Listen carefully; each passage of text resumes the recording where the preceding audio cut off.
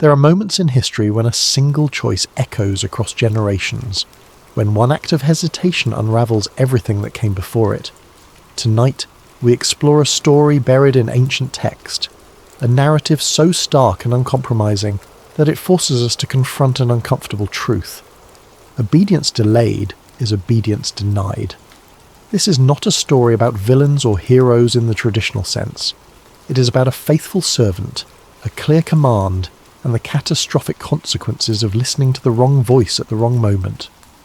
It is about the razor-thin line between trust and doubt, between following instruction and negotiating with it. In a time when kingdoms fractured and worship became a tool of politics, one man was chosen to deliver a message that would shake the foundation of power itself. He succeeded in his mission. He spoke truth to authority. He witnessed miracles unfold before the eyes of a king, and yet he never made it home. This is the story of the prophet who obeyed too late. A story that begins not with the prophet himself, but with the shattering of a nation that had once stood united under God. A story that unfolds in the shadow of golden calves and false altars, in the quiet moments of temptation that follow great acts of faith, in the devastating realization that partial obedience is still disobedience. What you're about to hear is drawn from the ancient texts, from the historical record of a people who understood that every action carries weight, that every choice reverberates through time, that the voice we choose to follow determines not just our destination, but our very survival. This is a story about power and prophecy, about truth and deception, about the terrible cost of listening to secondary voices when the primary command was already crystal clear. The man at the centre of this story has no name. History remembers him only as the man of God from Judah. Perhaps that anonymity is intentional.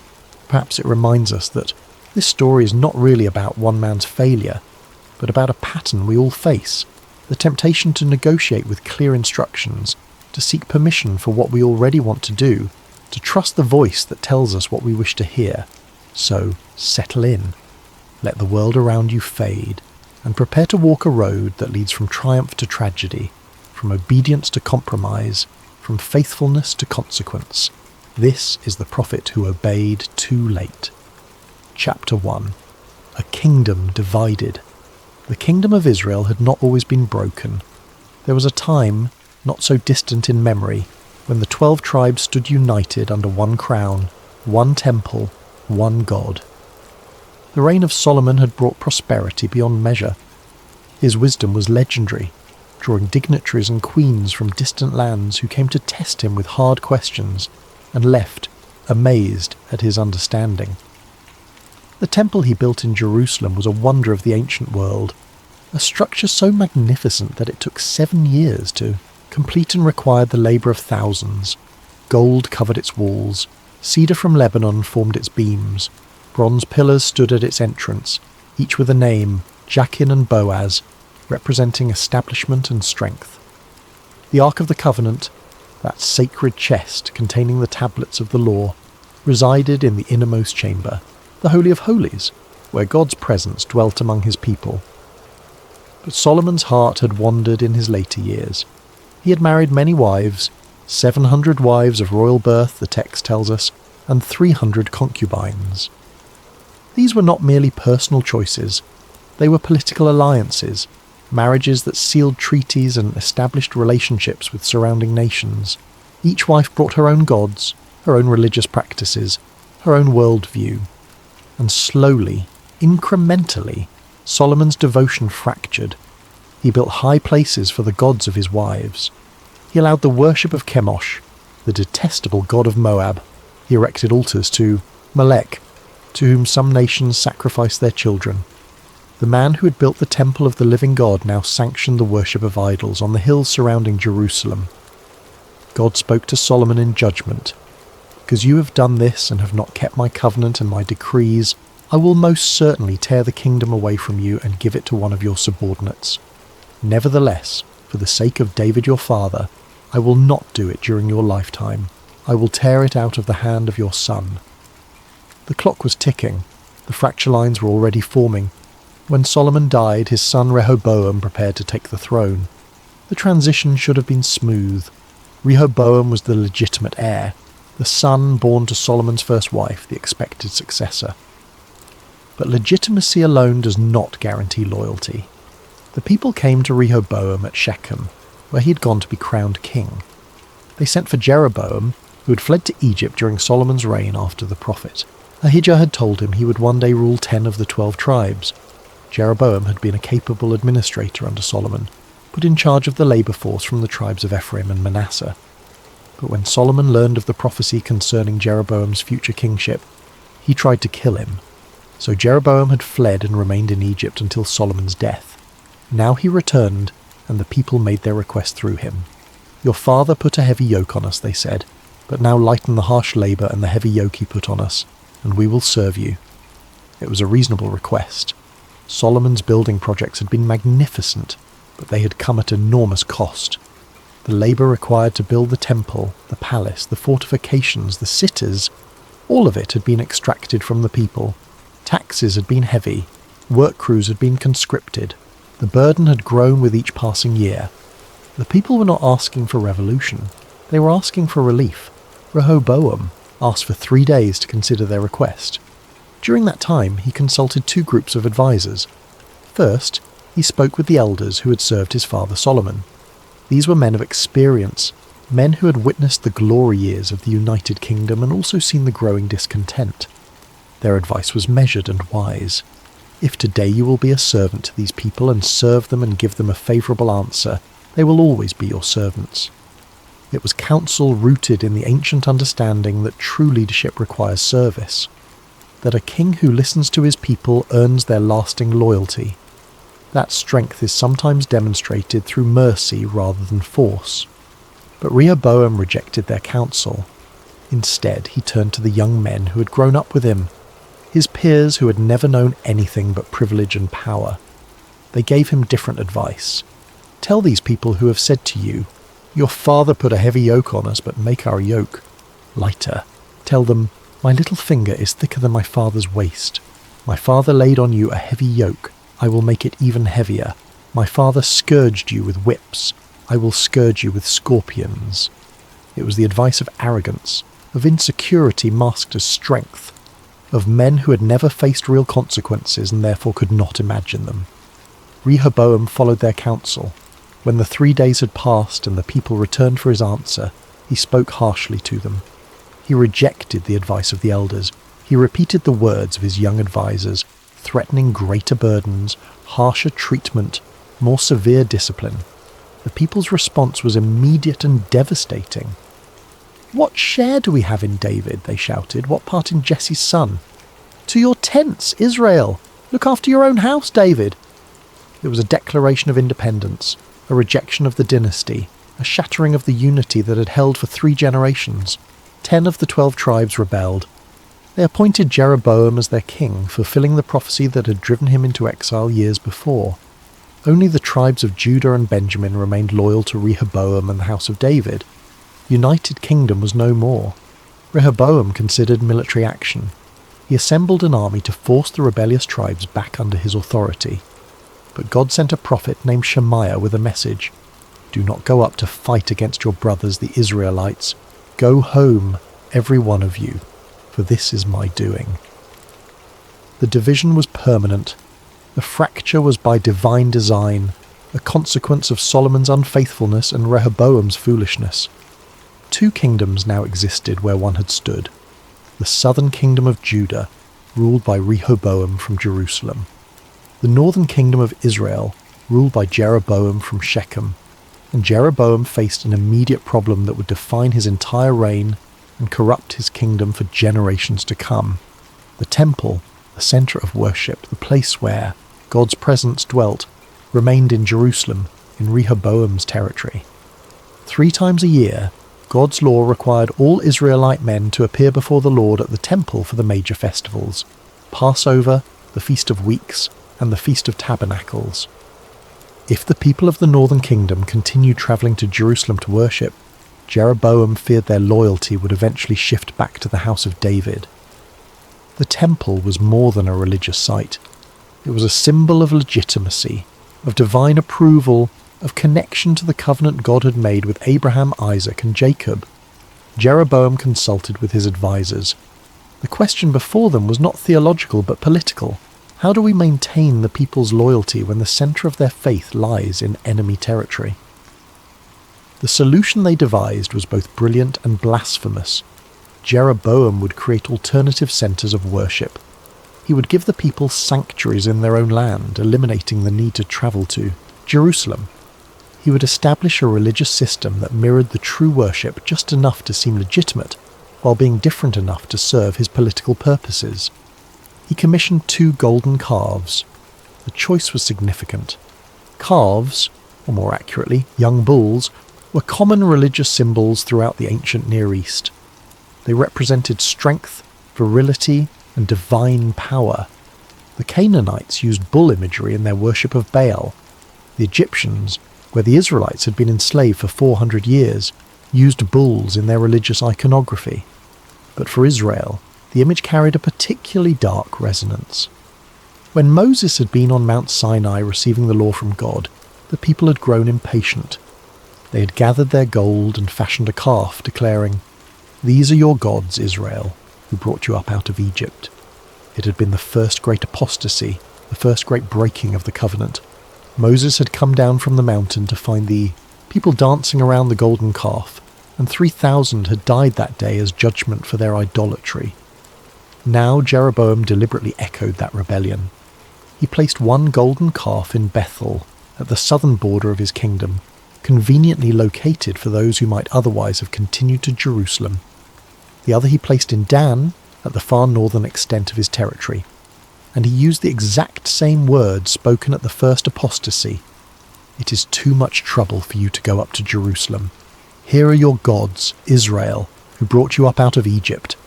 It was a masterful piece of political manipulation. He was telling the people that these images represented the same God who had delivered them from slavery. He was not asking them to abandon their faith, only to worship in a more convenient location.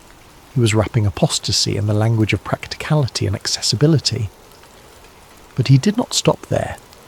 True worship in Israel had always been mediated through the Levitical priesthood. God had specifically set apart the tribe of Levi to serve in the tabernacle and later in the temple. The priests had to be descendants of Aaron. The requirements were clear, specific, and non-negotiable. Jeroboam threw out those requirements. He appointed priests from all sorts of people, even though they were not Levites. Anyone who wanted to become a priest could do so by offering a sacrifice. The priesthood, which had been a sacred calling reserved for those God had chosen, became a position available to whoever could afford the entrance fee. He also altered the religious calendar. God had established specific dates for the festivals, times that were tied to the agricultural cycle and to the historical events of Israel's redemption. The Feast of Tabernacles, for instance, was to be celebrated in the 7th month. Jeroboam moved it to the 8th month. It was a subtle change, but it was significant. By shifting the date, Jeroboam was asserting his authority to define religious practice. He was telling the people that worship could be adjusted to fit political and practical considerations. He was making himself the arbiter of what was acceptable to God. He built shrines on high places, those elevated locations that had always been associated with pagan worship. He instituted a religious system that borrowed elements from the true faith while fundamentally perverting it, and the people accepted it. They came to the altars, they brought their sacrifices, they bowed before the golden calves and called it worship of the God of Israel. For a time, the system worked. Jeroboam maintained control of his kingdom. The people did not revolt. The practical advantages of having local worship sites seemed to outweigh any theological concerns. But God was watching, and he was not silent. The altar at Bethel became the focal point of the northern kingdom's corrupt worship. It was there that Jeroboam himself often presided over ceremonies personally, legitimizing the false system he had created. It was there that priests who had no right to the office performed rituals that mimicked true worship while being hollow at their core. It was there that God decided to send a message that could not be ignored, a sign that could not be explained away, a confrontation that would shake the very foundations of Jeroboam's carefully constructed religious political system. And the messenger he chose was a man from the southern kingdom of Judah, a prophet whose name is never given, whose identity mattered less than the words he carried, a man who would succeed in his mission but fail in his obedience, a man who would deliver God's truth but fall victim to a lie, a man who would confront a king but could not resist an invitation. The stage was set, the kingdoms were divided, the false worship was established, and into this fractured, compromised world, God was about to send his word. Chapter 2. The man of God sent thee. Journey from Judah to Bethel was not a short one. The man of God would have travelled north through the hill country, passing through territory that had once been united under one king, but now represented enemy terrain.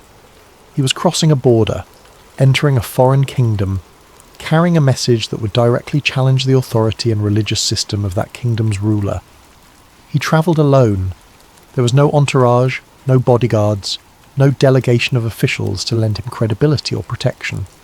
He carried no credentials beyond the word God had given him. His authority came not from position or title, but from the message itself. The text does not tell us how long the journey took, or what thoughts occupied his mind as he walked. Did he rehearse the words he would speak? Did he feel the weight of what he was about to do? Did he understand that he was walking into a moment that would be recorded and remembered for thousands of years? We know only that he arrived in Bethel on a day when Jeroboam himself was present. The timing was not coincidental. Jeroboam was standing at the altar, personally conducting a ceremony. The king was not merely endorsing the false worship system, he was actively participating in it, leading it, demonstrating his authority over both the political and religious spheres of his kingdom. It was a festival day, the one Jeroboam had instituted in the 8th month to replace the divinely ordained Feast of Tabernacles. People had gathered from across the northern kingdom. Priests were officiating, sacrifices were being offered, incense was burning. Everything appeared legitimate. Everything had the outward form of true worship. And then the man of God arrived. He did not approach Jeroboam. He did not seek an audience or wait for permission to speak. He walked directly to the altar, the physical symbol of the entire corrupt system, and prophesied against it. His voice rang out across the gathered crowd. Altar, altar, this is what the Lord says. A son named Josiah will be born to the house of David. On you he will sacrifice the priests of the high places who make offerings here, and human bones will be burned on you. The prophecy was stunning in its specificity and its scope. First, it named the altar itself as the target of God's judgment. Not just the worship practices, not just the priests, not just the king, the physical structure, the symbol of the entire system. Second, it named a specific individual who would carry out the judgment, Josiah. This was extraordinary. Prophecies often spoke in general terms about future events, but to name a person who would not be born for more than 300 years, this was unprecedented. It demonstrated that God's knowledge and purposes transcended time itself. Third, it described the nature of the judgment. The priests of the high places would be sacrificed on the very altar where they had offered false sacrifices. Human bones, defiling, polluting, rendering the altar ceremonially unclean, would be burned on it. It was a prophecy that reached centuries into the future while addressing the immediate present. And it declared unequivocally that the worship system Jeroboam had established was not merely politically inconvenient or theologically questionable, it was an abomination that God would not tolerate forever. But the people needed more than words. Prophecies could be dismissed as the ravings of a fanatic. Claims of divine authority could be questioned. Without some immediate confirmation, the man of God's message might have been written off as political theatre or religious extremism, so he gave them a sign. This is the sign the Lord has declared. The altar will be split apart and the ashes on it will be poured out. A sign in the present to confirm a prophecy about the future. Physical evidence that the words he spoke carried divine authority. King Jeroboam's reaction was immediate and visceral. He was not a man, accustomed to being challenged. He had led a rebellion against the house of David. He had established his own kingdom. He had created an entire religious system to serve his political purposes. His word was law. His authority was absolute within the borders of the northern kingdom, and now a prophet from Judah, from enemy territory, was standing before his altar, in front of his people, declaring that everything Jeroboam had built would be destroyed. Jeroboam stretched out his hand toward the man of God and shouted, "Seize him!" It was a command that should have been instantly obeyed. Guards should have rushed forward. The prophet should have been arrested, possibly executed on the spot for sedition and blasphemy. But something went terribly wrong. The hand Jeroboam had stretched out toward the prophet shriveled. The arm that had gestured in royal command froze in place, withered and useless. Jeroboam tried to pull it back, but he could not move it. The limb that had pointed in, judgment now hung paralyzed, a visible demonstration that there was a power greater than the king's authority. And then the altar split. The sound must have been tremendous.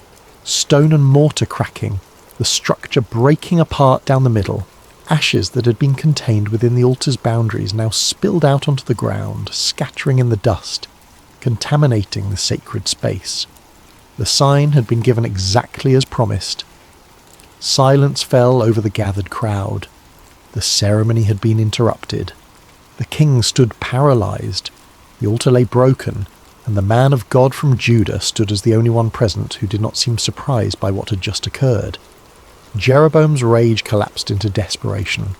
His withered hand was more than a physical ailment.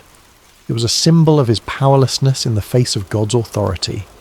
It was a public humiliation. It was a demonstration that all his political maneuvering and religious innovation meant nothing when confronted with genuine divine power. The king who had seized power now begged for mercy. "Intercede with the Lord your God," he pleaded. "Pray for me that my hand may be restored." There was bitter irony in his words. He asked the man of God to pray to your God, as though the God of Judah were somehow different from the God of Israel, as though the golden calves he had erected represented a different deity, a separate authority. But the God of Judah was the God of Israel, the God who had brought both kingdoms out of Egypt, the God who had given the law at Sinai, the God whose presence had dwelt in the tabernacle and now dwelt in the temple in Jerusalem. There was only one God, and Jeroboam had just learned, in the most humiliating way possible, that this God would not be mocked or manipulated. The man of God did not hesitate. He did not negotiate. He did not use the moment to extract concessions or promises from the king. He simply prayed, and immediately, as instantly as the judgment had fallen, Jeroboam's hand was restored. The withered limb returned to normal. The king could move it again, flex his fingers, lower his arm. The mercy was as dramatic as the judgment had been. But Jeroboam had not learned the deeper lesson. His concern was not for his soul, but for his hand. He wanted healing, not repentance. He wanted restoration of function, not transformation of heart. And his next move revealed the shallowness of his response. "Come home with me for a meal," he said to the man of God, "and I will give you a gift." It was the gesture of a politician, not a penitent. Jeroboam was attempting to do what he did best, co-opt potential opposition. If he could not silence the prophet by force, perhaps he could neutralize him through hospitality and reward. Sharing a meal with the king would create a relationship. Accepting a gift would establish obligation. The man of God would become, in a subtle way, indebted to the very system he had just condemned. It was the oldest trick in the Book of Power. If you cannot defeat your critics, embrace them. Absorb them into your circle. Make them complicit. But the man of God had received clear instructions. Even if you were to give me half your possessions, I would not go with you, nor would I eat bread or drink water here. For I was commanded by the word of the Lord. You must not eat bread or drink water or return by the way you came. The refusal was absolute and unambiguous.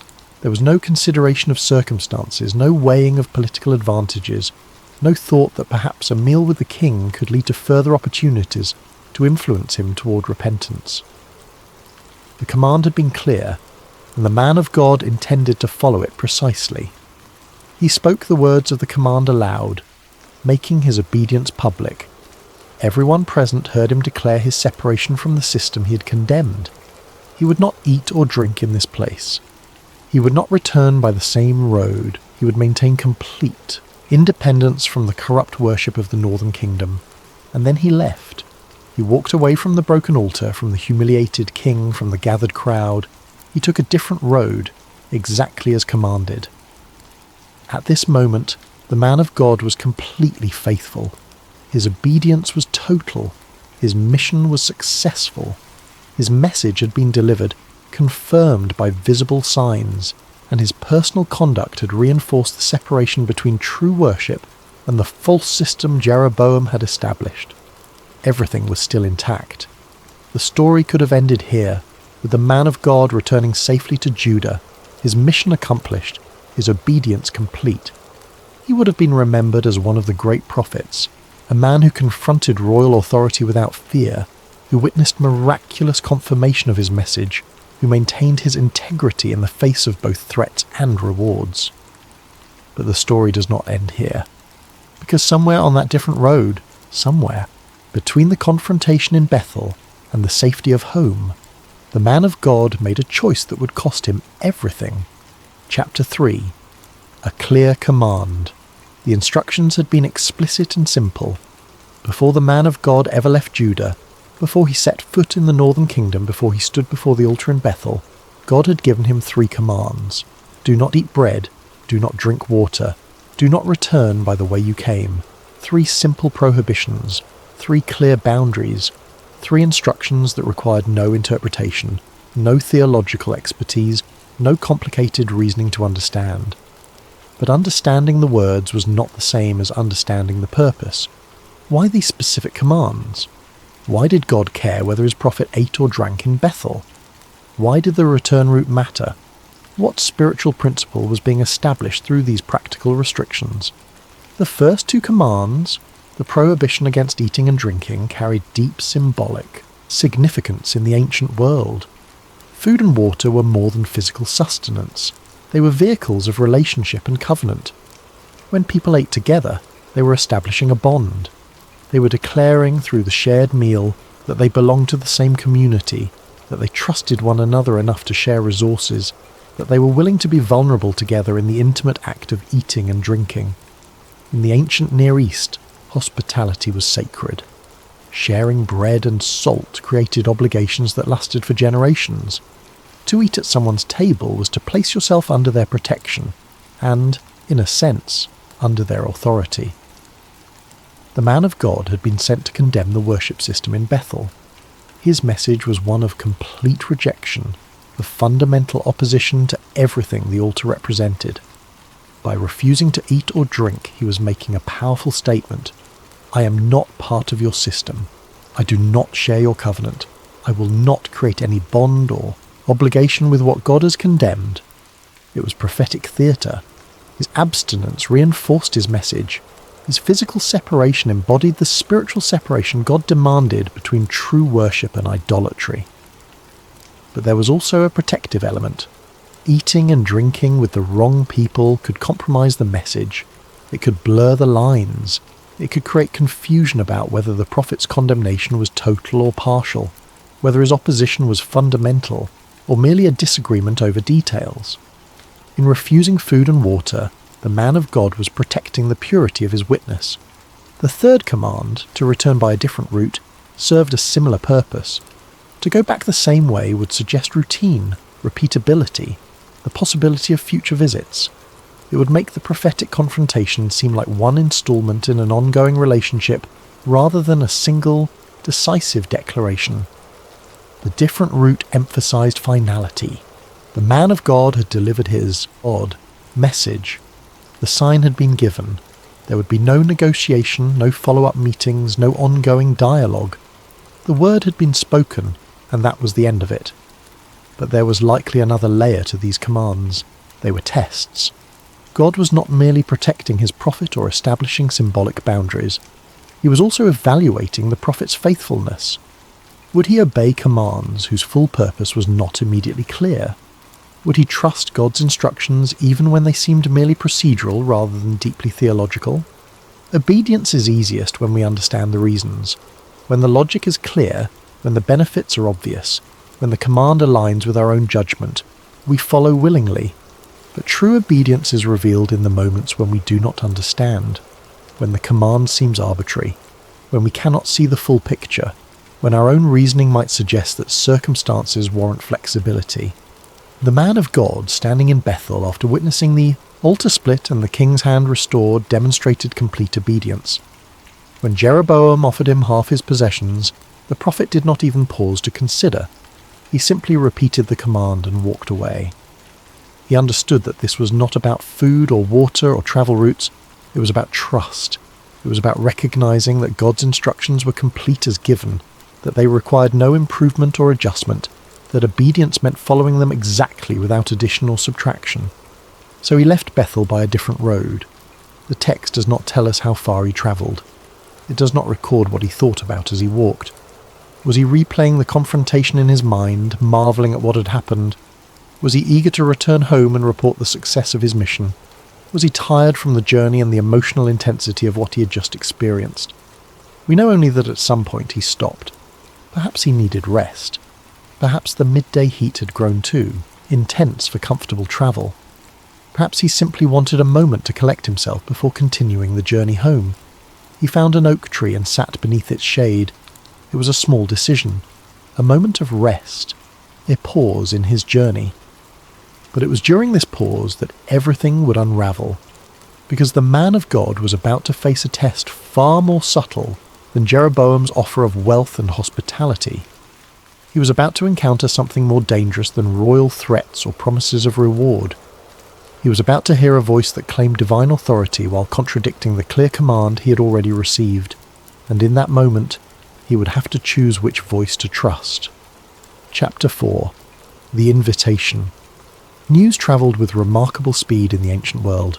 There were no telephones, no internet, no instant messaging. But there were runners, witnesses, travellers who carried reports from place to place. And what had happened at Bethel was not the kind of event that could be kept quiet. An altar had split apart before a gathered crowd. A king's hand had withered and been restored. A prophet from Judah had publicly condemned the worship system that formed the foundation of the northern kingdom's political identity. People talked, word spread, stories were told and retold, probably with embellishments and dramatic flourishes as they passed from mouth to mouth. And one of the people who heard the news was an old prophet who lived in the Bethel area. The text calls him simply an old prophet. We are not told his name, his background, his relationship with God, or his role in the community. We know only 3 things. He was a prophet, he was old, and he lived in Bethel, the very city where false worship had been established. His presence there raises uncomfortable questions. If he was truly a prophet of God, why was he living in a city devoted to idolatry? Why had he not spoken out against the golden calf? Why had he not confronted Jeroboam? Why had a prophet from Judah needed to come deliver a message that a prophet already living in Bethel should have been proclaiming? The text offers no answers to these questions. It simply records that he lived there, and that his sons had witnessed what happened at the altar. When his sons came home, they told him everything. They described the man of God from Judah. They recounted his prophecy against the altar. They witnessed the sign, the altar splitting, the ashes pouring out. They saw Jeroboam's hand wither and be restored. They heard the man of God refuse the king's invitation and declare his obedience to God's command. And they told their father which road the man of God had taken when he left. The old prophet's response was immediate and urgent. Which way did he go? His sons showed him the road. "Saddle the donkey for me," the old prophet commanded. He set out in pursuit immediately. Why? What motivated him to chase after the man of God? Was it admiration, curiosity, desire for fellowship with another prophet? Or was it something else, something darker and more complicated? The text does not tell us, but it records his actions with unsettling detail. He found the man of God sitting under the oak tree. The prophet from Judah had not travelled far. He had stopped to rest, perhaps planning to continue his journey after the heat of the day had passed. The old prophet approached with warmth and familiarity. "Are you the man of God who came from Judah?" "I am," the man replied. "Then come home with me and eat." It was the same invitation Jeroboam had extended, the same offer of hospitality, food, and fellowship. But it came from a different source, not from a king who represented the corrupt system, but from a fellow prophet, someone who ostensibly served the same God. The words were simple, almost casual. There was no threat, no pressure, just an invitation to rest and share a meal with someone who understood the prophetic calling. But the man of God had received clear instructions, and they had not included exceptions based on who extended the invitation. "I cannot turn back and go with you," he said, "nor can I eat bread or drink water with you in this place. I have been told by the word of the Lord, you must not eat bread or drink water there or return by the way you came." His refusal was firm. He quoted the command directly, making it clear that this was not a personal preference but divine instruction. The source of the invitation did not matter. The command was absolute. This should have been the end of the conversation. A fellow prophet had stated that God had given him specific instructions. Those instructions explicitly forbade him from eating or drinking. There was no ambiguity, no room for negotiation, no invitation for discussion.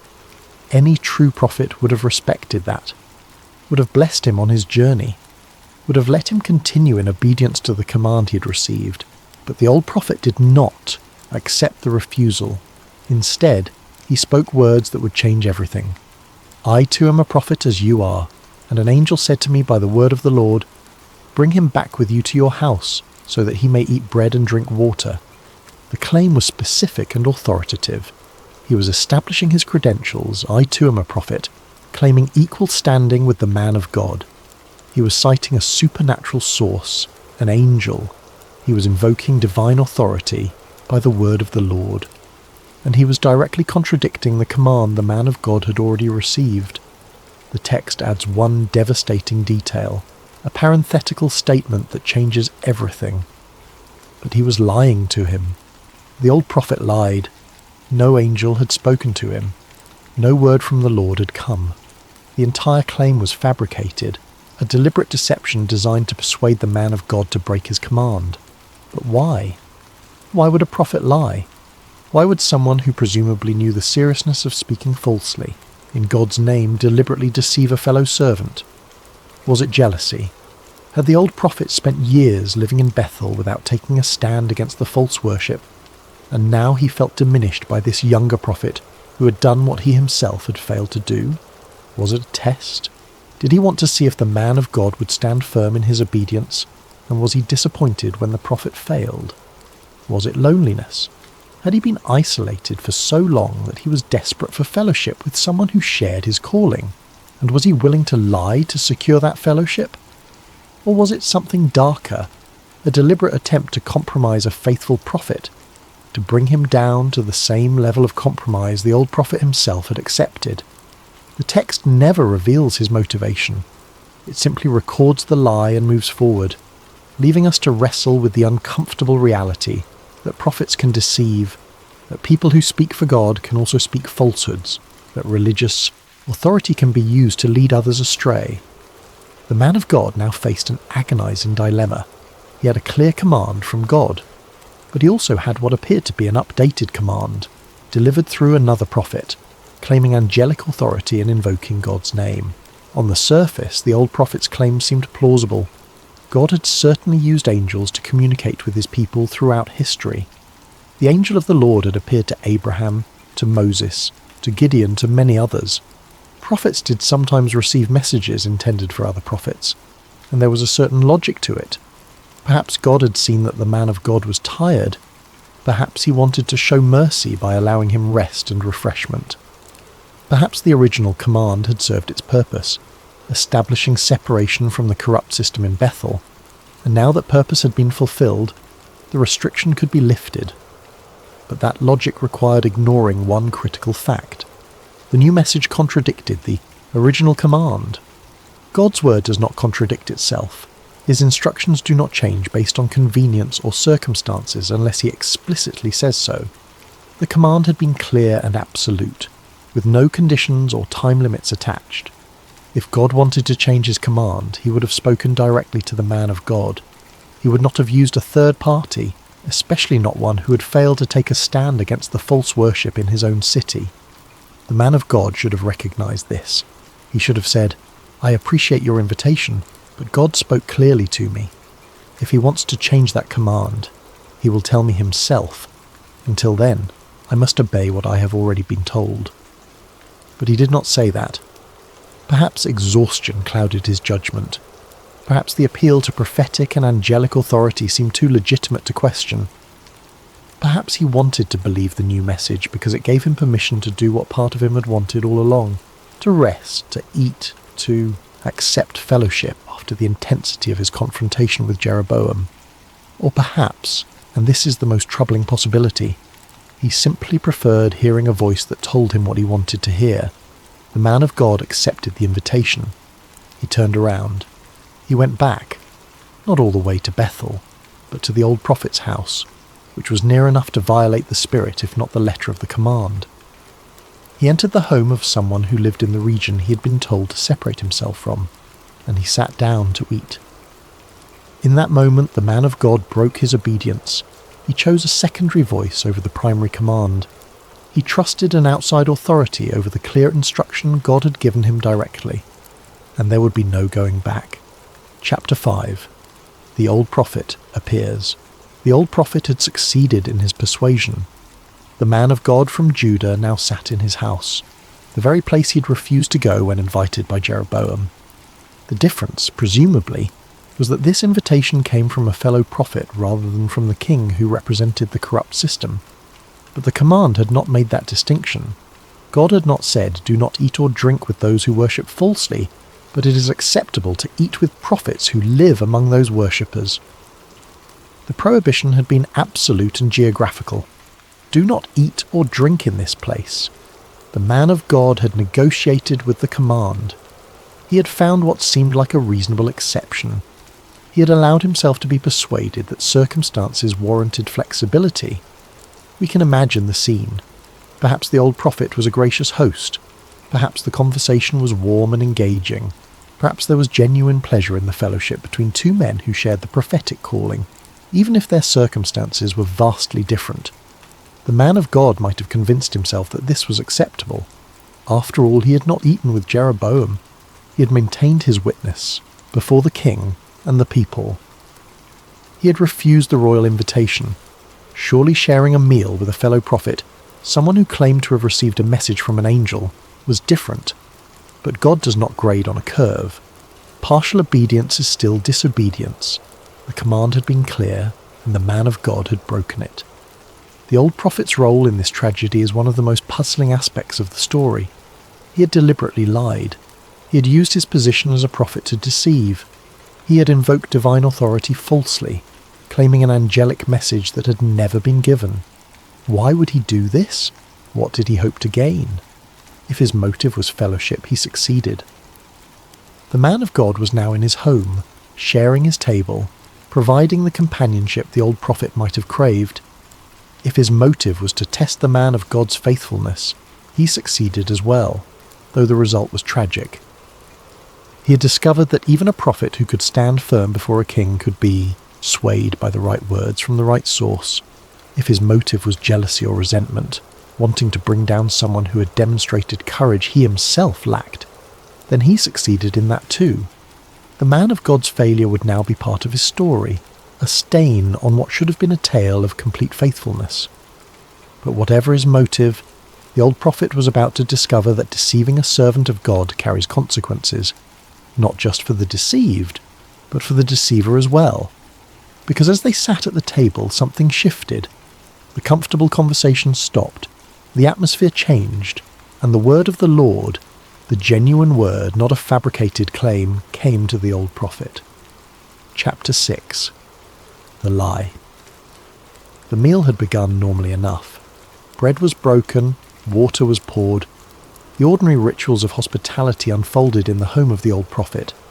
Two servants of God, separated by geography and circumstances, but united by calling, shared food and conversation. The man of God might have felt relief. The tension of the confrontation in Bethel had passed. His mission was complete. He had delivered God's message, witnessed the miraculous confirmation, maintained his integrity before the king. Now he could rest for a moment before completing his journey home. Perhaps the old prophet was a skilled conversationalist.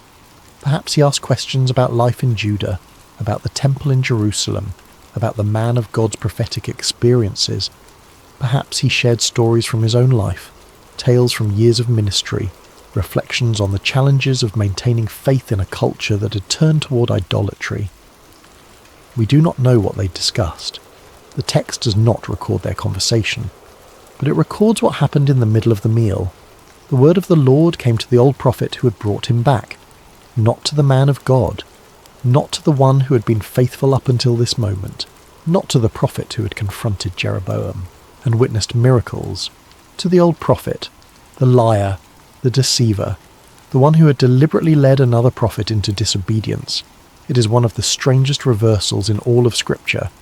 The man who had lied now became the vessel of truth. The deceiver became the oracle of judgment, and what he spoke was devastating. He cried out. The text uses a word that suggests loud proclamation, not gentle conversation. This was not a whisper or a quiet aside. It was a prophetic declaration, impossible to ignore or misunderstand. This is what the Lord says. You have defied the word of the Lord and have not kept the command the Lord your God gave you. You came back and ate bread and drank water in the place where he told you not to eat or drink. The accusation was direct and specific. There was no ambiguity, no room for interpretation. The man of God had broken his command. He had defied God's word. He had failed in his obedience. And then came the sentence, therefore your body will not be buried in the tomb of your ancestors. In the ancient world, proper burial in the family tomb was critically important. It represented connection to heritage, continuity with generations past, the hope of being gathered to one's fathers.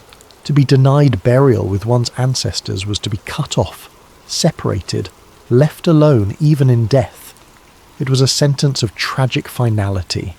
The man of God would not complete his journey home. He would not see his family again. He would not be laid to rest among his people. His mission had succeeded, but his obedience had failed, and the consequence was death far from home. The words hung in the air like a physical weight. We can only imagine what the man of God felt in that moment. Horror, disbelief, crushing regret. The realization that he had traded his life for a meal, that he had allowed himself to be persuaded away from clear obedience, that he had trusted the wrong voice at the wrong moment. Did he look at the old prophet with accusation in his eyes? Did he wonder why this man, who had lied to him, was now the one pronouncing his doom? Did he protest? Did he plead for mercy? Did he ask for a second chance? The text does not tell us. It records only the judgment, and then moves forward, leaving us to fill in the silence with our own imagination of what that moment must have been like. There is a terrible irony in this scene. The old prophet, who had used his position to deceive, now found himself compelled to speak truth he probably did not want to speak. He had wanted fellowship with the man of God. He had lied to secure that fellowship, and now he was the instrument of the very judgment that would end that fellowship permanently. Could he have remained silent? Could he have simply let the meal continue, said nothing about the word that had come to him, allowed the man of God to leave in ignorance of the price he would pay for his disobedience? Perhaps. But the text suggests that the word of the Lord was not something that could be ignored or suppressed. When God speaks, his prophets must deliver the message, regardless of how unwelcome or painful it might be. The old prophet had lied when he claimed to have a word from the Lord, but when the actual word came, he could not refuse to speak it, and so he became the unlikely instrument of truth, pronouncing judgment on the man he had deceived, revealing the consequences of the disobedience he himself had caused. The man of God finished his meal in silence. What else could he do? The judgment had been spoken. The word had gone forth. There was no appeal, no higher authority to petition, no way to undo what had been done. He had broken his command, and now he would pay the price. When the meal was finished, the old prophet helped him prepare to leave. He saddled the donkey, not the one he himself had ridden in pursuit of the man of God, but the man of God's own donkey. It was a gesture of service, perhaps, or maybe of guilt, or simply of necessity, one prophet helping another prepare for a journey. Even though both men now knew that journey would not end well, the man of God mounted the donkey. He turned toward the road that would take him home, and he rode toward his death. Chapter 7. Truth Revealed. The road from Bethel to Judah wound through hill country. It was not a heavily travelled route, especially not the alternative roads that avoided the main thoroughfares. The man of God had been commanded to return by a different way than he came, and even though he had broken the commands about eating and drinking, he apparently continued to follow at least that part of his original instructions. The text does not tell us how long he travelled. It does not record what thoughts occupied his mind as he rode. Was he praying? Was he hoping that somehow the judgment pronounced in the old prophet's house might be averted? Was he resigning himself to his fate? We know only that the journey did not last long. Somewhere along that road, a lion appeared. Lion attacks on humans were rare but not unheard of in ancient Israel. Lions still lived in the region during this period, particularly in the more remote areas. But what happened next was anything but normal. The lion attacked the man of God. The attack was swift and lethal. The man of God died on the road, far from home, his mission accomplished but his obedience incomplete. But then something extraordinary happened. The lion did not eat the body. In every natural circumstance, a lion that kills would consume its prey. That is the purpose of the hunt, the reason for the attack. A predator does not kill and then simply stand guard over an uneaten carcass. But this lion did exactly that. It stood beside the body, neither eating it nor leaving. The donkey, which should have bolted in terror at the first sight of the lion, remained standing nearby. The lion did not attack the donkey. The donkey did not flee from the lion. The entire scene was frozen in a tableau that defied natural behaviour. Travellers passing along the road saw this strange sight. A dead man lying on the ground, a lion standing guard beside him, a donkey waiting patiently. It was so unusual, so obviously supernatural, that they could not simply pass by. They carried the news to the nearest city. When the old prophet heard the report, he knew immediately what it meant. That is the man of God who defied the word of the Lord, he said. The Lord has given him over to the lion, which has mauled him and killed him, as the word of the Lord had warned him. There was certainty in his voice. This was not speculation or interpretation. He recognized the fulfillment of the judgment he himself had pronounced. He told his sons to saddle the donkey, the same one he had ridden when he pursued the man of God earlier that day. Then he went out to find the body. The scene was exactly as reported. The lion still stood beside the body. The donkey remained. Nearby, nothing had changed. The lion had not dragged the body away or consumed it. The donkey had not wandered off. The old prophet approached and the lion did not attack him. This was perhaps the most remarkable detail of all. A lion that had just killed a man allowed another human to approach without showing aggression. The supernatural nature of the entire event was undeniable. The old prophet loaded the body onto the donkey. The lion watched but did not interfere. Then he brought the man of God back to his own city to mourn for him and bury him. The old prophet's grief was genuine and vocal. He cried out, "Alas, my brother!" It was the cry of lament, the traditional expression of mourning, but it carried additional weight coming from the old prophet. He called the man of God his brother, acknowledging their shared calling, their connection through their service to God, perhaps even acknowledging his own role in the tragedy. Because the old prophet bore responsibility, he had lied. He had used his authority as a prophet to deceive. He had persuaded the man of God to break his command, and while the man of God was responsible for his own choice, he could have refused the invitation, should have stood firm in his obedience. The old prophet had created the circumstances that led to his fall. Now he mourned, and in his mourning there might have been not just grief but guilt, not just sorrow, but the bitter recognition of what his deception had cost. He buried the man of God in his own tomb. This was significant. In the ancient world, burial places were precious family possessions, carved out of rock, intended to house generations of a family line. To give someone burial in your family tomb was an act of great honour and affection. The old prophet was ensuring that the man of God, who would not be buried with his own ancestors, would at least not be left dishonoured or forgotten. He was granting him a place of dignity, a proper resting place, even if it was not the one he should have had. And then he gave his sons a command that revealed the depth of his conviction about the truth the man of God had spoken. When I die, bury me in the grave where the man of God is buried. Lay my bones beside his bones. For the message he declared by the word of the Lord against the altar in Bethel, and against all the shrines on the high places of the towns of Samaria, will certainly come true. This was an extraordinary statement.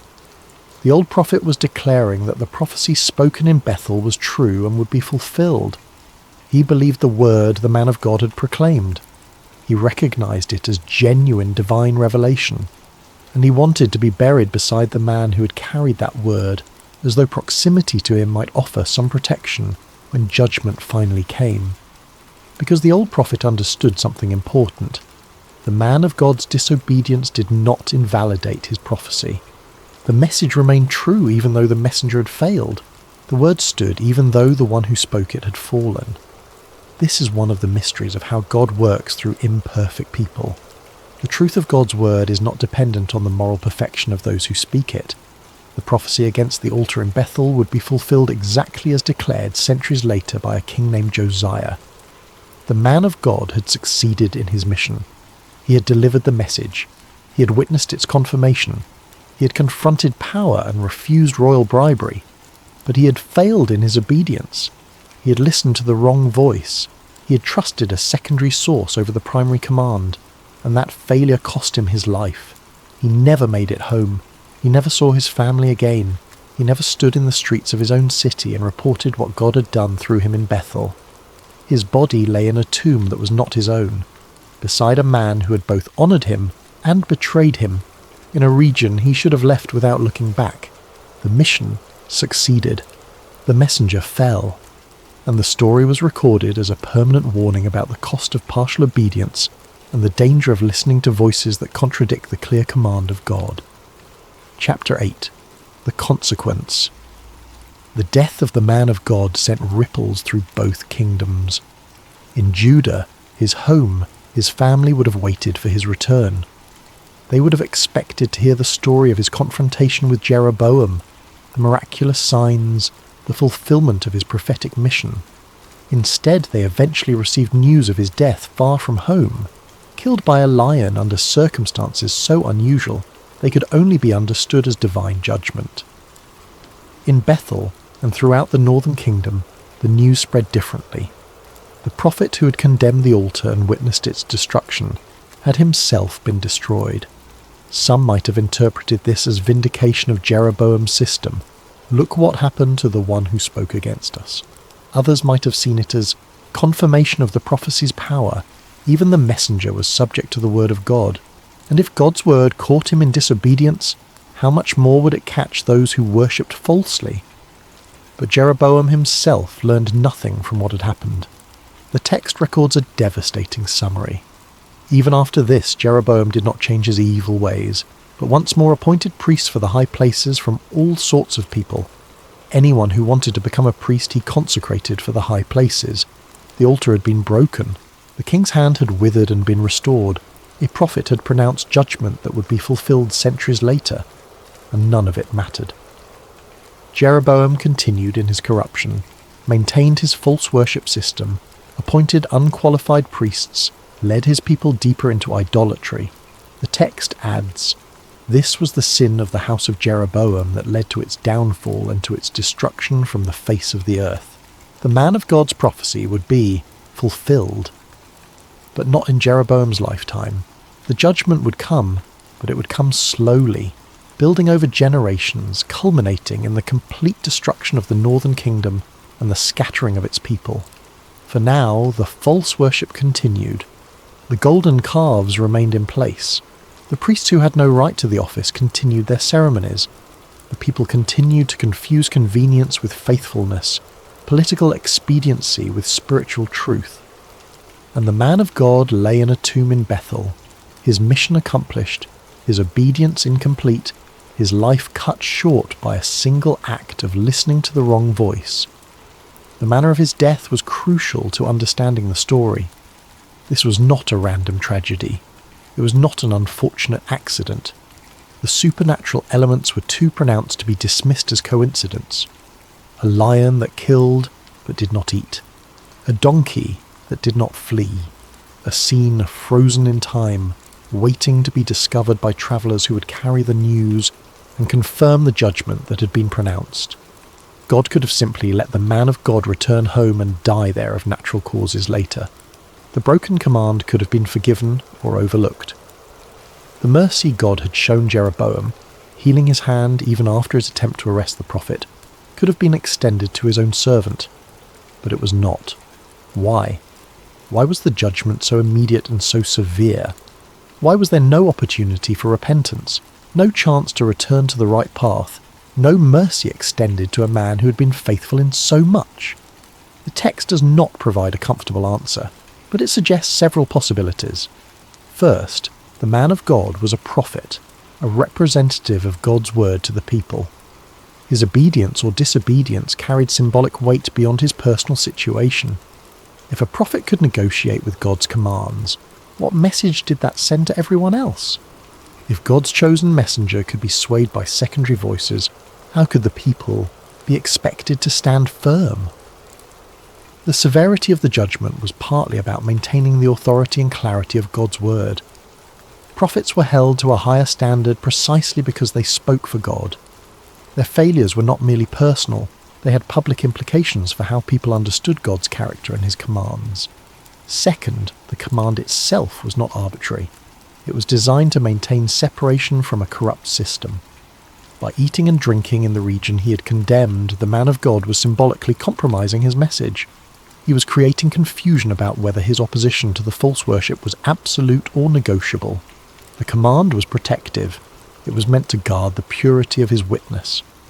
By breaking it, he was not just disobeying a rule, he was undermining the very message he had been sent to deliver. Third, the nature of his disobedience revealed something important about spiritual vulnerability. The man of God had stood firm before a king. He had refused wealth and honour. He had maintained his integrity in the face of direct pressure and temptation. But he had fallen when temptation came in a different form, not through threat or bribery, but through the appearance of divine authority from a trusted source. The message was clear. We are often most vulnerable not to open opposition, but to voices that seem legitimate, that claim to speak for God, that tell us what we want to hear using spiritual language and religious authority. The man of God should have known better. He had received his command directly from God. No secondary voice, regardless of its claims or credentials, should have been able to override that primary instruction. But he listened. He chose to trust the message that gave him permission to do what he wanted rather than maintaining his obedience to the clear command he had already received. And the consequences were swift and final. His death was not meaningless, however. It became part of the story, a permanent warning that has echoed through the centuries. Every generation that hears this account is confronted with the same question. Will you obey God's clear commands? Or will you listen to secondary voices that offer you permission to compromise? The man of God's failure became a lesson for countless others. His story has probably prevented more disobedience than his perfect obedience would have. Sometimes God uses our failures, not just our successes, to teach truth to future generations. But that does not make the personal cost any less tragic. The man of God never made it home. His family mourned him. His body lay in foreign soil. His mission succeeded, but he did not live to see its long-term fulfillment. Success and obedience are not the same thing. You can accomplish what you were sent to do and still fail in faithfulness. You can deliver truth and still fall prey to deception. You can stand firm against open opposition and still be swayed by voices that come wrapped in religious language and claims of divine authority. This is the hard lesson of the man of God from Judah. This is the warning his death proclaims across the generations, and it is a warning we ignore at our own peril. Chapter 9. The old prophet's grief. The old prophet lived with the weight of what he had done. Every day he passed the tomb where he had buried the man of God. Every day he remembered the lie he had told, the deception he had used, the tragedy his words had caused. The text does not tell us how long he lived after that day. It does not record whether he felt guilt or justified his actions to himself. It does not reveal whether he confessed his lie to others or kept it hidden, allowing people to believe that he had genuinely received a message from an angel. We know only that he mourned, that he honoured the man of God in death, and that he requested to be buried beside him when his own time came. His grief was complicated by knowledge. He knew the truth of what had happened. He knew that the man of God had broken his command, yes, but he also knew that he himself had created the circumstances for that breaking. He had lied. He had deceived. He had used his position as a prophet to lead another prophet astray. And now that prophet was dead. Could he have prevented it? If he had simply let the man of God continue on his journey, if he had respected the clear command the prophet had quoted to him, would the man of God still be alive? Almost certainly yes. The man of God had shown he could stand firm. He had refused Jeroboam's invitation without hesitation. He had been clear about his command and his intention to obey it. It was only when another prophet claiming angelic authority and invoking God's name told him otherwise that he wavered. The old prophet's lie had been the pivot point. It had created doubt where there should have been certainty. It had offered permission where none should have been sought. It had given the man of God a reason to do what some part of him probably wanted to do anyway. Rest, eat, accept fellowship after a difficult and draining mission. But the text is equally clear that the man of God bore responsibility for his own choice. He could have refused. He should have refused.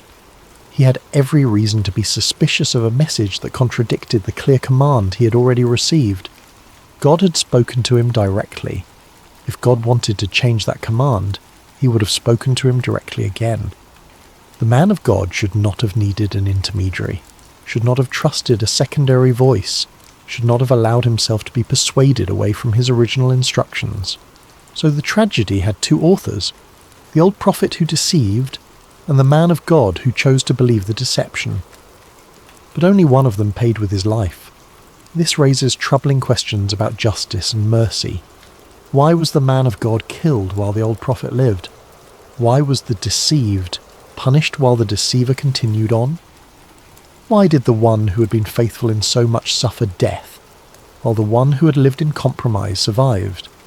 The text offers no explanation, but perhaps the answer lies in the different roles they occupied. The man of God was an active prophet, sent on a specific mission with specific instructions. His obedience or disobedience had immediate and public implications. He represented God's word to a corrupt system. His failure to obey completely undermined his message in a way that required visible judgment. The old prophet, by contrast, was a passive figure. He had not been sent on a mission. He had not been given a task to fulfill. He lived in Bethel, in the midst of false worship, apparently without actively opposing it, but also without participating in it. He was a compromised figure, but his compromise was one of omission rather than commission, until he lied. And when he lied, he too became subject to God's word in a new way. The lie led to the man of God's death, but it also led to the old prophet becoming the instrument of judgment. He was compelled to speak the word he probably did not want to speak, to pronounce doom on the man he had deceived. That was his punishment, to live with what he had done, to carry the knowledge of his role in another man's death, to mourn a brother he had betrayed. And perhaps there was mercy even in that, because the old prophet's grief suggests that he recognized the truth of God's word, that he understood the seriousness of what had happened, that he was not simply callous or indifferent to the consequences of his deception. His request to be buried beside the man of God was telling. He wanted to be associated with the prophet even in death. He wanted to share his tomb. He recognized that the message the man of God had spoken in Bethel was true and would be fulfilled. It was as though he understood that proximity to God's faithful servant, even a servant who had failed, was better than separation. As though he hoped that the truth the man of God had proclaimed might somehow protect him when judgment came, and there is evidence that it did. Centuries later, When King Josiah came to power in Judah and began his great reformation, he did exactly what the man of God had prophesied. He went to Bethel. He desecrated the altar. He burned human bones on it. He destroyed the high places throughout the northern territories. When Josiah's men came to demolish the tombs and scatter the bones as part of the desecration, the king asked about one particular monument. "What is that tombstone I see?" The people of the city told him, "It marks the tomb of the man of God who came from Judah and pronounced against the altar of Bethel the very things you have done to it." Josiah gave an order, "Leave it alone. Don't let anyone disturb his bones." So they spared his bones and the bones of the prophet who had come from Samaria, the old prophet who had been buried, alongside him. The prophecy was fulfilled. The judgment came. The altar was destroyed, but the tomb was protected. The man of God, who had failed in his obedience but succeeded in his mission, was honoured in death by the very king whose coming he had prophesied. And the old prophet who had lied and deceived was also spared because of his association with the one who had spoken truth. There is a strange mercy in this ending. Both prophets, flawed and failed in different ways, found protection through the truth of God's word. The message outlasted the messengers. The prophecy endured beyond the prophet, and the old prophet, who had to live with his guilt and grief, found that his choice to bury the man of God with honour, to mourn him as a brother, to request burial beside him, ultimately placed him under the protection of the very truth he had tried to undermine through his lie. God's purposes are larger than our failures. His word stands even when his servants fall. The truth endures even when those who carry it stumble. The old prophet learned this in a hard way. He lived the rest of his life knowing what his deception had cost. But he also lived knowing that the word of God was true, that it would be fulfilled, that it was worth dying beside, or at least being buried beside. His grief was real. His guilt was deserved. But his final act, claiming the man of God as a brother and requesting to share his tomb, suggested that despite everything, he recognized where truth ultimately resided. Not in his own claims of angelic messages, not in his own prophetic authority, but in the clear, undeniable word that God had spoken through a faithful servant who had the courage to confront a king and the faithfulness to refuse a royal invitation, even if that same servant had lacked the wisdom to refuse an old prophet's lie. Epilogue. A warning and a mercy. This story does not end with comfort or restoration. There is no resurrection for the man of God. No second chance. No opportunity to return and correct his mistake. He simply dies on the road, far from home, his mission accomplished but his obedience incomplete. It is one of the hardest stories in all of Scripture precisely because it offers no easy redemption. We expect stories of failure to include paths back, opportunities for repentance, demonstrations of God's mercy that allow the fallen to rise again. But this story stands as a stark warning. Sometimes the consequences of disobedience are immediate and irreversible. Sometimes there is no going back. Sometimes the choice we make in a moment of weakness costs us everything. And yet, even in this harsh tale, threads of mercy remain visible. The man of God's prophecy endured. His message was not invalidated by his failure. The word he spoke in Bethel about the altar and the future King Josiah was fulfilled exactly as he declared. His mission succeeded even though his personal obedience did not. This is important. It means that God's purposes are not derailed by our failures. His word stands independent of our faithfulness. The truth we carry does not fall simply because we stumble. The man of God's body was treated with dignity. He was not left to decay on the roadside. The old prophet, despite his lie, gave him honourable burial. His tomb was eventually protected by the very king whose coming he had prophesied. Even in death, he was not abandoned or forgotten. His story became a permanent warning that has protected countless others from similar failure. Every generation that encounters this account is confronted with the same essential questions. Will you obey God's clear commands? Will you trust secondary voices that contradict primary instructions? Will you negotiate with obedience or maintain faithfulness even when it seems unnecessary? The man of God's failure taught lessons his perfect success never could have. Sometimes God uses our worst moments to instruct future generations in ways our best moments never would. But none of this diminishes the tragedy of what happened. A faithful servant who had the courage to confront a king and witness miracles fell prey to a simple deception.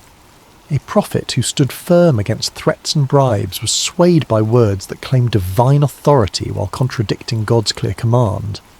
Why? How could this happen?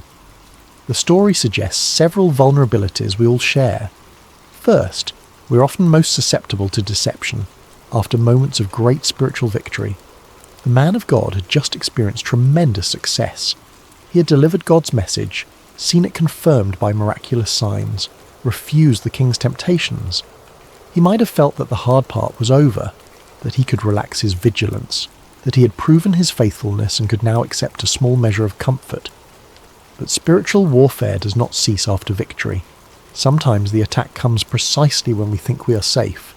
Second, we tend to trust voices that sound religious and use spiritual language.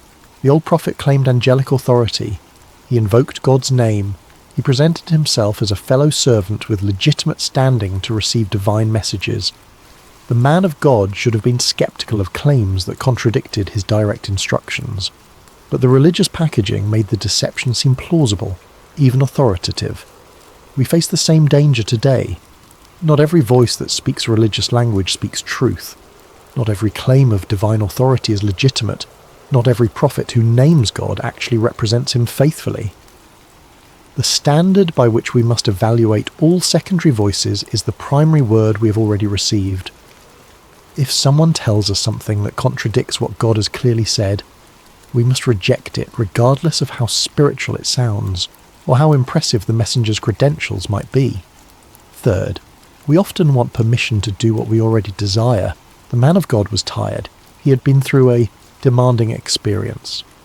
The invitation to rest and eat was appealing. When the old prophet gave him what seemed like religious permission to accept that invitation, he took it. We must be especially vigilant when voices tell us what we want to hear. Our own desires can cloud our judgment, making us susceptible to messages that give us permission to compromise. Fourth, the story reveals that obedience is not just about the big dramatic actions. The man of God succeeded in the major mission, confronting Jeroboam, prophesying against the altar, refusing royal bribes. But he failed in the smaller, seemingly less important commands about eating, drinking, and returning by a different route. We often think of faithfulness in terms of grand gestures and significant moments. But this story insists that obedience to the small commands matters just as much as obedience to the large ones. God's instructions are not divided into important and trivial categories. All of them matter. All of them require our faithful attention.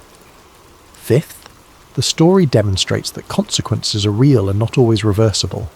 We live in a culture that often emphasizes grace and forgiveness, to the point where we can forget that choices have costs. God is merciful, yes. But his mercy does not always mean erasing consequences.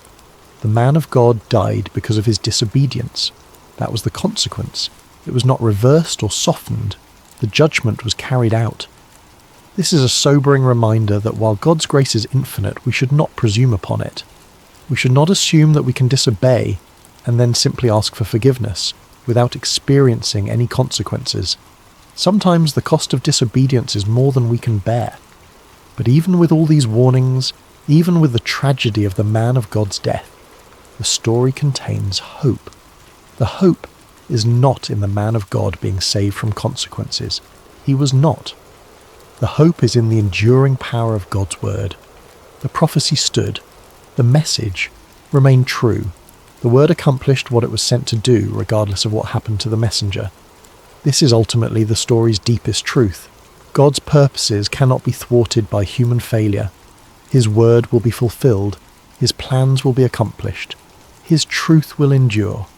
We who serve him are privileged to be part of that work, but we are not essential to it in the sense that God's purposes depend on our perfection.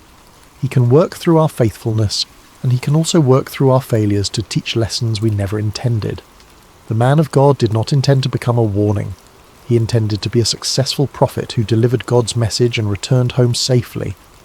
but his failure became part of God's larger purpose, a permanent reminder about the cost of compromise and the danger of listening to voices that contradict clear commands. For those of us who hear this story today, the question remains, what will we do with clear commands we have received? Will we obey completely, or will we look for permission to compromise? Will we trust God's word as final, or will we allow secondary voices to sway us? The man of God succeeded in his mission, but failed in his obedience. His story warns us that both matter, that we cannot excuse disobedience by pointing to our successes elsewhere, that God's commands are not negotiable, even when we have proven ourselves faithful in other areas. But his story also reminds us that even when we fail, God's word continues. The truth stands, the purposes endure, we are called to faithful obedience, but we are not the foundation on which God's work rests. His word is that foundation, and it cannot be shaken by our failures, however tragic they might be. This is both warning and comfort. Warning: obey completely, trust God's clear commands, resist voices that tell you otherwise. Comfort: even when we fail, God's purposes continue. Even when we fall, his word stands. Even when we are buried far from home, his truth endures. The man of God never made it back to Judah, but his message reached across centuries and continues to speak today. He is still warning us, still teaching us, still reminding us that obedience cannot be partial, that commands cannot be negotiated, that secondary voices must never override primary instructions. And he is still showing us that while consequences are real and sometimes devastating, God's word remains true, regardless of what happens to those who carry it. May we learn from his success without repeating his failure. May we deliver God's truth faithfully and live it completely. May we resist the voices that offer us permission to compromise. And may we remember that when God gives a clear command, there are no conditions, no exceptions, no secondary authorities that can override his word. Only obedience, or its consequences. Before we begin tonight's story, I want to ask for your support if you're finding value in this content. If you're watching on YouTube and enjoying what you hear, please consider using your hype points on this video. It genuinely helps the channel grow more than you could possibly know. The algorithm notices that engagement, and it allows us to reach more people who might appreciate these stories. For those listening on Spotify, leaving a review makes an enormous difference.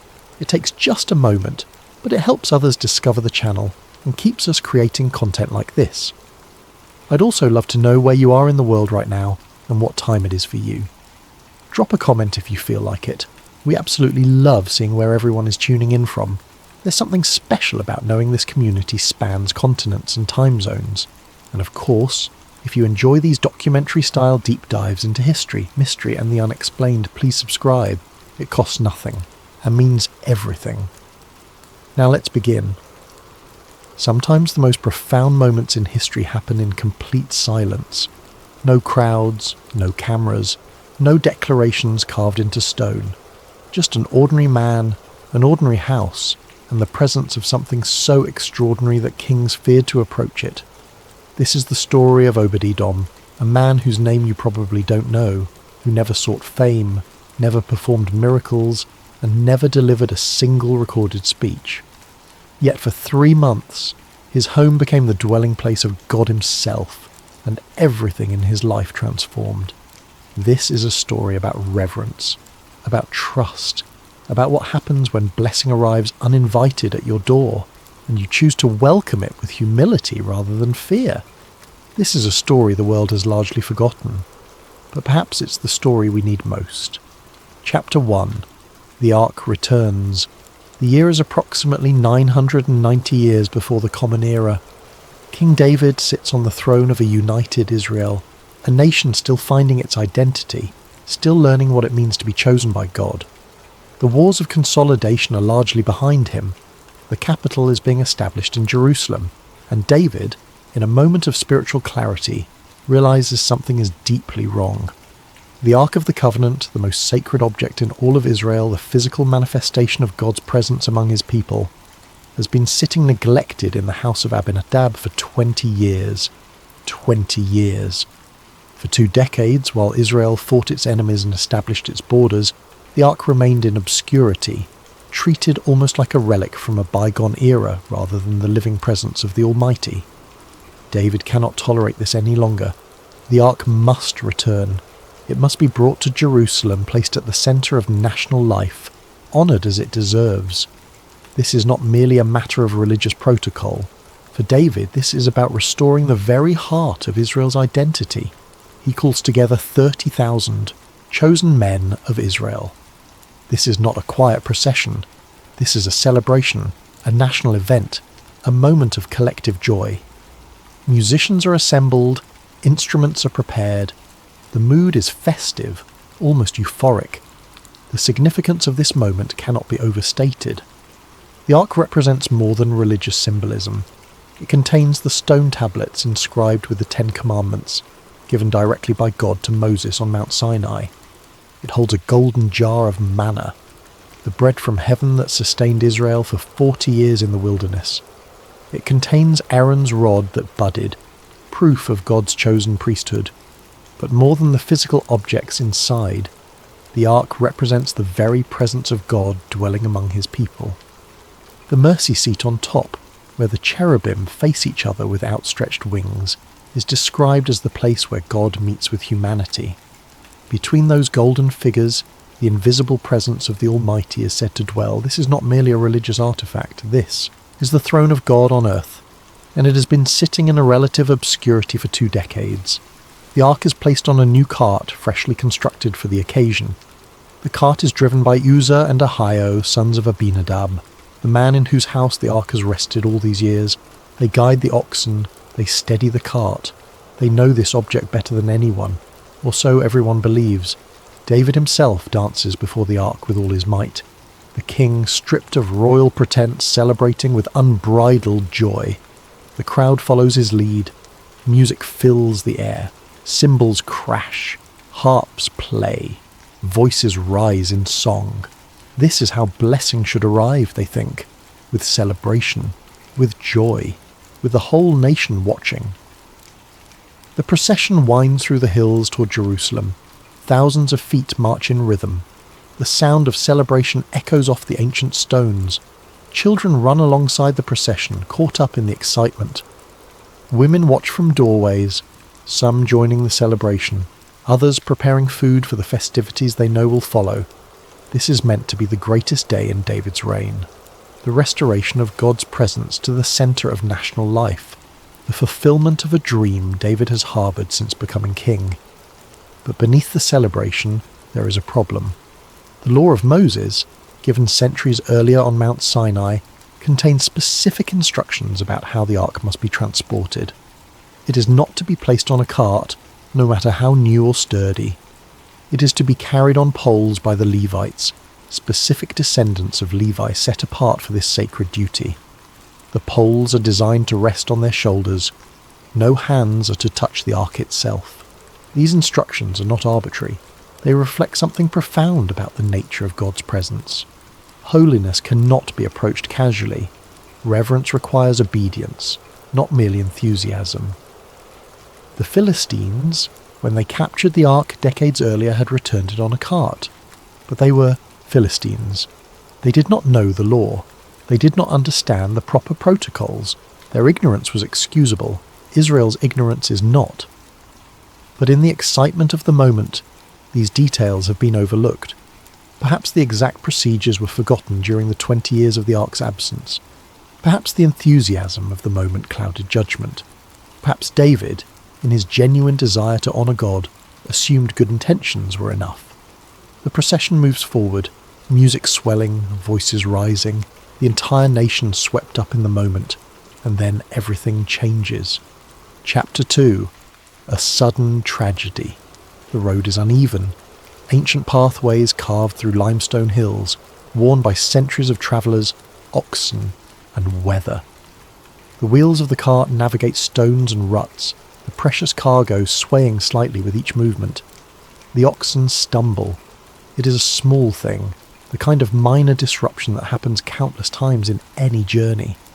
The animals lose their footing for just a moment on the uneven ground. The cart lurches. For just a heartbeat, the ark tilts dangerously to one side. Uzzah, walking beside the cart as he has for miles, reacts instinctively. His hand shoots out to steady it, to prevent the sacred object from falling into the dirt. It is a protective gesture, born from care and concern. He has lived with this object in his family's house for 20 years. He feels responsible for it. His fingers make contact with the gold-covered acacia wood, and he collapses, instantly. No warning, no cry of pain, no gradual weakening. One moment he is walking, concerned, protective, his hand extended. The next moment he is on the ground, motionless, dead. The music stops as if cut by a knife. The celebration evaporates like morning mist under the sun. 30,000 men stand frozen in place, watching, trying to comprehend what they have just witnessed. The oxen continue walking for a few steps before Ahio, Uzzah's brother, manages to bring them to a halt. His own face is a mask of shock and incomprehension. The joy that filled the air moments ago is replaced by something else entirely. Fear. Raw, visceral, existential fear. This is not the fear of enemy armies approaching, not the fear of wild animals or natural disasters. This is something deeper, more primal. This is the fear of standing in the presence of something utterly holy, utterly other, utterly beyond human comprehension or control. The people begin to back away from the cart, not in an organised fashion, but in an instinctive recoil. Space opens around the ark, around Uzzah's body, around the entire scene. King David stands among them, no longer dancing, no longer celebrating. His face reflects a cascade of emotions, confusion, anger, grief, perhaps even a sense of betrayal. Uzzah was trying to help. Uzzah was protecting the ark. Uzzah grew up with this object in his home. How could this be the result? The theological implications crash over David like a wave. If God's presence can strike down a man for touching the ark, even with good intentions, even in an attempt to protect it from damage, then what does that say about the nature of this presence? What does it say about how Israel has been treating the ark all these years? What does it say about the celebration they were just having? David's anger is recorded in the text. He is angry at God for this outbreak, for what seems like a disproportionate response to a well-intentioned action. But beneath the anger is something more complex, the realization that he has fundamentally misunderstood something crucial about approaching the divine. The procession cannot continue like this. The joy has turned to mourning. The celebration has become a funeral. Thousands of people are standing on a road, traumatized, uncertain, afraid. David names the place Perez Uzzah, which means the breaking forth of Uzzah, or the outbreak against Uzzah. It is a memorial, a marker, a warning carved into the collective memory of the nation. Future travellers passing this spot will ask about the name, and they will be told the story. They will learn the lesson written in one man's death. But memorials do not answer questions, and the questions are multiplying in David's mind. Why did Uzzah die when he was trying to help? What would have happened if the ark had fallen? Would that have been worse than a man's death? How is anyone supposed to approach this presence safely? If even good intentions and protective care result in death, how can the ark be moved at all? David is afraid now, not the fear of enemy armies or political conspiracies. He has faced down Goliath as a boy. He has survived King Saul's murderous jealousy. He has led armies into battle and established a kingdom. This is different. This is the fear of standing in the presence of something so holy, so other, so utterly beyond human comprehension, that even reverence might not be enough. The practical problem becomes immediate and urgent. What do we do with the ark now? It cannot return to Abinadab's house.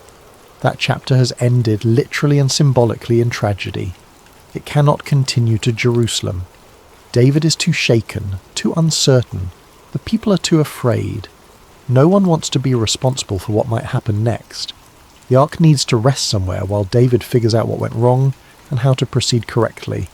And in this moment of crisis and confusion, with thousands of people watching and waiting for royal direction, David makes a decision that will change one family's life forever. There is a house nearby, a modest dwelling belonging to a man named Obed-Edom. David has probably never noticed it before. It is not politically significant. It does not belong to a high priest or a military commander or a wealthy merchant, but it is there, and in this moment it represents a solution to an impossible problem. Chapter 3. The Ark Left Behind Obed-Edom. The Gittite is not a name that echoes through history. The designation Gittite indicates his family's origin from Gath, one of the 5 main Philistine cities. This detail is significant. Gath was the hometown of Goliath, the giant David defeated as a young man. It was enemy territory, or at least had been in the recent past. Yet here is a man with Philistine origins, living peacefully in Israel, integrated into society enough to have a house along the road to Jerusalem. Later biblical genealogies suggest he may have been a Levite, possibly one of the Kohathites, the specific clan within the tribe of Levi designated to care for the ark. If this is true, then his Gittite designation might indicate where his family had been living, not his ethnic origin. But in this moment, none of that matters to the narrative. What matters is that he has a house, and King David needs somewhere to leave the ark. We have no record of Obed-Edom being consulted about this decision. The text does not describe a conversation where David asks permission or explains the situation or negotiates terms. The description is stark and simple. David had the ark carried aside to the house of Obed-Edom. Imagine that moment from Obed-Edom's perspective.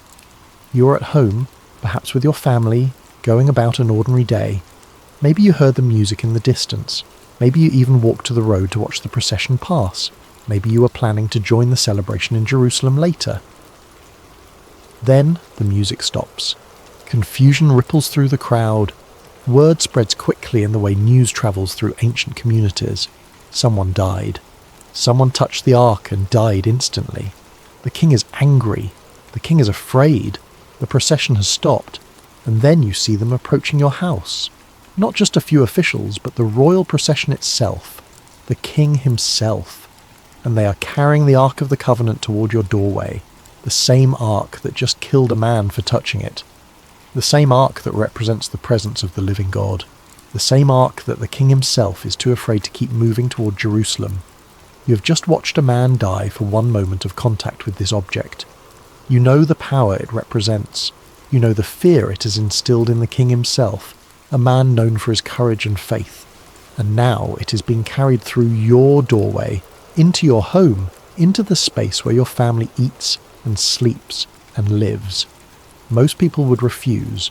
Most people would make excuses, claim inadequacy, insist there must be someone more qualified, someone more prepared, someone more worthy. Most people would see this as a burden at best, possibly a curse, certainly a danger to themselves and everyone they love. Obed-Edom accepts it, not with grand speeches about his honour or his worthiness, not with protests about being unqualified or unprepared, not with demands for compensation or guarantees of safety or royal protection. He simply accepts. Perhaps he understands something the king has temporarily forgotten in his fear. The ark, properly honoured, is a blessing, not a curse. The problem was not the ark itself. The problem was approaching it wrongly. Perhaps his Levitical training, if indeed he is a Levite, gives him confidence that reverence and proper care will be enough. Or perhaps he simply trusts that God knows what he is doing, even when humans do not. The ark is carried into his house. The Levites, or whoever is handling it now with extreme caution, place it somewhere inside. Perhaps a main room, perhaps a separate space hastily cleared and prepared. We are not told the details because the details do not matter to the larger story. What matters is the acceptance. The royal procession departs. The musicians pack their instruments, the celebration abandoned. The 30,000 chosen men disperse, returning to their homes with a story they will tell for the rest of their lives.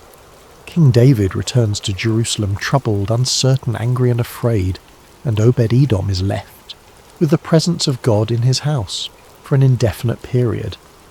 No one knows how long this arrangement will last.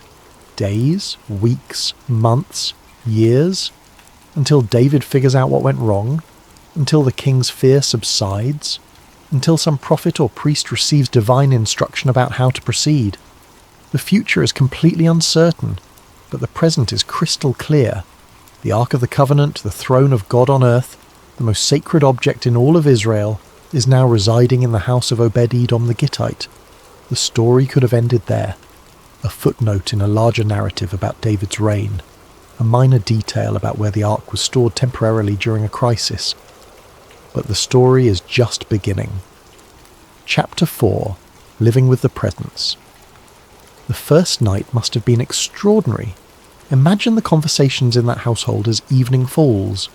Obed-Edom, his wife, their children, perhaps extended family living under the same roof as was common in ancient times. They gather for the evening meal, the normal routines of daily life, but nothing is normal anymore. The Ark sits somewhere in their home. The presence of God rests under their roof. Do they speak in whispers, afraid that normal volume might somehow show disrespect? Do they move more carefully, aware that every action is taking place in proximity to holiness? Do they pray more fervently, more frequently, more consciously than ever before? We are not told these details. The biblical narrative gives us almost nothing about the internal experience of Obed-Edom's household during these months. We are left to imagine, to extrapolate from what we know about human nature and divine presence. What we know is that life continues. It has to.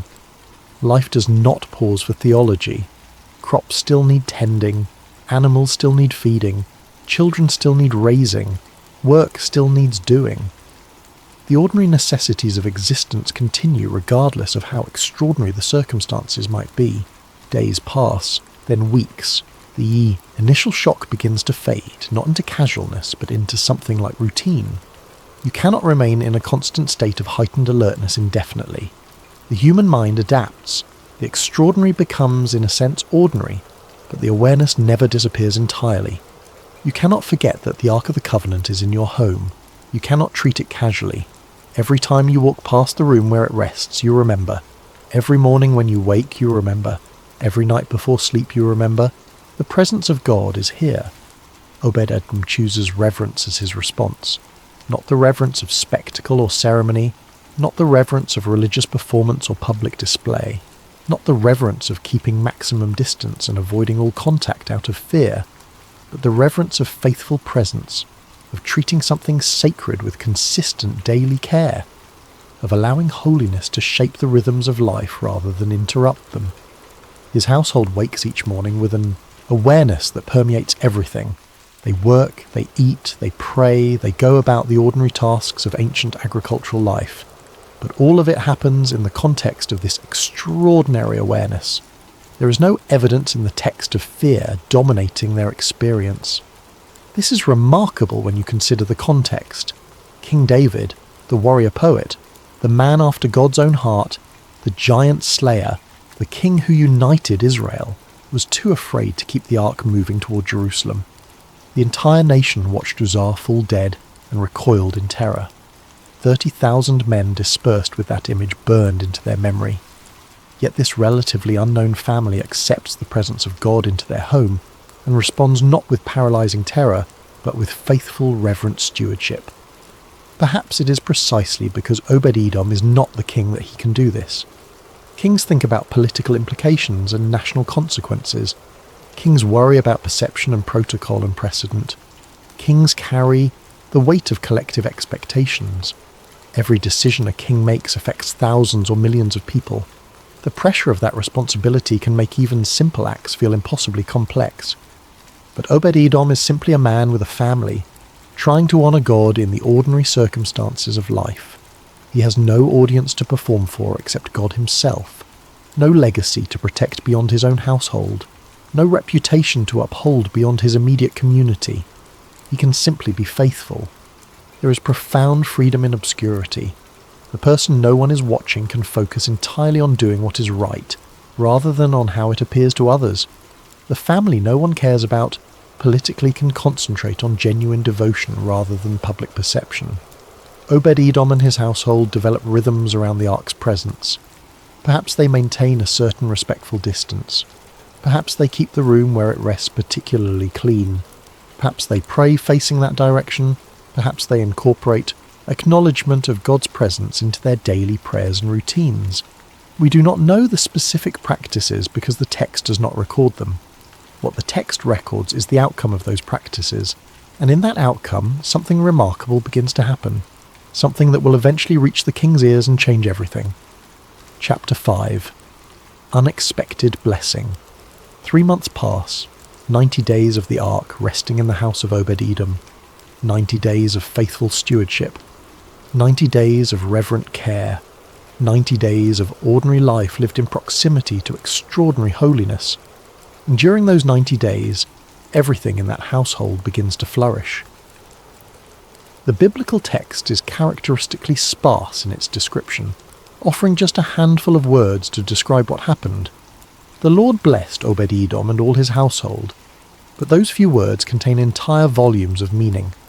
What does divine blessing look like in practical, concrete terms in an ancient agricultural society? It manifests in ways that are tangible, measurable, undeniable. The fields Obed-Edom tends yield more grain than expected. The harvest is abundant beyond normal predictions. The quality is exceptional. Where neighbours struggle with ordinary yields, his crops thrive. The livestock multiply and stay remarkably healthy. Ewes give birth to healthy twins. Cows produce exceptional amounts of milk.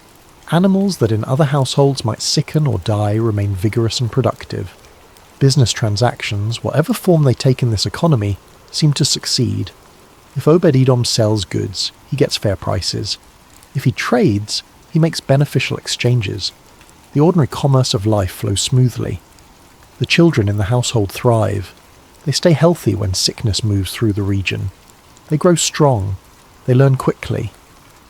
The ordinary challenges of raising children in the ancient world, high infant mortality, childhood diseases, accidents, seem somehow held at bay. Relationships within the household remain peaceful. The stress and conflict that naturally arise when people live in close quarters seem diminished. Disagreements are resolved. Harmony prevails. The household functions as a unit with unusual cohesion. This is not mystical prosperity divorced from physical reality. This is not abstract theological blessing that can only be discerned through spiritual contemplation. This is the daily, concrete experience of a household where everything seems to work, where the problems that would normally arise somehow do not materialize, where the ordinary challenges of life become surprisingly manageable, where there is enough, consistently, in every area. Obed-Edom's family notices, of course. They live it every day. They see the difference between their circumstances and those of their neighbours. They recognize that something unusual is happening. But the awareness spreads beyond the household. Neighbours notice. When they visit, they see the prosperity. When they compare yields at harvest time, the difference is obvious. When they observe the health and harmony of the household, it stands out. Extended family notices. Relatives who visit see the transformation. They remember what this household was like before the ark arrived and can contrast it with what they see now. Travellers passing through the area notice. Word of mouth spreads in the way news travels through a pre-modern society, through conversation, through observation, through the natural human tendency to talk about remarkable things. People start paying attention. Have you heard about Obed-Edom's household? Everything is prospering there. Ever since the ark was placed in his house. His crops are exceptional this season. His livestock are thriving. His whole family seems blessed. The connection between the ark's presence and the household's prosperity becomes obvious to everyone paying attention. This is not coincidence. This is not merely good luck or favourable circumstances. The blessing is too consistent, too comprehensive, too remarkable to dismiss as random chance. What is particularly striking about this blessing is what does not accompany it. There are no recorded miracles in the dramatic sense. No angels appearing with announcements. No pillars of fire or divine voices speaking from heaven. No supernatural manifestations that would draw crowds or inspire awe. No prophetic declarations from Obed-Edom claiming special revelation or status. He does not start preaching to the community about his experience. He does not gather followers or establish himself as a spiritual authority. There is no spectacle at all. Just steady, consistent, undeniable blessing manifesting in the ordinary circumstances of daily life. The presence of God in that home does not announce itself with thunder or lightning or dramatic signs. It announces itself with peace, with provision, with prosperity, with the quiet but unmistakable evidence of divine favour resting on a household. This is how the presence of God often works when it is properly honoured, not with fireworks, but with fruitfulness, not with drama, but with daily grace, not with public spectacle, but with private transformation that eventually becomes publicly obvious. Obed-Edom does not publicise his situation. He does not send messengers to Jerusalem announcing how blessed he is. He does not start a ministry or write a book or claim special status because the ark happened to end up in his house. He simply continues living faithfully, now with the added awareness that faithfulness is being blessed in ways he could never have orchestrated or predicted or earned. His quiet stewardship continues. His reverent care continues. His ordinary faithfulness continues, and the blessing continues to flow. For 3 full months this pattern holds. The household flourishes, the community takes notice, the evidence accumulates, and eventually inevitably word reaches the capital. 3,000 cubits away in Jerusalem, in the palace where King David has been wrestling with questions about what went wrong and how to proceed, a report arrives that will change everything. Chapter 6. David hears the news reports filter back to Jerusalem through multiple channels. They are not official dispatches, not formal communications from Obed-Edom requesting an audience or announcing his situation. Just the natural spread of remarkable news through a society where information travels through conversation, through trading networks, through family connections, through the countless informal channels that connect communities. Merchants travelling to Jerusalem mention it. Extended family members visiting the capital share the news. Officials conducting business in the region observe it firsthand and report back. The story is consistent across all these sources. The house of Obed-Edom is blessed. Not just mildly prosperous, not just doing okay, but significantly, unmistakably, extraordinarily blessed. The crops are exceptional. The livestock are thriving. The family is flourishing. Everything in that household is working in ways that defy normal explanation, and everyone agrees on the cause. It is because of the ark. The presence that seemed so dangerous 3 months ago, the object that caused a man's death and struck fear into the entire nation, has become a source of profound blessing in the home of this obscure family. When the news reaches David, it lands with the force of revelation. 3 months have passed since the tragedy that halted the procession. 3 months of David wrestling with theological questions that have no easy answers. 3 months of the ark sitting in Obed-Edom's house while David tried to understand what went wrong and how to proceed. And now there is new data, critical data, data that reframes the entire situation. The ark has been in someone's home for 3 months, and that person is not dead. That person is not cursed. That person is not experiencing divine judgment or wrath or punishment. That person is blessed, profoundly, unmistakably, undeniably blessed. The presence that killed Uzzah has brought nothing but flourishing to Obed-Edom's household. What changed? David sits with this question. He is a poet, a thinker, a man who writes psalms exploring the deepest questions about God and humanity. He does not accept easy answers. He wrestles with truth until he understands. What changed between the tragedy on the road and the blessing in Obed-Edom's house? Not God. That much is theologically certain. God does not change. God's character, God's nature, God's holiness remain constant. Whatever variation exists must be on the human side of the equation. So what was different? The method of transport was different. On the road they used a cart, copying the Philistines' method, rather than following the prescribed procedure in the law. In Obed-Edom's house, the ark simply rested in place, carried there, properly by designated bearers. The attitude was different. Uzzah reached out to steady the ark as if it were an ordinary object that might be damaged by falling, as if God's presence needed human intervention to protect it.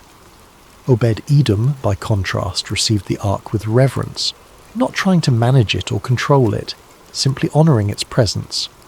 The approach was fundamentally different. One presumed familiarity, the other maintained appropriate awe. David begins to understand.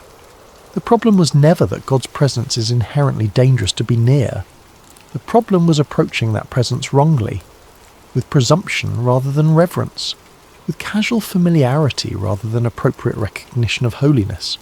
The ark itself killed no one. God's presence struck down no one arbitrarily. What happened to Uzzah was the natural consequence of violating the boundaries of holiness, of treating the sacred as common, of approaching with human presumption something that required divine protocol.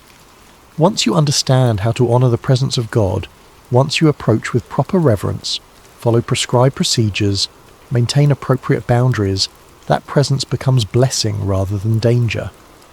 This realization transforms David's fear into understanding, his hesitation into clarity. The ark does not need to stay in Obed-Edom's house. It was never meant to stay there. Obed-Edom's home was a way station, a temporary shelter during a crisis, a place where the ark could rest while everyone learned the lesson that needed learning. And now the lesson is learned. The ark must complete its journey to Jerusalem, but this time everything will be done correctly. No shortcuts, no innovations, no well-intentioned but misguided procedures. This time they will follow the instructions given centuries earlier through Moses, instructions that seemed overly detailed, perhaps unnecessarily complicated, until tragedy revealed their purpose. Holiness has its own protocols. Divine presence has its own requirements.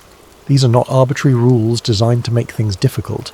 They are the pathways to safely approaching what is infinitely holy. David makes his decision.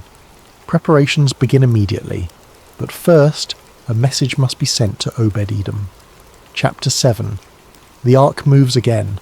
The message arrives at Obed-Edom's house. The king is coming to retrieve the ark. After 3 months of blessing, this moment must carry complex emotions. The presence that has transformed this household, that has brought such abundance and prosperity and peace, will be leaving. The source of daily grace will move on to its proper destination. But there is no record of Obed-Edom protesting or negotiating or requesting more time. He understood from the beginning, perhaps more clearly than anyone, that he was a steward, not an owner. The ark was always meant for Jerusalem, for the tabernacle David would establish, for the centre of Israel's national worship. His house was temporary shelter, a providential pause in a larger journey. That the pause became a time of profound blessing was grace, pure, unearned, unexpected grace. But grace does not create entitlement. Blessing does not mean ownership. When word comes that the king is coming, Obed-Edom prepares to release what was never truly his to keep. David's preparations in Jerusalem are meticulous this time. He consults the written law, the Torah, the specific instructions given to Moses regarding the ark's transport and handling. He identifies the proper Levites by genealogy, the Kohathites specifically designated for this duty. He ensures they understand the procedures, the protocols, the requirements. The poles that pass through the rings on the ark's sides are checked, positioned correctly. The Levites who will carry it are instructed on how to lift it, how to walk, how to maintain appropriate reverence throughout the journey. No more carts, no matter how new or sturdy or well constructed. Carts are for ordinary cargo. The ark is not ordinary cargo. It is the throne of God, and it will be carried as such. No more innovation on sacred procedures. No more assuming that good intentions compensate for wrong methods. This will be done according to instruction, following the pattern established in Scripture. The procession forms in Jerusalem and makes its way to Obed-Edom's house. When they arrive, the ark is brought out carefully, reverently. The Levites position themselves. The poles rest on their shoulders, and the journey toward Jerusalem begins again. The mood is different from 3 months earlier. There is still joy, still celebration, still music. The psalmists and musicians have returned with their instruments. The people once again line the route, wanting to witness this historic moment. But the exuberance has matured into something deeper. The unrestrained excitement has been tempered by wisdom. Everyone remembers what happened last time. Everyone remembers Uzzah. Everyone remembers the fear. This time they approach with sober reverence alongside their joy. David himself has changed in these 3 months. He still dances, still celebrates, still expresses his devotion physically and publicly. But there is a different quality to it now, a recognition of boundaries, an awareness of proper protocol. Every 6 steps the procession stops, sacrifices are offered, oxen and fattened calves are brought, ritually slaughtered, offered to God. The journey is not rushed.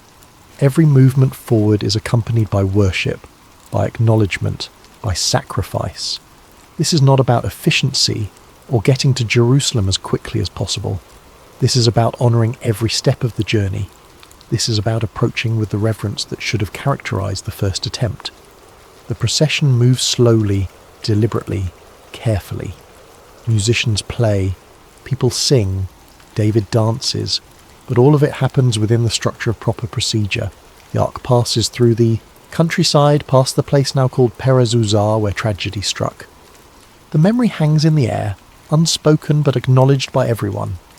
They pass the spot carefully, reverently, with full awareness of what happened there. And nothing goes wrong. No one stumbles, no one reaches out inappropriately, no one dies. The journey continues safely because the journey is being conducted correctly. Hours pass. The sun moves across the sky. Jerusalem comes into view on its hills. The city gates stand open. People line the walls to watch. The entire capital has turned out to witness the ark's arrival. The procession enters Jerusalem. Music fills the streets. Celebration erupts from thousands of throats. The ark is carried through the city toward the tabernacle David has prepared, a special tent erected for this purpose. The ark is placed inside the tent, positioned carefully, treated with utmost reverence. More sacrifices are offered. The celebration intensifies. David has robes brought, distributes food to everyone present. Bread and meat and wine for the entire assembly. The feast continues long into the evening. But throughout all the celebration, throughout all the joy and music and public worship, people remember. They remember Uzzah and the first attempt. They remember the fear and the confusion and the uncertainty. And they remember the house of Obed-Edom, where God's presence brought nothing but blessing because it was received with proper reverence. The story could end here, with the ark finally reaching its destination, with David's dream fulfilled, with Jerusalem becoming the religious centre of Israel as intended. But there is a postscript, a detail that emerges later in the biblical narrative, a footnote that reveals the lasting impact of those 3 months. Chapter 8. Obed-Edom remembered years pass. David's reign continues. Plans are made for a permanent temple to replace the tent. Solomon, David's son, will eventually build it. The ark rests in Jerusalem, at the centre of Israel's worship, as David always intended. And Obed-Edom does not fade into obscurity. His name appears again in the biblical record, and when it does, it reveals something profound about how those 3 months changed him. Obed-Edom becomes a doorkeeper in the house of God. Later records, found in the books of Chronicles, mention him serving in the tabernacle, eventually in Solomon's temple when it is built. His descendants are recorded as musicians and servants in the sanctuary, generation after generation. A whole family line dedicated to serving in the place where God's presence dwells. This is not coincidence. This is not just one of many jobs available in ancient Israel. This is calling, vocation, a life oriented entirely around proximity to the divine presence. Something happened during those 3 months beyond material prosperity. Something more than abundant crops and healthy livestock and household harmony. Something transformed not just Obed-Edom's circumstances, but his identity, his purpose, his understanding of what life is for. He had experienced what it meant to live in proximity to holiness. Not occasionally, not during weekly worship services, not in moments of spiritual intensity punctuating otherwise ordinary life, but daily, constantly, as the background reality of every morning and evening, every meal and conversation, every moment of work and rest. He had learned the rhythms of reverence, the habits of honouring the presence of God, the practices that allow a household to function faithfully when dwelling in proximity to the sacred. he had discovered that God's presence, properly honoured, is not something to fear but something to treasure. Not a burden to be endured but a blessing to be protected. Not an imposition on normal life but the very purpose that makes life meaningful. And having experienced that, he cannot go back to ordinary existence. Having tasted what it means to live aware of God's presence, every moment he cannot settle for occasional religious observance. Having stewarded the ark for 3 months, he knows what he wants to do with the rest of his life. He wants to serve in the house of God, to be as close to that presence as possible for as long as possible. To dedicate his days to the kind of faithful service that marked those 3 months. So he becomes a doorkeeper, not a high priest, not a famous prophet, not a political or religious leader whose name would echo through centuries, just a doorkeeper, a gatekeeper, someone who serves at the threshold of sacred space. But in the ancient world, doorkeepers in the temple were not janitors or security guards in the modern sense. They were Levites with significant responsibility. They controlled access to sacred space. They maintained the boundaries between holy and common. They ensured that those approaching the presence of God did so with proper reverence and preparation. Obed-Edom, who learned firsthand what happens when God's presence is approached rightly versus wrongly, is uniquely qualified for this role. He knows the difference between presumption and reverence. He understands the protocols that protect people from violating holiness. He has lived the truth that proper approach to God brings blessing while careless approach brings danger. His service continues for years, possibly decades. Later records mention his sons serving alongside him. The family tradition continues.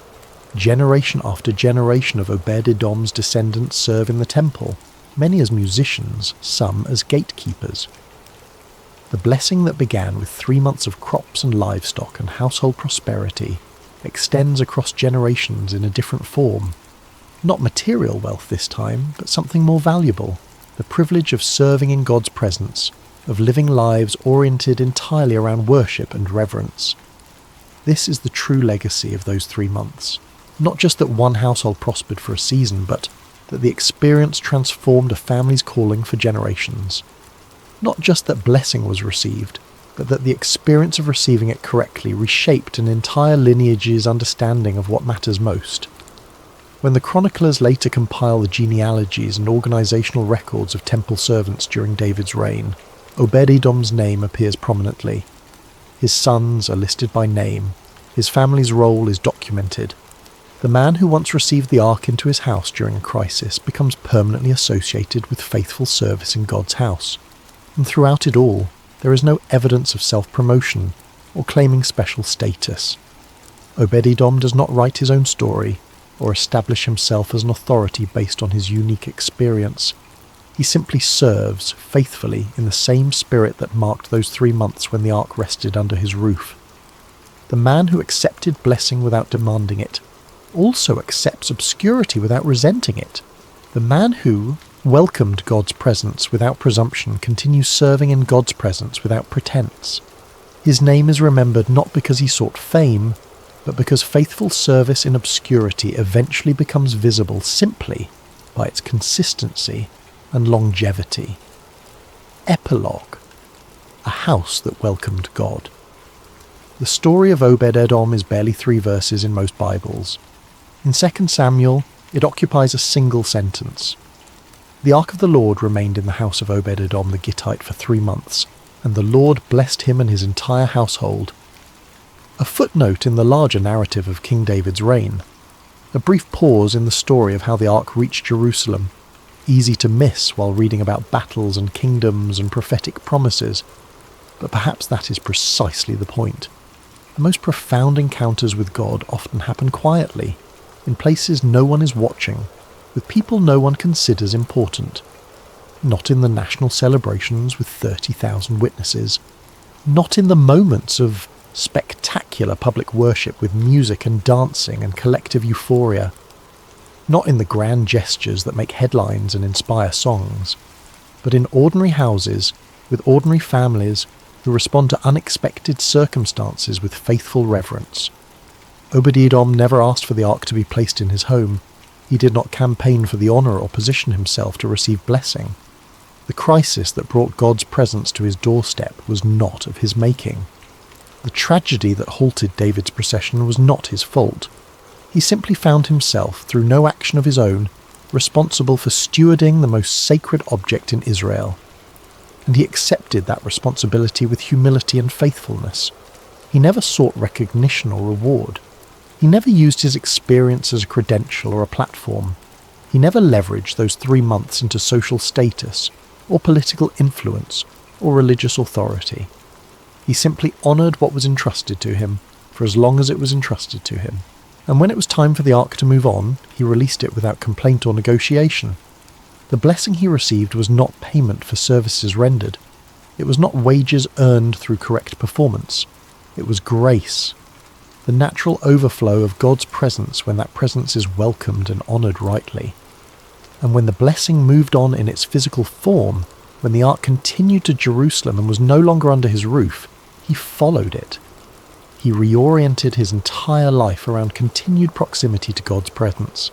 He became a servant in the house of God, content to stand at thresholds and gates, facilitating others' approach to the holiness he had learned to revere. There is something profoundly instructive about this story for those of us living thousands of years later in radically different circumstances. We often think blessing must be pursued, claimed, declared, demanded. We create elaborate systems for attracting God's favour, as if holiness could be manipulated through the right techniques or the right words or the right level of faith. We treat divine blessing like a formula that can be cracked, a code that can be broken, a transaction that can be negotiated. But Obed-Edom teaches a different way. Sometimes blessing arrives uninvited, unexpected, unearned.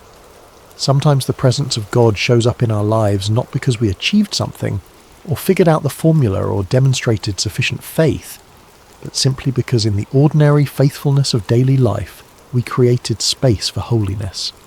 And when that presence arrives, the response is not to manage it or control it or try to keep it forever. The response is simply to honour it, to live with appropriate reverence, to continue faithfully, to trust that where God's presence is properly welcomed, blessing will follow. Not because we deserve it, not because we earned it, but because that is the nature of God's presence. When it is received rightly, it transforms what it touches. Obed-Edom's house was blessed for 3 months, 90 days, a season, not forever. The ark moved on. The specific circumstances changed, but the impact of those 3 months echoed through generations. The experience of those 90 days shaped a family's calling for lifetimes. The lesson learned in that brief season became a legacy that outlasted the specific blessing. Perhaps that is the final and most important lesson. Faithfulness in the moment creates legacy beyond the moment. Reverence in ordinary circumstances shapes extraordinary outcomes. And sometimes the most important thing we can do is simply welcome what comes, honour it properly, and trust God with the results. No speeches required, no fame sought, no platform needed, no recognition demanded, just a house that welcomed God and was forever changed by the privilege.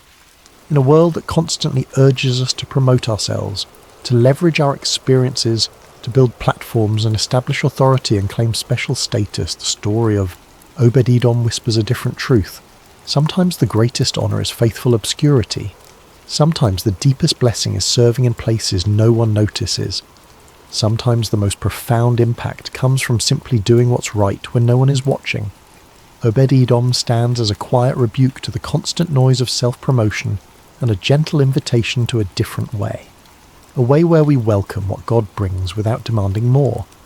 Where we honour his presence without presuming on his grace.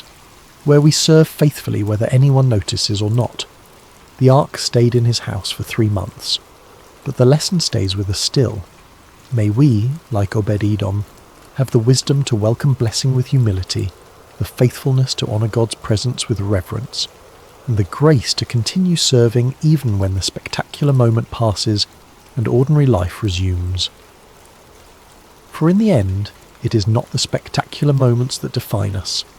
It is what we do in the ordinary days when no one is watching, when there is no audience to impress and no reward in sight, except the quiet knowledge that we have honoured what is holy.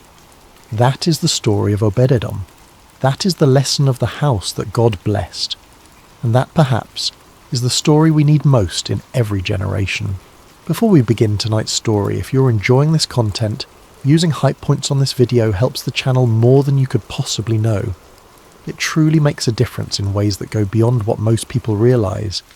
If you're listening on Spotify, leaving a review helps out so much, and we genuinely appreciate every single one. Also, if you want to, comment what time it is for you and where in the world you're listening from. We love seeing where everyone is tuning in from. It's amazing to know this community spans the globe.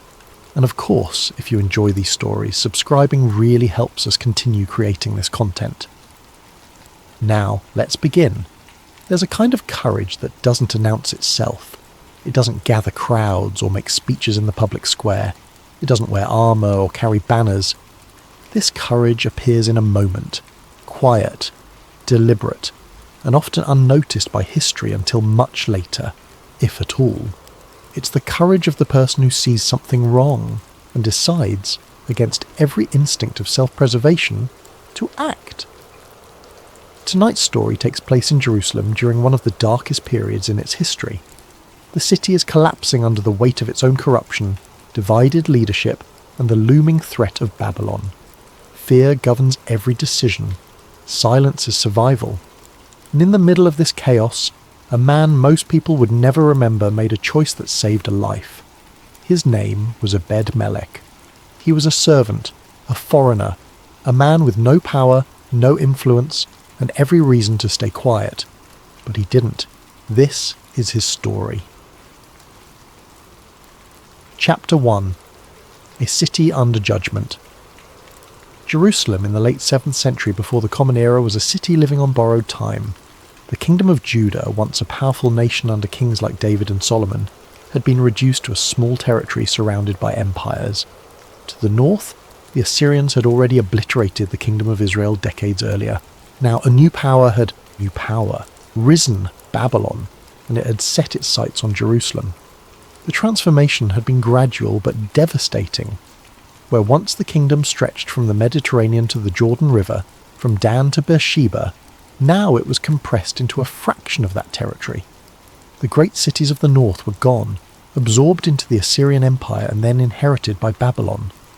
The northern tribes had been scattered, their people assimilated into foreign lands, their identity dissolved.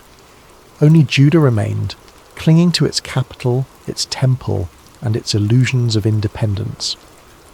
King Nebuchadnezzar of Babylon had already besieged the city once, years earlier. That siege had ended not with destruction, but with submission. Jerusalem had opened its gates. The king at that time, Jehoiakim, had been taken captive along with thousands of the city's elite, craftsmen, warriors, nobles and priests. The temple treasury had been looted. Sacred vessels that had been used in worship for generations were carried off to Babylon as trophies. In Jehoiakim's place, Nebuchadnezzar installed his uncle, a man named Mattaniah, and renamed him Zedekiah. It was a symbolic gesture of ownership. The king of Judah no longer even controlled his own name. He ruled at Babylon's pleasure, a puppet whose strings could be cut at any moment. Zedekiah was weak. Not cruel, necessarily, but weak. He lacked the resolve to make hard decisions and the courage to stand by them once made.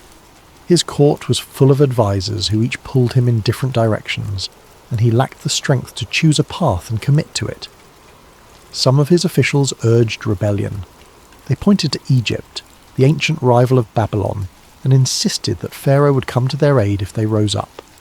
These were the hawks, the ones who saw submission as cowardice and believed that honour demanded resistance. They spoke of the glory days of David and Solomon when Jerusalem was the centre of a powerful kingdom, and they convinced themselves that those days could return if only they had faith and courage. Others counselled surrender. They argued that Babylon was too powerful, that Egypt was unreliable, and that continued resistance would only bring total destruction. These were the pragmatists, the ones who cared more about survival than pride. They remembered what had happened to the northern kingdom, how Assyria had wiped entire cities off the map, and they didn't want that fate for Jerusalem. Zedekiah wavered between both camps, paralysed by indecision. He would nod along with the hawks one day and agree with the pragmatists the next. He made promises he didn't keep and changed his mind with every shift in political wind.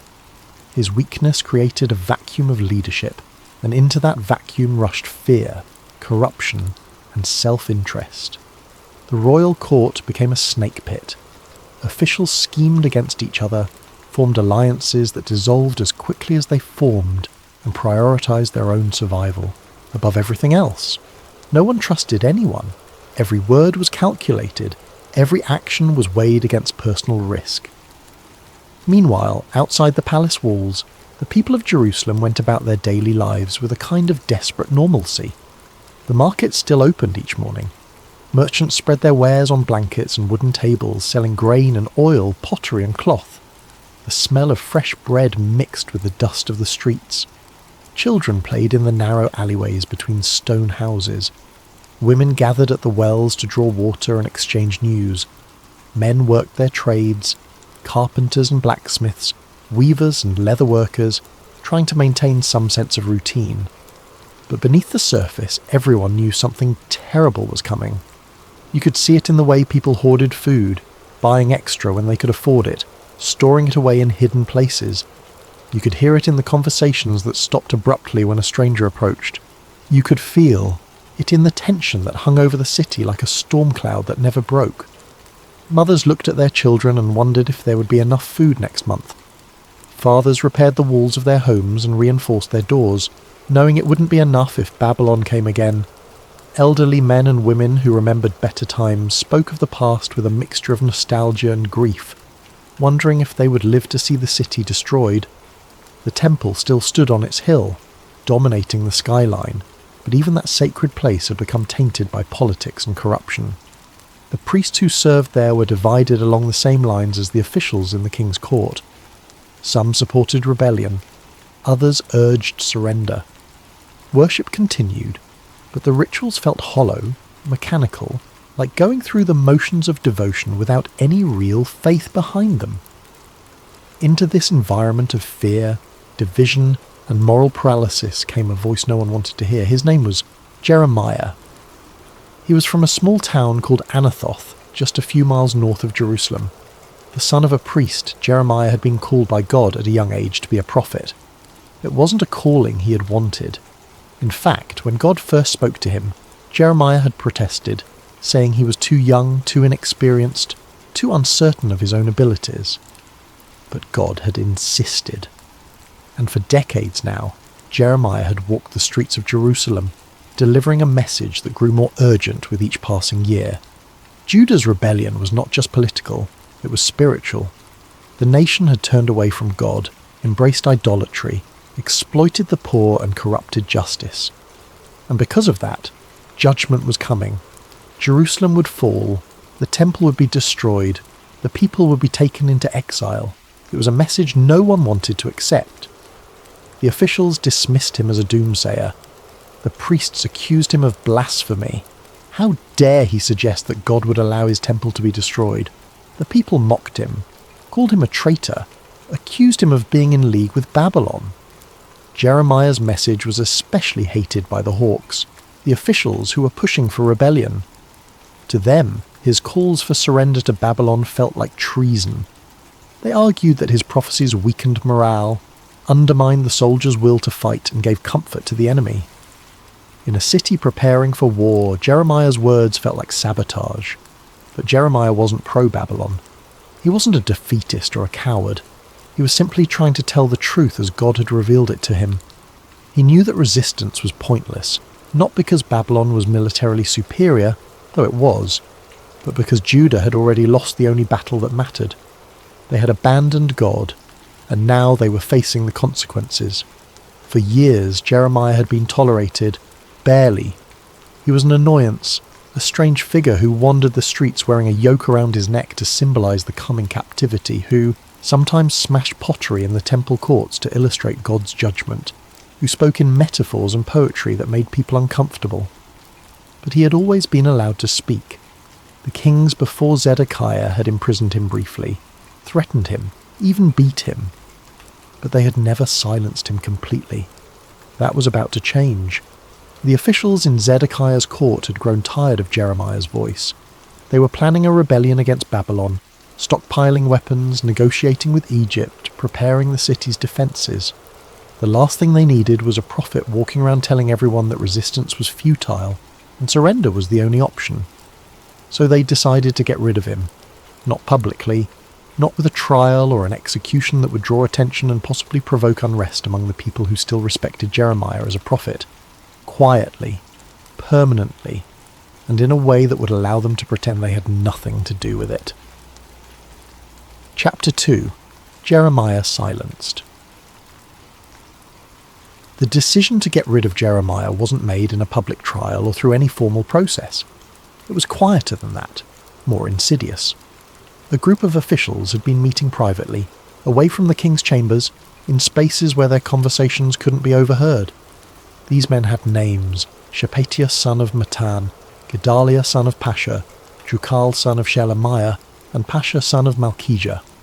But their names mattered less than what they represented. They were the establishment, the ones who had convinced themselves that they knew what was best for the kingdom, even if it meant silencing dissenting voices. They came from families that had held power for generations. Their fathers and grandfathers had served in the royal court. They owned land, controlled trade routes, had influence with the temple priesthood. They were educated, wealthy, and certain of their own righteousness.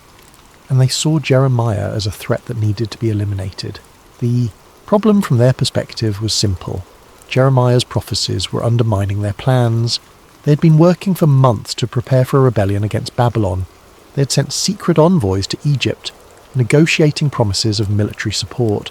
They had been stockpiling weapons, fortifying the city walls, training soldiers. Everything was in place for one final attempt to break free from Babylonian control. But Jeremiah kept telling anyone who would listen that rebellion was doomed, that Babylon would crush them, that the only way to survive was to surrender. From a purely military standpoint, the officials might have dismissed him as an old fool, out of touch with reality. But the problem was that some people still listened to Jeremiah. Not the majority, perhaps, but enough. Soldiers heard his words and began to doubt whether the fight was worth it. Citizens who might have supported the rebellion started to waver. In the minds of these officials, Jeremiah wasn't just wrong. He was dangerous. His words were weakening morale. His prophecies were giving aid and comfort to the enemy. In a time of war, or preparations for war, that was treason. So they decided to act. They went to King Zedekiah as a united group, presenting a formal complaint. Their argument was carefully constructed, designed to appeal to the king's fears while giving him political cover for whatever happened next. This man should be put to death, they said, standing before the king in his chamber. He is discouraging the soldiers who are left in this city, as well as all the people, by the things he is saying to them. This man is not seeking the good of these people, but their ruin. It was a clever accusation. They weren't attacking Jeremiah's message directly. They weren't engaging with his prophecies or trying to prove him wrong. Instead, they were framing the issue in terms of public safety and national security. Jeremiah's words, regardless of whether they were true or false, were having a negative effect on the city's ability to defend itself. Therefore, he needed to be stopped. Zedekiah listened to their argument. He had heard it all before, of course. This wasn't the first time officials had complained about Jeremiah. Over the years, the prophet had been arrested, beaten, put in stocks, imprisoned in dungeons. But he had always been released eventually. Previous kings had been reluctant to actually kill a prophet, even one as inconvenient as Jeremiah. But Zedekiah was not a strong king. He didn't have the moral courage to stand up to his advisors when they presented a united front. He didn't have the political capital to protect an unpopular prophet against the will of his own officials, and so, in a moment of weakness that would haunt him for the rest of his life, he made a choice. "He is in your hands," Zedekiah said. His voice was flat, emotionless. "The king can do nothing to oppose you." It was a coward's response. Zedekiah was granting permission for injustice while pretending he had no power to prevent it. He was washing his hands of the matter, making himself complicit in Jeremiah's death, while maintaining the fiction that he had no control over what happened next. The officials didn't waste time. They had the permission they needed, and they moved quickly before the king could change his mind, or before anyone could raise an objection. They went to the courtyard of the guard, where Jeremiah was being held under a kind of loose house arrest. He wasn't in chains, but he wasn't free to leave either. The courtyard was part of the palace complex, a walled area where prisoners of a certain status were kept, people who weren't common criminals but who needed to be controlled. When the officials arrived, Jeremiah was sitting in the shade of a wall, his face weathered and tired. He had been a prophet for more than 40 years by this point. He had spent decades delivering messages no one wanted to hear, enduring mockery and persecution and imprisonment. He was exhausted, physically and emotionally, but he had never stopped speaking the truth as God had given it to him. The officials didn't explain what they were doing. They simply grabbed him, pulled him to his feet, and dragged him toward a cistern in the corner of the courtyard. Cisterns were common in Jerusalem. The city was built on a hill, and water supply was always a concern, especially during a siege. So people dug deep pits into the limestone bedrock, lining them with plaster to make them watertight, and used them to collect rainwater during the wet season. This particular cistern, however, had no water in it, only mud. Thick, heavy mud that had accumulated at the bottom over months or years. It was the kind of mud that clung to everything, that made it impossible to move, that could suffocate someone slowly if they sank deep enough into it. It was, in other words, the perfect place to make someone disappear without technically executing them. The officials tied ropes around Jeremiah's body and lowered him into the cistern. He didn't fight them. What would have been the point? He was an old man, unarmed, surrounded by guards and officials who had the authority of the king, or at least the king's permission, behind them. As he was lowered down, the darkness of the pit swallowed him. The opening above grew smaller, a circle of light that receded as he descended. The air was damp and foul. The walls were slick with moisture and moss, and then his feet touched the mud. It wasn't solid. It gave way beneath his weight and he began to sink. Slowly at first, then faster. The mud came up to his ankles, then his knees, then his thighs. He tried to move, but every movement only made him sink deeper. The mud was cold and heavy, pressing against his body, making it hard to breathe. Above him, the officials untied the ropes and pulled them back up. The last thing Jeremiah saw before the darkness became complete was their faces looking down at him from the mouth of the cistern, expressionless, businesslike, already moving on to their next task. Then they walked away. They didn't post a guard. They didn't seal the cistern. They simply left him there. Because they knew that the mud would do the work for them. Jeremiah would sink deeper over time. He would exhaust himself trying to move. He would suffocate slowly as the mud pressed against his chest, making it harder and harder to draw breath. And when he finally died, it would be from natural causes: starvation, exhaustion, exposure. The officials could claim they had simply imprisoned him, not executed him. Their hands would be clean, or so they thought. Jeremiah, alone in the darkness, pressed into the cold mud of the pit, didn't call out. He didn't curse his captors or cry out to God in anger. He had been in situations like this before, though never quite this desperate.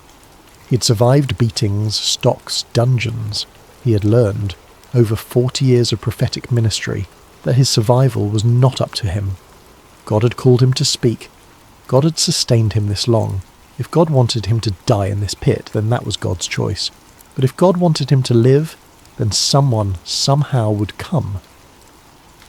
And so Jeremiah waited in the darkness, sinking slowly into the mud, and prayed for deliverance, or for the strength to endure whatever came next. Above ground, the city continued on as if nothing had happened. The officials returned to their meetings, discussing strategies for rebellion and negotiating with foreign powers. The soldiers drilled in the courtyards, preparing for a siege that might never be winnable. The priests carried on with their rituals in the temple, offering sacrifices and reciting prayers that had become empty of meaning. King Zedekiah sat on his throne, troubled by what he had allowed to happen, but too weak to do anything about it. and the people of Jerusalem, merchants and farmers, craftsmen and servants, mothers and children, went about their daily lives, unaware that a prophet was dying slowly in a pit just yards away from where they walked. Life in Jerusalem went on, but one man had heard what had been done, and he couldn't let it stand. Chapter 3. Obed-Melech, the Outsider. Obed-Melech was not someone you would expect to be a hero. His name in Hebrew literally means servant of the king, a title more than a personal name, which tells you something about his status. He was a eunuch, a court official who served in the royal household. More importantly, he was a Cushite, a foreigner from the region south of Egypt, in what is now Sudan or Ethiopia. In other words, Obed-Melech was an outsider in every sense that mattered. He wasn't Jewish. He didn't worship in the temple. He wasn't part of the priestly class or the noble families that had run Jerusalem for generations. He had no inheritance in the land, no family connections to leverage, no tribal affiliation to protect him. He was, by birth and by position, someone who existed on the margins of society. Eunuchs in the ancient world occupied a strange social space. They served in royal courts precisely because their condition made them no threat to the king's dynasty. They could have no sons to compete for the throne, no family ambitions to pursue. This made them trustworthy in the eyes of rulers, valuable as administrators and confidants. But it also meant they were fundamentally alone. They had no lineage behind them and none ahead. No brothers to stand with them in conflict, no sons to carry on their name. They existed in service to others, their entire identity bound up in their role rather than their personhood. And as a Cushite, Obed-Melech carried the additional burden of being racially and culturally distinct from everyone around him. His skin was darker, his accent was different. The way he dressed, the food he ate, the languages he spoke, all marked him as foreign. In a city where identity was tied to covenant, to ancestry, to belonging to the people of Israel, Obed-Melech was always and forever an outsider. He had likely come to Jerusalem years earlier, possibly as part of a diplomatic exchange, or as a gift from a Cushite kingdom to the court of Judah. How he had ended up as a servant in the royal household we don't know. But somehow he had carved out a place for himself in a world that had no obligation to accept him. He would have learned to be careful, to watch and listen, to understand the shifting dynamics of court politics without getting caught up in them, to serve faithfully without drawing too much attention to himself. Survival for someone in his position meant staying invisible most of the time. But there was something in Obed-Melech that couldn't stay silent when he heard what had been done to Jeremiah. Maybe it was because he had heard the prophet speak before. Jeremiah's messages were public, delivered in the temple courts and the city gates, places where anyone could listen. And Obed-Melech, working in the palace, would have had reason to be in those areas regularly. He would have heard Jeremiah's warnings about corruption, about exploiting the vulnerable, about turning away from justice and truth. Perhaps those words had resonated with him in a way they hadn't resonated with the officials and priests who considered themselves the rightful inheritors of God's promises. Perhaps, as someone who had experienced marginalization himself, Obed-Melech recognized the truth in Jeremiah's accusations, that power corrupts, that privilege blinds, that those who should be protecting the weak often become their oppressors instead. Or maybe it was simpler than that. Maybe Obed-Melech had just lived long enough as an outsider to have developed a sharper moral compass than those who had always held power. When you've spent your life on the margins, when you've seen how systems protect the powerful and abandon the vulnerable, you develop an instinct for injustice. You recognize it when you see it, even when everyone else is pretending it's justified. Whatever the reason, when Obed-Melech heard that Jeremiah had been thrown into a cistern and left to die, he knew it was wrong. Not just politically unwise, not just strategically foolish, wrong. An evil act wrapped in the language of necessity. Murder disguised as imprisonment, and he couldn't let it stand. Now think about what that decision meant for him. Obed-Melech had no power. He wasn't one of the king's advisors. He wasn't a military commander or a wealthy landowner or a respected priest. He was a servant. His job was to do what he was told, to serve the royal household without question, to stay out of the way when important matters were being decided. Challenging the officials who had imprisoned Jeremiah would be dangerous. These were men who had just demonstrated their willingness to eliminate someone they saw as a threat.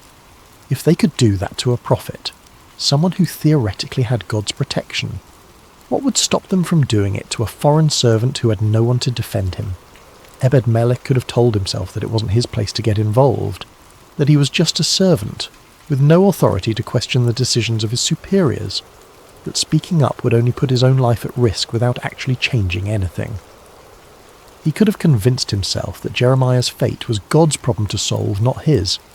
That if God wanted the prophet saved, God would save him without needing help from a Cushite eunuch who barely belonged in Jerusalem in the first place. He could have stayed silent, kept his head down, focused on his own survival. No one would have blamed him. No one would have even known he had a choice. But Obed-Melech chose differently. He chose to act. Chapter 4. A dangerous decision. Going to the king was not a simple matter.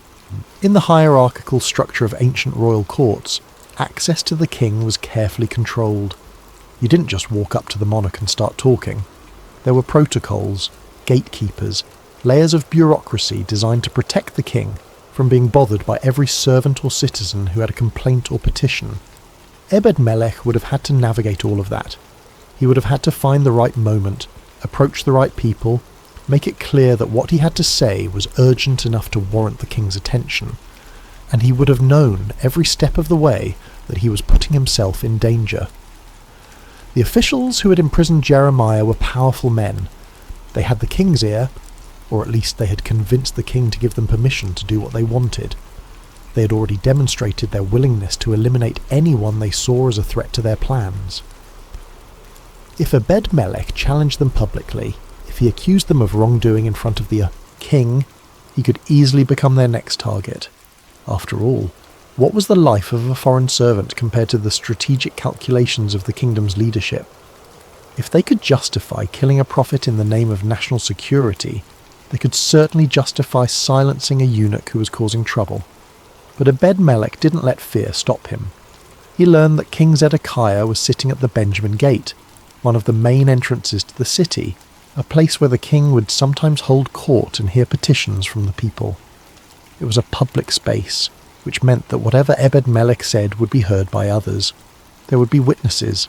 There would be no taking it back, no pretending the conversation never happened. This was both good and bad.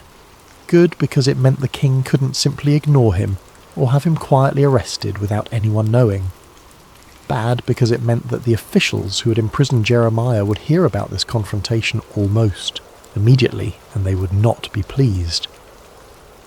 Obed-Melech approached the gate. Guards were posted there, watching the comings and goings of people entering and leaving the city. Officials and petitioners milled about, waiting for their chance to speak to the king or conducting their own business. Zedekiah sat in a chair under a canopy that provided shade from the sun. He looked tired. The weight of his impossible position, puppet king of a vassal state, torn between competing factions, knowing that no matter what he did, someone would be angry, showed in the lines of his face and the slump of his shoulders. Obed-Melech waited for the right moment. He watched the flow of people approaching the king, gauged when there might be a break in the proceedings. He couldn't afford to be dismissed as just another servant with a minor complaint. He needed the king to actually listen. Finally, his moment came. He stepped forward, moving through the crowd with a confidence he probably didn't feel. The guards let him pass. He was a court official, after all, recognized as someone who worked in the royal household. He approached the king's seat and bowed, showing the proper respect. Zedekiah looked up, mildly curious. This wasn't a scheduled appointment. Obed-Melech wasn't on the list of people who were supposed to speak to him that day, but the king had learned, over years of political manoeuvring, that sometimes the most important information came from unexpected sources. "My lord the king," Obed-Melech began, his voice steady despite the hammering of his heart. He didn't shout. He didn't accuse. He didn't make a grand speech about justice and righteousness. Instead, he spoke plainly, directly, and with the kind of moral clarity that cuts through political manoeuvring like a knife through cloth. These men have acted wickedly in all they have done to Jeremiah the prophet. They have thrown him into a cistern where he will starve to death when there is no longer any bread in the city. It was a simple statement of fact, but it was also an indictment. Obed-Melech wasn't just pointing out that Jeremiah had been imprisoned. He was making it absolutely clear that this was murder, that the officials had taken it upon themselves to execute a man without trial, without due process, without the king's explicit order. The phrase "starved to death" was particularly pointed. By the time Jeremiah actually died of starvation, assuming he didn't suffocate in the mud first, the city would be under siege, supplies would be running low, everyone would be hungry, and they could all pretend that Jeremiah had simply died of the same famine that was afflicting everyone else, rather than being deliberately murdered by being thrown into a pit. It was a clever way to kill someone while maintaining plausible deniability, and Obed-Melech was calling it out for what it was. More than that, he was putting the responsibility for what happened next squarely on Zedekiah's shoulders. The king could not claim ignorance now. He could not say he didn't know what the officials had done. A member of his own household had just told him, in public in front of witnesses, that a prophet was dying in a cistern and that the men responsible had acted wickedly. If Zedekiah did nothing, he would be complicit in Jeremiah's murder. The blood would be on his hands. For a moment, no one spoke. The people who had been milling around the gate grew quiet, sensing that something significant was happening. The guards shifted uncomfortably, unsure if they should intervene, but not yet seeing any clear reason to do so. The officials who were present, not the ones who had imprisoned Jeremiah, but others who had been waiting to speak to the king, watched with a mixture of curiosity and calculation, already thinking about how this development might affect their own positions. Zedekiah looked at Obed-Melech, really looked at him, perhaps for the first time, saw a foreign servant who had no obligation to care about the fate of a Jewish prophet, saw a man with no power, no protection, no reason to risk his own life by speaking up. And yet here he was, speaking up anyway. The king's expression shifted. Maybe it was shame. Maybe it was respect. Maybe it was just the sudden realization that he had allowed something terrible to happen because he was too weak to stand up to his advisors. Whatever it was, something inside Zedekiah responded to Obed-Melech's courage. And in a moment that no one could have predicted, the king made a different choice than the one he had made just hours or days earlier when he had given the officials permission to imprison Jeremiah. He decided to do the right thing. Chapter 5. Permission granted. Zedekiah surprised everyone. "Take 30 men from here with you," he told Obed-Melech, his voice firmer than it had been in a long time, "and lift Jeremiah the prophet out of the cistern before he dies." 30 men. That was significant. Obed-Melech had only asked for permission to rescue Jeremiah. He hadn't specified how many people he would need, but Zedekiah, perhaps in a rare moment of political shrewdness, was giving him enough manpower to make a statement. 30 men meant this wasn't a secret operation. It wasn't something that could be undone or covered up later. With 30 witnesses, word would spread throughout the palace and the city. The officials who had imprisoned Jeremiah would have to accept that their decision had been overruled. They might still be angry, but they would be less likely to retaliate against Obed-Melech if the rescue was carried out with the king's full authority and in front of dozens of witnesses. It was, in its own way, a form of protection.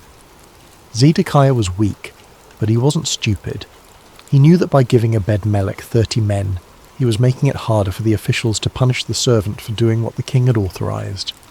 Obed-Melech bowed and accepted the order. He didn't waste time celebrating or thanking the king profusely. Every moment that passed was another moment that Jeremiah was sinking deeper into the mud, losing strength, possibly dying. He gathered the men quickly. Some were guards, others were servants like himself. A few were workers from the palace grounds. The important thing was that they were there, ready to help and operating under the direct authority of the king. But here's where something remarkable happens. something that reveals the kind of person Obed-Melech truly was. He didn't just rush to the cistern and start pulling Jeremiah out. He didn't let urgency override thoughtfulness. Instead, he took the time to prepare properly. He went to the palace storeroom first. This was a space where old materials were kept, things that were no longer useful for their original purpose, but hadn't been thrown away yet. Worn-out clothing, torn fabric, rags that had been used for cleaning and then set aside. Obed-Melech gathered armfuls of these materials, old rags, worn-out clothes, anything that was soft and could provide padding. Then he took ropes, strong ones, the kind used for hauling water or lifting heavy loads, and brought everything to the cistern. By this time, word had spread. People were starting to gather. Servants and guards who had heard about the confrontation at the Benjamin Gate. Citizens who had seen the group of 30 men moving through the palace complex with purpose. Even some of the officials who had been in Zedekiah's court, curious about what was happening. The cistern was in the courtyard of the guard, a space that had suddenly become very public. Obed-Melech ignored the onlookers. He focused on the task at hand. When he reached the edge of the cistern and looked down, he could barely see Jeremiah in the darkness below. The prophet was still alive, but barely. He had sunk deep into the mud, which was now up to his chest. His face was pale, covered in grime. His breathing was laboured. "Jeremiah," Obed-Melech called down, "we're going to get you out, but I need you to do exactly as I say." His voice was calm, authoritative. This was a rescue operation, and it needed to be done carefully. If they just threw a rope down and tried to pull Jeremiah up by his arms or around his torso, they could injure him. The rope could cut into his skin. His joints could be wrenched. He was already weakened by exposure and lack of food. A careless rescue could cause as much harm as the imprisonment itself. So Obed-Melech explained what he wanted Jeremiah to do. "I'm going to lower rags and old clothes down to you," he said. "Put them under your arms, around your torso, anywhere the rope will touch your body. Pad yourself as much as you can. Then I'll lower the ropes and we'll pull you up slowly." It was a brilliant solution. The cloth would act as cushioning, protecting Jeremiah's body from the ropes and distributing the pressure more evenly. It would make the process safer and less painful. Obed-Melech lowered the bundle of cloth first. Jeremiah, exhausted and barely able to move in the thick mud, did his best to follow the instructions. He stuffed the rags under his arms, wrapped pieces of cloth around his torso, created as much padding as he could manage. Then Obed-Melech lowered the ropes. The men positioned themselves around the cistern, taking hold of the ropes, ready to pull in a coordinated effort. They couldn't just yank on the ropes. They needed to pull steadily, evenly, giving Jeremiah time to be lifted out of the sucking mud without being injured in the process. "Ready?" Obed-Melech asked the men. They nodded. "Pull slowly." Chapter 6. The Rescue. They pulled. The ropes went taut. There was resistance at first. The mud didn't want to let go of its victim. It clung to Jeremiah's body, sucking at his legs, his torso, trying to pull him back down. But the men were strong, and there were 30 of them. Slowly, inch by inch, Jeremiah began to rise. The mud released him gradually, reluctantly. First his legs became visible, covered in thick, dark sludge. Then his torso, wrapped in the rags and old clothes that Obed-Melech had so carefully provided. Then his arms. The men pulled steadily, pacing themselves. This wasn't a race. This was a careful extraction of a man who had been through an ordeal, and whose body was fragile after days in a pit. Obed-Melech supervised the whole operation, watching the ropes, watching Jeremiah, making sure nothing went wrong.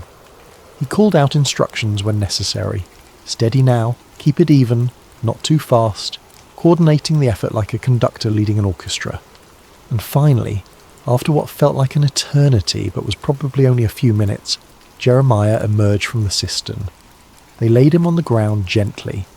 He was covered in mud, exhausted, barely able to speak. But he was alive. For a moment everyone just stood there. Everyone just looking at the prophet they had pulled from what should have been his grave. Some of the onlookers were silent, perhaps ashamed that they had allowed this to happen in the first place.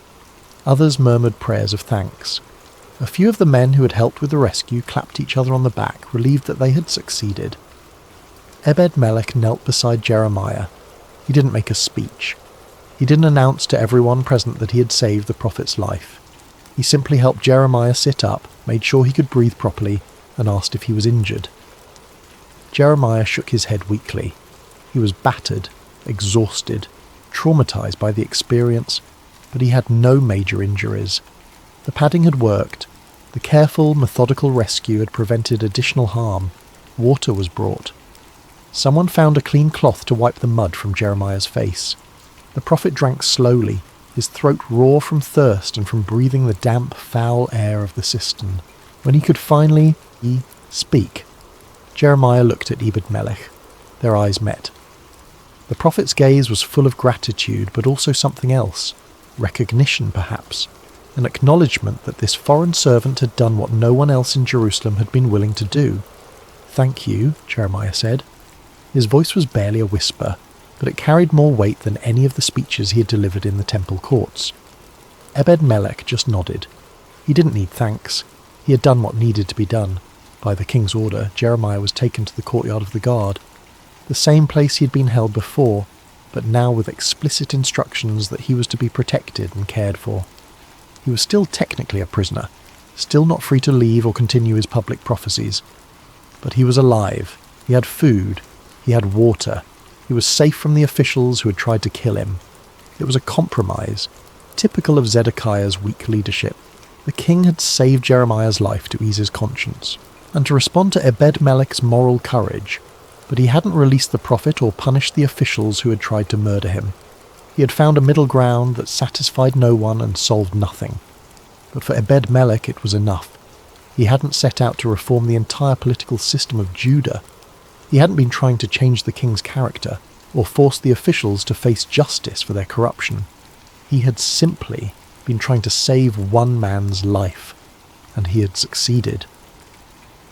The crowd dispersed gradually. The guards returned to their posts. The servants went back to their duties. Life in the palace complex returned to normal, or as normal as anything could be in a city waiting for destruction. Obed-Melech, the Cushite servant who had risked everything to speak truth to power, returned to his own duties as well. He didn't receive a promotion. He wasn't honoured or celebrated. His name didn't become famous throughout Jerusalem. He had acted not for recognition or reward, but because it was the right thing to do. And in a city where everyone else had chosen silence or self-interest or political calculation, that made him extraordinary. But the story wasn't over, because consequences were still coming. For Jerusalem, for Judah, for everyone who lived in that city, whether they were powerful officials or foreign servants or prophets who spoke uncomfortable truths, judgment was still approaching, and nothing, not even one man's courage, could stop it. Chapter 7. Consequences still come. Jeremiah's rescue didn't change the course of history. Babylon still came. King Zedekiah, unable to make a firm decision, eventually did try to rebel against Nebuchadnezzar. It was a disastrous choice. The Babylonian army laid siege to Jerusalem, cutting off food and supplies. The city starved. When the walls were finally breached, Zedekiah tried to flee under cover of darkness. He was captured near Jericho and brought before Nebuchadnezzar. The Babylonian king forced Zedekiah to watch as his sons were executed. Then they gouged out his eyes, chained him, and took him to Babylon, where he would die in captivity. Jerusalem was destroyed. The temple, the centre of Jewish worship, the symbol of God's presence among his people, was burned to the ground. The city walls were torn down. Most of the population was either killed or taken into exile. Everything Jeremiah had warned about came to pass. Faith does not prevent suffering. It does not guarantee safety or comfort or earthly reward. But it does shape how we respond to suffering, and it does matter, even when the consequences seem inevitable. Obed-Melech had saved one life in a city that was about to lose thousands. In the scope of history, it might seem like a small thing. But it wasn't small to Jeremiah, and it wasn't small to God. Chapter 8. A Promise Remembered. Before the fall of Jerusalem, God spoke to Obed-Melech through Jeremiah. It's recorded in the book of Jeremiah, chapter 39. After the city had fallen and chaos reigned, Jeremiah was given a message specifically for the Cushite servant who had saved his life. "Go and tell Obed-Melech the Cushite," God said. "This is what the Lord Almighty, the God of Israel, says. I am about to fulfill my words against this city, words concerning disaster, not prosperity. At that time they will be fulfilled before your eyes. But I will rescue you on that day, declares the Lord. You will not be given into the hands of those you fear. I will save you. You will not fall by the sword, but will escape with your life, because you trust in me, declares the Lord." Read that again. God didn't promise Obed-Melech wealth. He didn't promise him power or recognition or a place in history. He promised him survival, safety, life. And he said it was because Obed-Melech trusted in him. Think about what that means. Obed-Melech's act of courage, approaching the king, speaking up for a prophet, risking his own safety, was an act of faith. He trusted that doing the right thing mattered, even when it was dangerous, even when it seemed futile, even when no one else was willing to act, and God saw it. In a city full of officials who were corrupt, a king who was weak, and a population that had turned away from justice, one man stood out. A foreigner, a servant, a man with no power except the power to choose, and his choice was remembered. Epilogue. The faith that intervened. Obed-Melech's name appears only briefly in the Bible, a few verses in Jeremiah chapter 38 and 39. If you weren't paying attention, you might miss him entirely. He wasn't a prophet like Jeremiah. He didn't perform miracles. He didn't lead armies or write scriptures or found movements. He was just a man who saw injustice and couldn't stay silent. And yet, his faith saved a life. More than that, it preserved the voice of a prophet who would go on to speak some of the most important words in Scripture. Jeremiah's writings would survive the fall of Jerusalem. His prophecies would be read for thousands of years. His call to repentance, justice, and faithfulness would echo through history. And none of that would have happened if Obed-Melech had stayed quiet. That's the thing about courage. We don't always know what our actions will lead to. We don't always see the full consequences of our choices. Sometimes all we can do is take the next right step, trusting that it matters even if we never see the results. Obed-Melech didn't save Jerusalem. He didn't stop the Babylonian invasion. He didn't prevent the exile, but he saved one man. And sometimes that's enough. Sometimes that's everything. There are moments in life when the world seems to be crumbling, when corruption and fear and apathy dominate every system, when speaking up feels pointless because you're just one person with no power, no influence, and no guarantee that anything you do will make a difference. Those are the moments when faith becomes most important. Not faith that everything will turn out fine. Not faith that your courage will be rewarded with success or safety or recognition. But faith that doing the right thing matters. That justice is worth pursuing even when it's costly. That one voice, speaking in the right moment, can change everything for at least one person. Obed-Melech didn't know that his name would be remembered in Scripture. He didn't know that thousands of years later people would still be talking about what he did.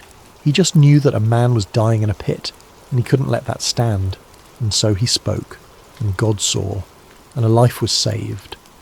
That's the kind of faith that intervenes, the kind that doesn't wait for perfect conditions or guaranteed outcomes, the kind that acts because silence is not an option, the kind that trusts, even in the darkest moments, that courage matters, because sometimes the most important thing we can do is simply refuse to be silent when everyone else has chosen fear. Obed-Melech was a servant, a foreigner, a man with no power, but when it mattered most, he was the one person in all of Jerusalem who had the courage to speak. And because of that, a prophet lived, a voice was preserved, and a story of faith, quiet, humble, and unshakable, was written into history. Closing reflection. Not every act of faith changes the world, but every act of faith changes something. Obed-Melech didn't stop a war. He didn't prevent a tragedy. He didn't save a city, he saved one man, and in doing so, he demonstrated a truth that echoes through every generation. That courage doesn't always look like power, that faith doesn't always look like victory, and that sometimes the most important thing we can do is simply act when everyone else has chosen to look away. God sees the faith that intervenes. He remembers the ones who speak when silence would be safer, and he keeps his promises to those who trust him, even when the world is falling apart around them. Obed-Melech is proof of that, a forgotten servant who became an unforgettable example of what it means to act in faith, to speak when no one else will, to intervene when injustice demands it, to trust that doing the right thing matters, even when the outcome is uncertain. Because in the end, that's what courage is, not the absence of fear.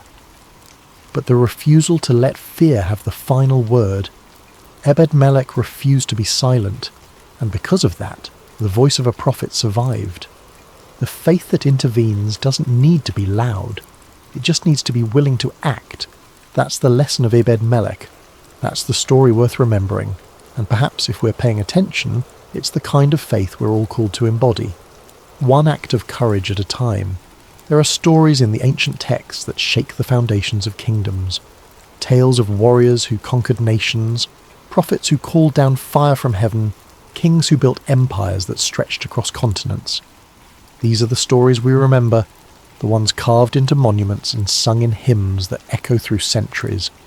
But tonight, we're going to talk about a different kind of story, a quieter one, the kind that happens in the margins of history, performed by someone whose name most people would never recognize.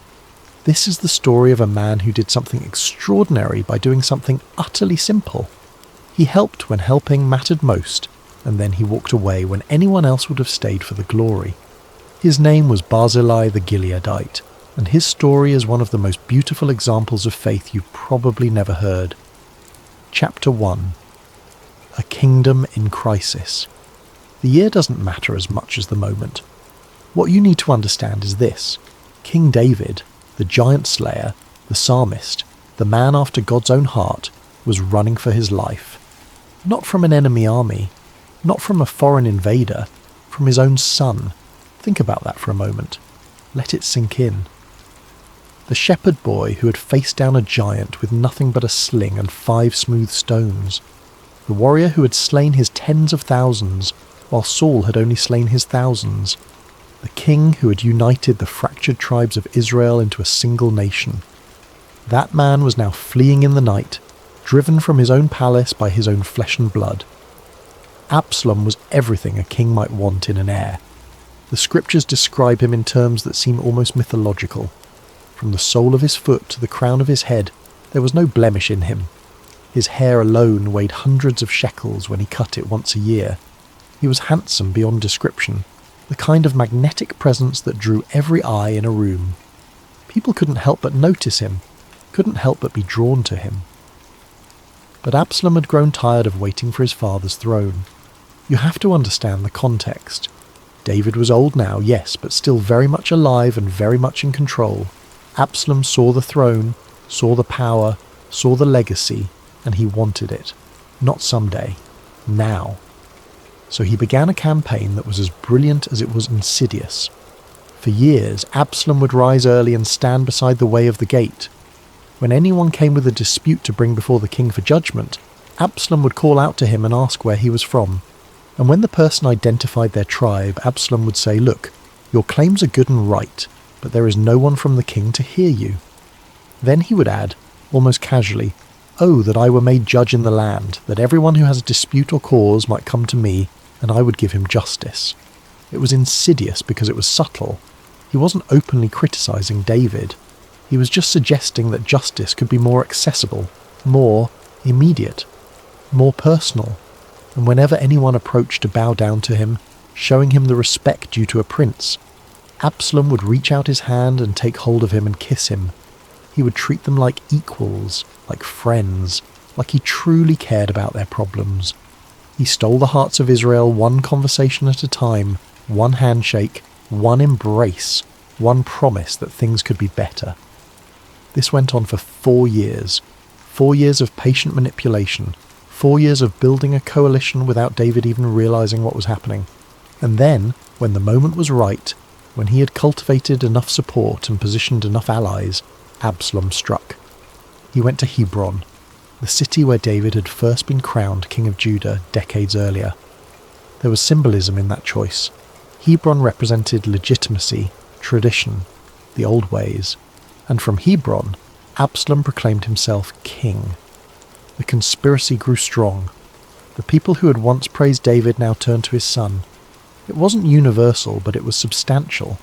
Substantial enough that David, hearing the news, realized immediately that he was in mortal danger. The rebellion came swift and brutal. Word reached Jerusalem that Absalom had declared himself king, that he was gathering an army, that he was marching on the capital. David had to make a choice, and he had to make it quickly. He could stay and fight, fortify Jerusalem, turn the city into a fortress and dare Absalom to take it. But David was a military genius, and he understood immediately what that would mean. Jerusalem was not designed to withstand a siege from within. If he stayed, the city would become a battlefield. Blood would run through the streets where David had walked in worship. Buildings would burn. Innocent people would die. The city he had made the capital of Israel, the city where he had brought the Ark of the Covenant, would be destroyed in a civil war. So David made a choice that must have torn his heart in two. He fled. Picture the scene, and really try to see it in your mind. The king who had defeated Goliath, who had united a fractured nation, who had brought the Ark of the Covenant to Jerusalem with dancing and celebrations so exuberant that his wife Michal had despised him for it, now walking out of his own city in shame. His household followed him, his loyal servants, the soldiers who had fought beside him for decades. They left in the night, a procession of the faithful and the fearful, abandoning the palace, the throne, everything David had built over a lifetime of warfare and diplomacy. David was old now, not ancient, but worn. The years of warfare had taken their toll. The battles against the Philistines, the Moabites, the Ammonites, the Edomites, the political manoeuvring required to keep 12 fractious tribes unified, the family tragedies that had marked his later years, his daughter Tamar violated by her half-brother Amnon, his ordering of Amnon's death in revenge, his estrangement from Absalom that followed, the weight of his sin with Bathsheba, and the death of their first child. All of it had carved deep lines into his face. His joints ached in the morning now. His wounds from decades of combat troubled him in cold weather. His heart was heavy not just with fear, but with a grief that ran deeper than any wound he had received in battle. This wasn't just a military defeat. This was personal betrayal on a level that cuts to the very core of what it means to be human. This was his own son trying to kill him. His own son whom he loved despite everything, whom he had forgiven for killing Amnon, whom he had welcomed back to Jerusalem after years of exile. That son was now hunting him like an animal. As they walked, David wept. The scriptures tell us he went up the Mount of Olives, weeping as he went, his head covered, walking barefoot as a sign of mourning. It was the posture of ultimate humiliation, of grief so profound that normal comportment was impossible. And all the people who were with him covered their heads and went up weeping. It was a procession of sorrow, of loss, of fear. Imagine being there. Imagine being one of the servants who had spent years in the palace, comfortable and secure, now walking into the wilderness with nothing but what you could carry. Imagine being one of the soldiers who had fought for David through countless battles, now facing the prospect of fighting against other Israelites, maybe even friends and relatives who had sided with Absalom. There's something about that image that cuts through time, that speaks to something universal in the human experience. The most powerful man in the kingdom reduced to a refugee. The king who had everything, now with almost nothing.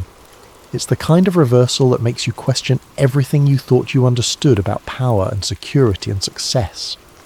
The uncertainty must have been suffocating. Questions with no good answers swirled through every mind. Would Absalom pursue them immediately?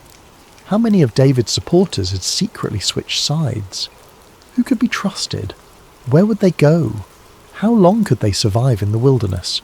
How would they feed this many people?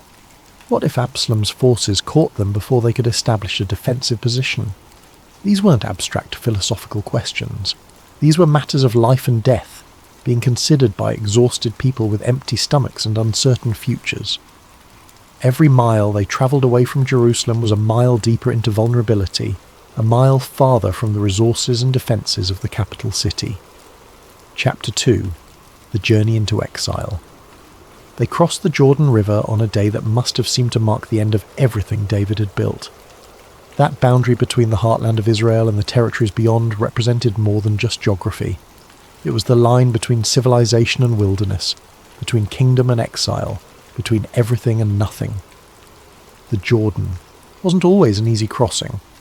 Depending on the season and recent rainfall, it could be treacherous. But even when the waters were calm, crossing it with hundreds of people, carrying what possessions they could manage, herding what animals they had brought, was a logistical challenge that must have taken hours. Hours during which David and his commanders would have been acutely aware that they were vulnerable, exposed, strung out along the riverbank with no defensive position. Think about what it means to cross a river like that. You can't take wagons heavy with supplies across easily. You can't bring the comforts of palace life. You have to prioritise, make hard choices about what matters enough to carry and what has to be left behind. Food and water, weapons and armour, basic bedding. Everything else becomes negotiable. David's company was substantial. The scriptures don't give us exact numbers, but we're talking about his household, which included multiple wives and concubines, their children, their servants, his personal guard, the mighty men who had been with him since his outlaw days in the wilderness fleeing from Saul, additional soldiers loyal to him, administrators and advisors. We're probably talking about hundreds of people, possibly more than 1,000 when you count everyone. And they were unprepared. You don't flee a palace with supply wagons and months of provisions carefully packed and organised. You leave with what you can grab in the chaos of evacuation. You hope that what you're carrying will be enough to reach somewhere that you can resupply. You pray that you'll find allies willing to help. The Jordan crossing marked a psychological boundary as much as a physical one. On one side was the kingdom David had built over decades of conquest and consolidation, the 12 tribes united under one crown. Jerusalem with its growing temple complex and palace, the structures of government and commerce that made Israel a real nation, rather than just a collection of tribal territories. On the other side was wilderness, uncertainty, exile, territory that was technically part of the broader kingdom, but far from the centres of power and wealth. He had been here before, decades earlier, running from King Saul. Back then he'd been young, in his 20s or early 30s, strong and fit and fast. He had been able to live on the run for years, hiding in caves, gathering a band of warriors, surviving through his wits and his sword arm and God's protection. But then he'd been young, with everything ahead of him, with the promise of the throne waiting in his future. Samuel had anointed him as a boy. He knew somehow that if he could just survive, he would be king. Now he was old, probably in his 60s or 70s. The future was far less certain. Yes, he had been anointed by God. Yes, he was the legitimate king. But Absalom was young and charismatic, and had the momentum of rebellion behind him.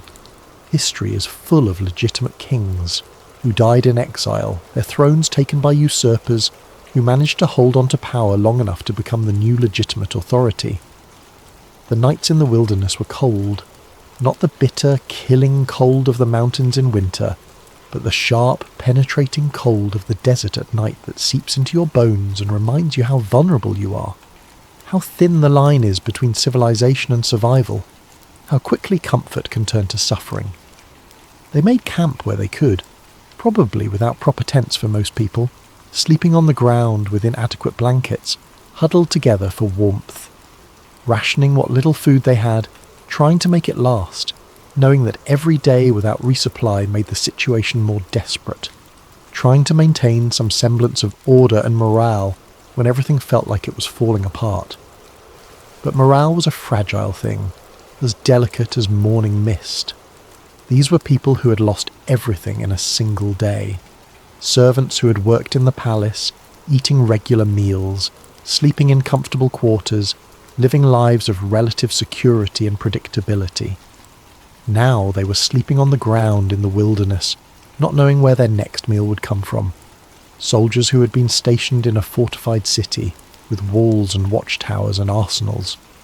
Now they were exposed, vulnerable, depending on their own readiness and the hope that they would see an attack coming in time to mount a defence.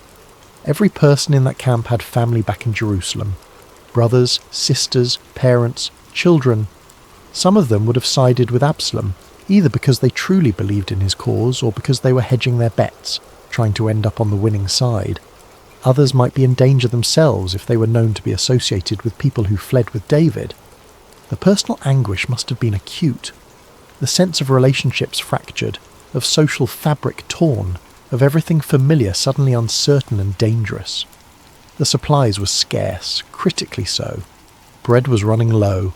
They hadn't been able to bring enough grain to bake fresh loaves indefinitely. The bedding was insufficient for the number of people, meaning that people had to take turns sleeping with adequate covering or simply sleep cold. Every day that passed without resupply made the situation more desperate. Hunger gnaws at morale, cold saps strength, uncertainty breeds fear. And hanging over everything was the question that nobody wanted to voice, but everyone was thinking, what happens if Absalom's forces catch up to us? If Absalom had moved quickly, if he had sent fast-moving cavalry units ahead of his main army, they could have struck David's company while they were exhausted, disorganized, demoralized. It would have been a slaughter. David's mighty men would have fought, certainly, but they couldn't protect everyone. Hundreds of civilians would have died. David himself might have been captured or killed. David couldn't show his fear. Couldn't let his people see the despair that must have gripped him in the quiet moments. He had to project strength, confidence, faith that God would deliver them. He had to be the king, the commander, the man who made decisions and gave orders and kept everyone moving forward. But late at night, lying on the hard ground, staring up at the stars that had once seemed like promises of God's covenant, did he wonder if this was how his story would end? Not in glory, but in exile, defeated by his own son, remembered as the king who lost everything because of his own sins and failures as a father. The stillness of those nights must have been profound, the kind of silence that amplifies every doubt, every regret, every what if. No city sounds, no palace guards changing shifts, just the wind in the grass, the occasional call of a night bird, the rustling of people unable to sleep, lying awake and wondering what tomorrow would bring. This was a king who had everything: the palace, the throne, the kingdom, the wealth, the power, the legacy. And in the span of a few days he found himself with almost nothing. Just the people who chose to follow him, and the clothes on his back, and the faith that somehow, some way, God would not abandon him completely. It's in moments like these that the human soul is tested most severely, not in the dramatic battles where adrenaline carries you through, but in the long cold nights where you have nothing to do but think about everything you've lost and everything you might lose still, where you have to find reasons to hope when hope seems foolish, where you have to keep faith when faith feels like self-delusion. Chapter 3. The Arrival of Barzillai. It was into this desperate moment that an old man arrived, and with him came hope in its most practical form. His name was Barzillai, and he came from Rogelim, a town in Gilead, east of the Jordan. If you're not familiar with the geography, Gilead was the mountainous region east of the river, a land of hills and valleys, of shepherds and farmers, of people who lived at some remove from the centres of power in Jerusalem and Samaria. It wasn't the frontier exactly, but it wasn't the cosmopolitan heart of the kingdom either. It was provincial, traditional, the kind of place where families lived in the same towns for generations, where everyone knew everyone else's business, where life moved at a slower pace than in the cities. Barzillai was not a soldier, not a prophet, not a political figure of any significance in the broader story of Israel. He hadn't fought in David's wars, he hadn't served in the palace. His name appears nowhere in the military rosters or administrative records. He was simply a wealthy man, someone who had prospered through decades of hard work and wise management. A landowner probably. Someone with flocks and herds, with servants and workers, with the kind of wealth that comes from consistent, unglamorous success in agriculture and trade. He was advanced in years. The scriptures describe him as a very aged man, and when he later speaks to David, he identifies himself as 80 years old. 80. In a time when life expectancy was much shorter than today, when disease and war and accident claimed so many before their time, reaching 80 was remarkable. It meant you had survived wars and famines and plagues. It meant you had outlived most of your generation. It meant you carried within you decades of accumulated wisdom and experience. But it also meant your body was failing in all the ways that age brings failure. Your joints ached, your hearing diminished, your vision clouded. Food lost its taste, music lost its appeal. The pleasures that delight the young become muted and distant. You lived increasingly in memory, in the world as it had been rather than the world as it was becoming. Barzillai would have heard about David's flight. News travelled through the region, carried by travellers and traders, by refugees fleeing the coming civil war, by messengers spreading word of the rebellion. The story would have been told and retold, embellished and analysed. In the markets and meeting places of Rogelim, people would have discussed what it meant. Was Absalom the future? Should the towns of Gilead prepare to send tribute to the new king? Was David finished, his glory days behind him, destined to die in exile like so many fallen monarchs? For most people, this would have been interesting gossip, perhaps fodder for speculation about who would ultimately win the civil war. It might have been discussed over evening meals, debated in marketplaces, used as an excuse to talk politics and predict outcomes. But it would have remained abstract, something happening to someone else, far away, not requiring any personal response beyond having an opinion. But for Barzillai, it was a call to action. Why? The scriptures don't tell us his inner reasoning. We don't get a speech where he explains his motivations. We don't have a prophet's vision or a divine command. We just have the action itself. But we can infer some things. Barzillai would have remembered David's early reign, the unification of the tribes, the defeat of the Philistines, the bringing of the ark to Jerusalem, the stability and prosperity that David's rule had brought to Israel. For 80 years Barzillai had lived through various kings and rulers, some good, some bad, some indifferent. He would have known the difference between a king who served his people and one who served only himself. More than that, Barzillai would have understood something fundamental about God's will. David had been anointed by Samuel. He was God's chosen king. Yes, he had sinned grievously with Bathsheba. Yes, he had failed as a father. Yes, his family was a mess of violence and betrayal. But none of that changed the fundamental reality that God had called David to be king over Israel. Absalom might be handsome and charismatic, but he had no divine mandate.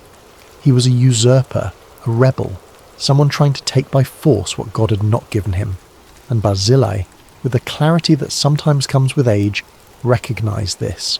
So he gathered provisions, not a token gift, not a symbolic gesture, a serious supply operation that must have required substantial planning and resources.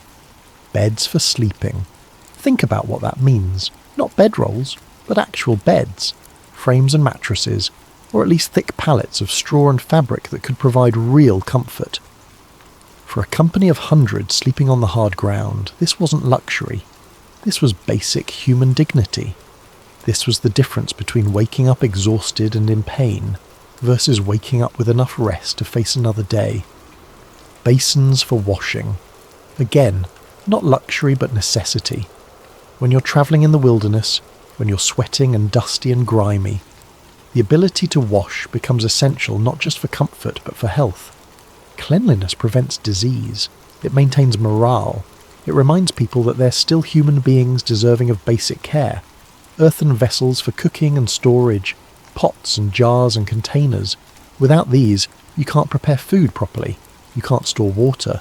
You can't maintain the basic infrastructure of feeding hundreds of people day after day. Wheat and barley, the staples of survival. The grains that could be ground into flour and baked into bread. Bread is life in that culture. It's not a side dish.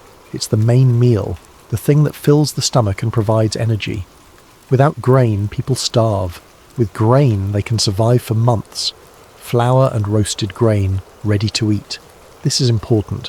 Flour needs to be baked, which requires time and fuel and some degree of stability, but roasted grain can be eaten immediately. For people who are exhausted and hungry, who might not have the resources or time to bake bread, roasted grain is instant nourishment. Beans and lentils, protein, essential nutrients, the food that sticks to your ribs and keeps you strong. In a culture without refrigeration, dried beans and lentils could last for months, providing reliable nutrition when fresh meat wasn't available. Honey, natural sugar, energy, sweetness in a situation that was bitter in every other way. Honey doesn't spoil, it lasts indefinitely. It could be mixed into other foods or eaten straight for a quick boost of energy. Curds, fermented dairy products that provided protein and fat and could survive for days without refrigeration.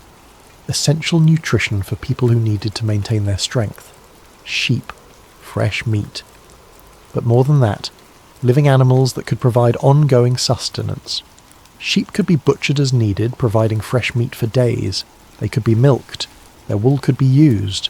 They were wealth on the hoof, resources that kept giving, and cheese from the herd. More dairy, more protein, more fat. Cheese was portable, durable, nutritious. It was perfect travel food, something that could sustain people over long distances and extended periods. This wasn't just food. This was dignity. This was comfort. This was the difference between barely surviving and having the strength to face what came next. This was someone saying, through the language of practical provision, you matter. Your suffering matters. Your needs are real, and they deserve to be met. And Barzillai brought all of this to David and the people with him. Imagine the logistics of this operation. Loading wagons or pack animals with hundreds of pounds of supplies, organising servants to transport everything, making the journey from Rogelim to wherever David was camped. All of this done by an 80-year-old man who could have easily justified staying home, staying safe, staying neutral. There were no grand speeches, no declarations of loyalty written on scrolls and read aloud before witnesses. No political calculations explained and justified.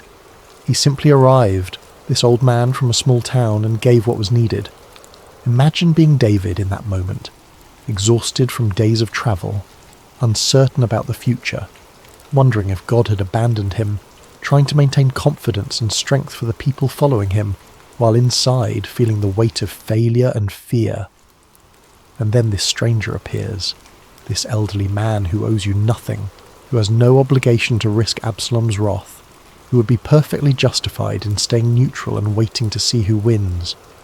And he brings not just food, but restoration, not just supplies, but hope, not just material goods, but a reminder that you're not alone, that someone sees your need and cares enough to meet it.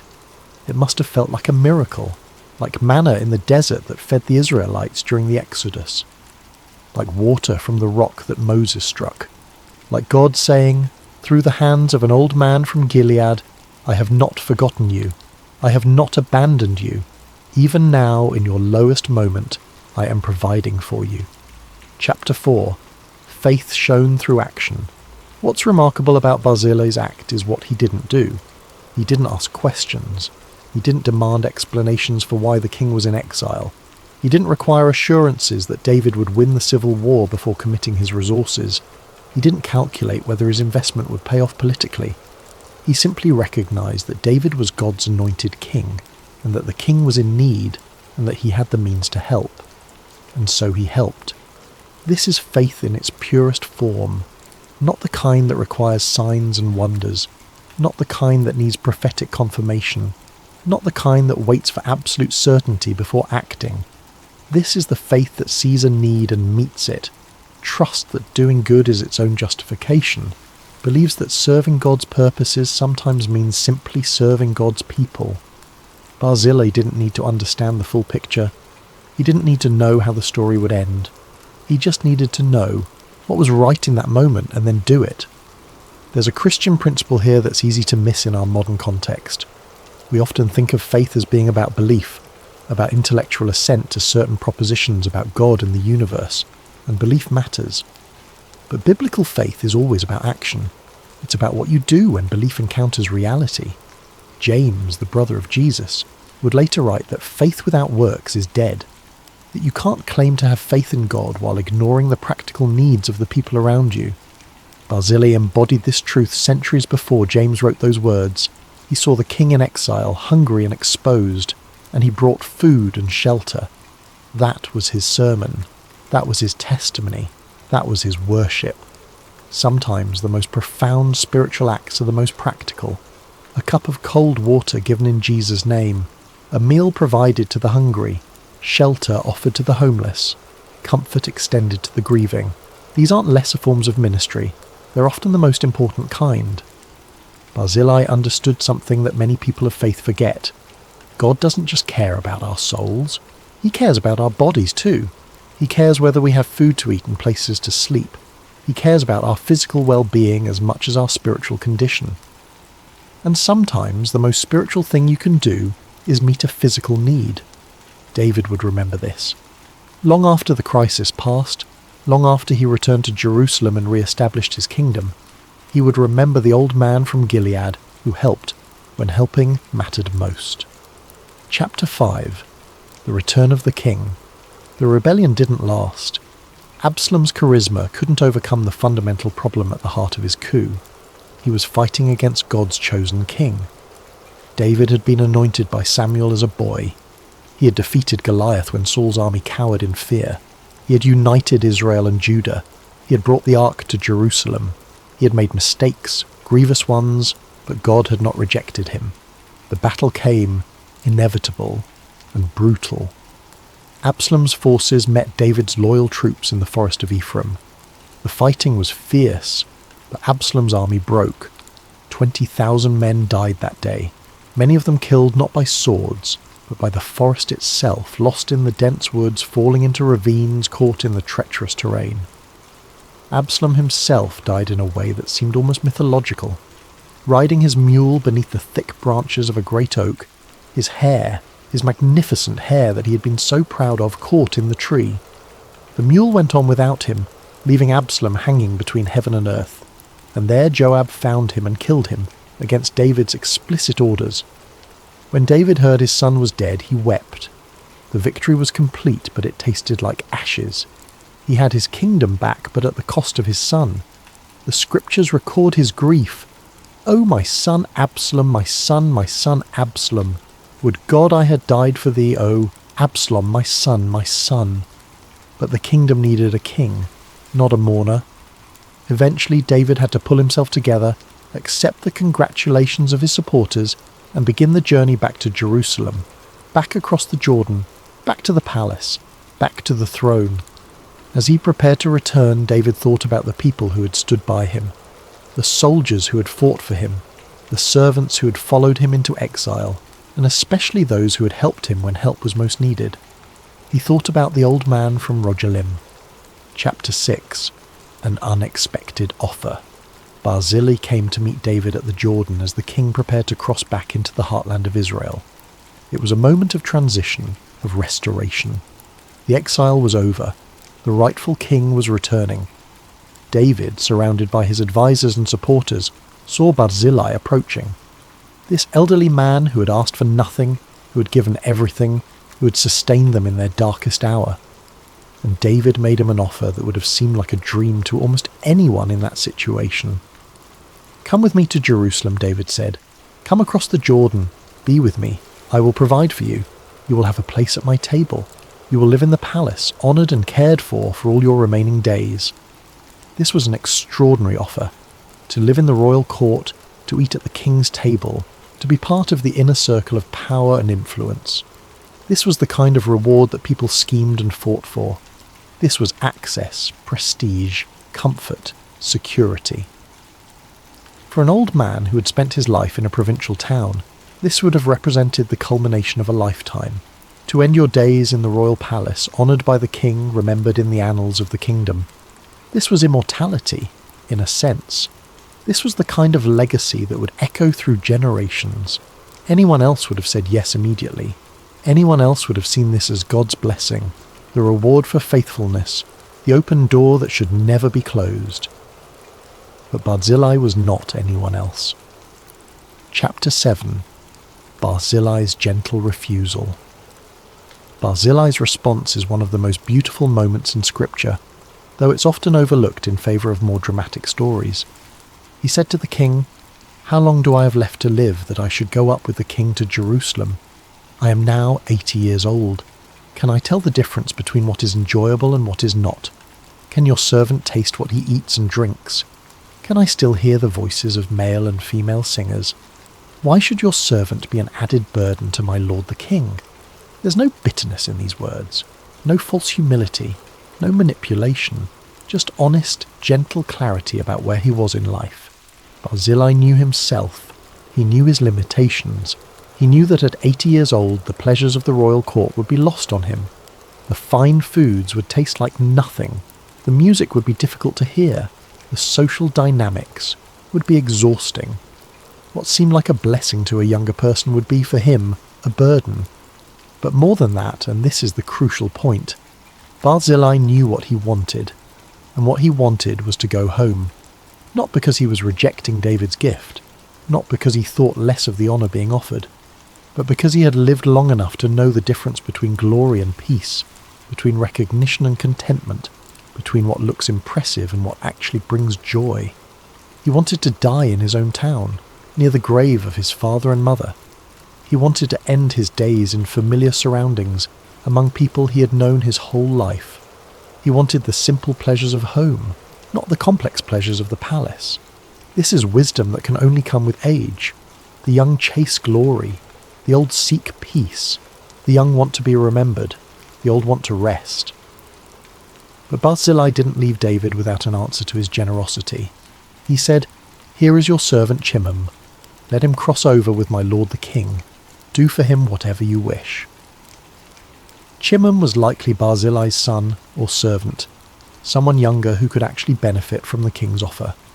Someone who had years ahead of him, who could taste the food and hear the music and build a life in Jerusalem. Barzillai was passing the blessing forward, taking nothing for himself but ensuring that his household would be connected to the king's favour. It was perfect, selfless, wise, peaceful. David could have been offended. Some kings would have been. But David understood. He blessed Barzillai, agreed to take Chimham, and let the old man go home. Chapter 8. Contentment over glory. Let's pause here and consider what Barzillai chose, because it goes against almost everything our culture tells us to value. He chose home over honour. He chose rest over recognition. He chose peace over reward. He chose the familiar over the prestigious. He chose dying well over living gloriously. In our modern world, this seems almost incomprehensible.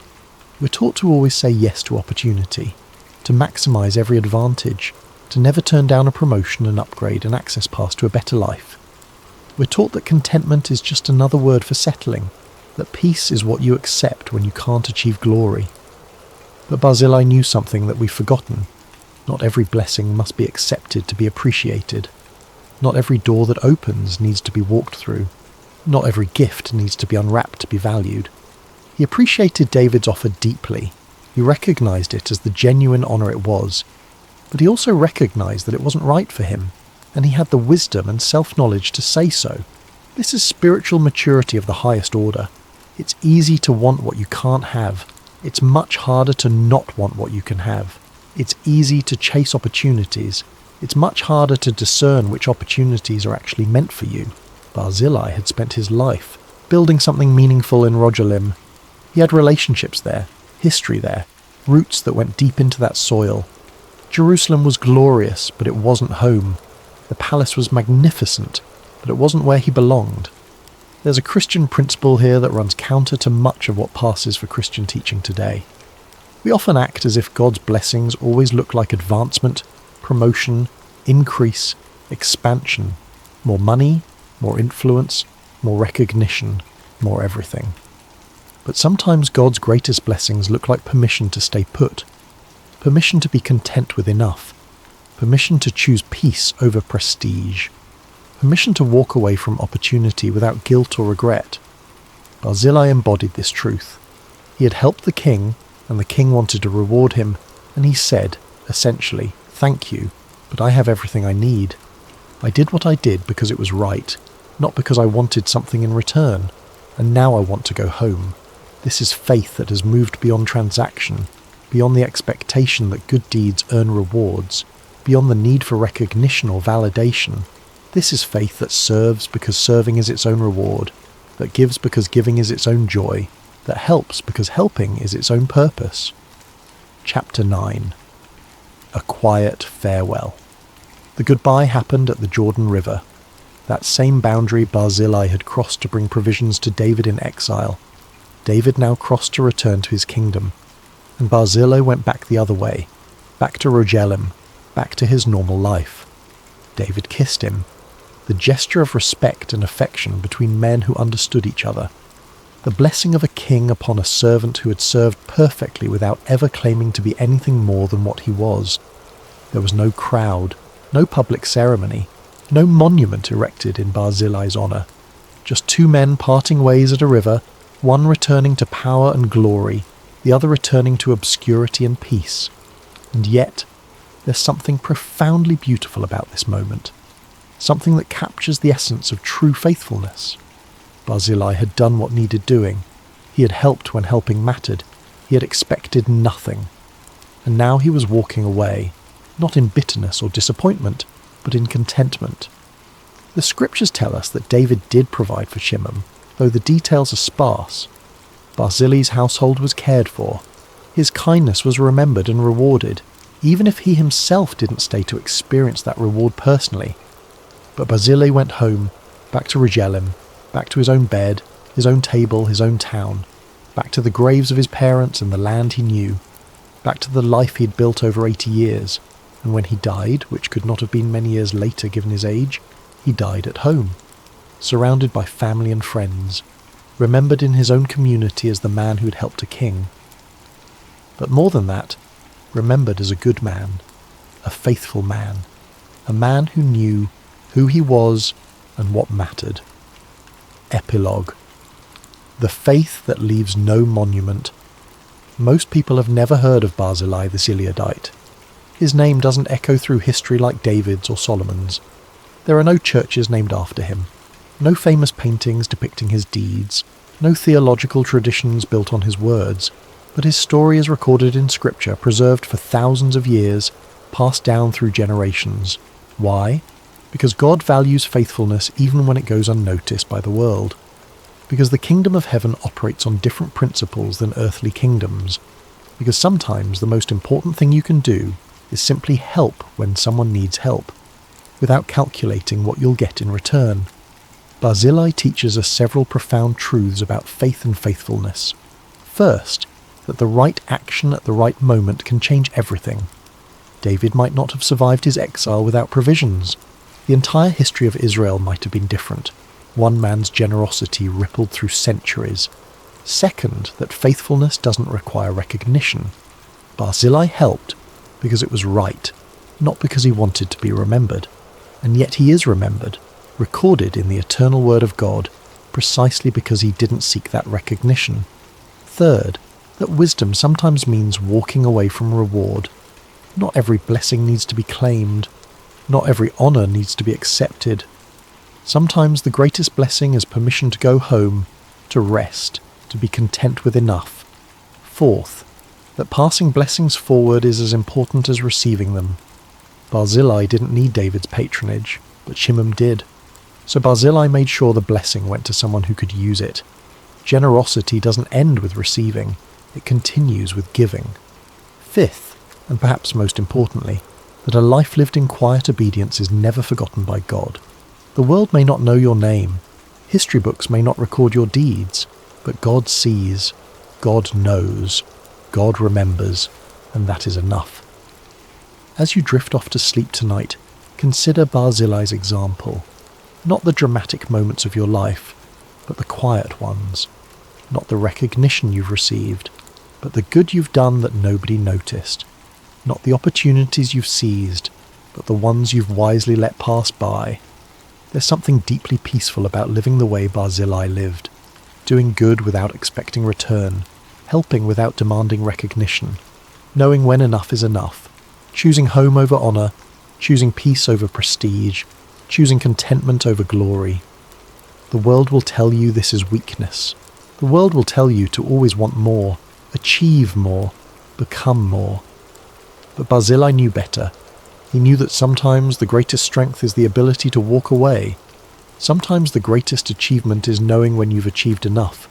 Sometimes becoming more means becoming more content with who you already are. He helped a king and walked away. And in walking away, he demonstrated faith more powerful than armies, wisdom deeper than philosophy, and contentment richer than all the treasures of Jerusalem. In the quiet darkness, as your mind settles into rest, let this truth comfort you. You don't have to be famous to be faithful. You don't have to be remembered by the world to be remembered by God. You don't have to achieve greatness to live greatly. Sometimes the most powerful thing you can do is simply help when someone needs help. And then, when the moment passes, go home in peace. Sleep well, knowing that quiet faithfulness is never wasted, that simple kindness is never forgotten, and that a life lived in contentment is a life well lived. The story of Barzillai the Gileadite is finished, but its truth continues, echoing through the centuries, whispering to all who have ears to hear, do good, expect nothing, and rest in peace. Good night. There are moments in history that seem unremarkable at first glance. A king makes a decision, a prophet speaks a warning, a door closes quietly on an opportunity that will never return. But sometimes these small moments reveal something profound about the human condition, about the space between faith and self-reliance, between humility and pride. Tonight's story takes us to the ancient kingdom of Judah during a period most historians would describe as relatively peaceful.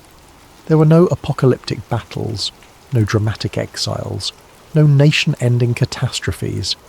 Instead, there was something far more dangerous, a slow drift away from the very foundation that had brought success in the first place.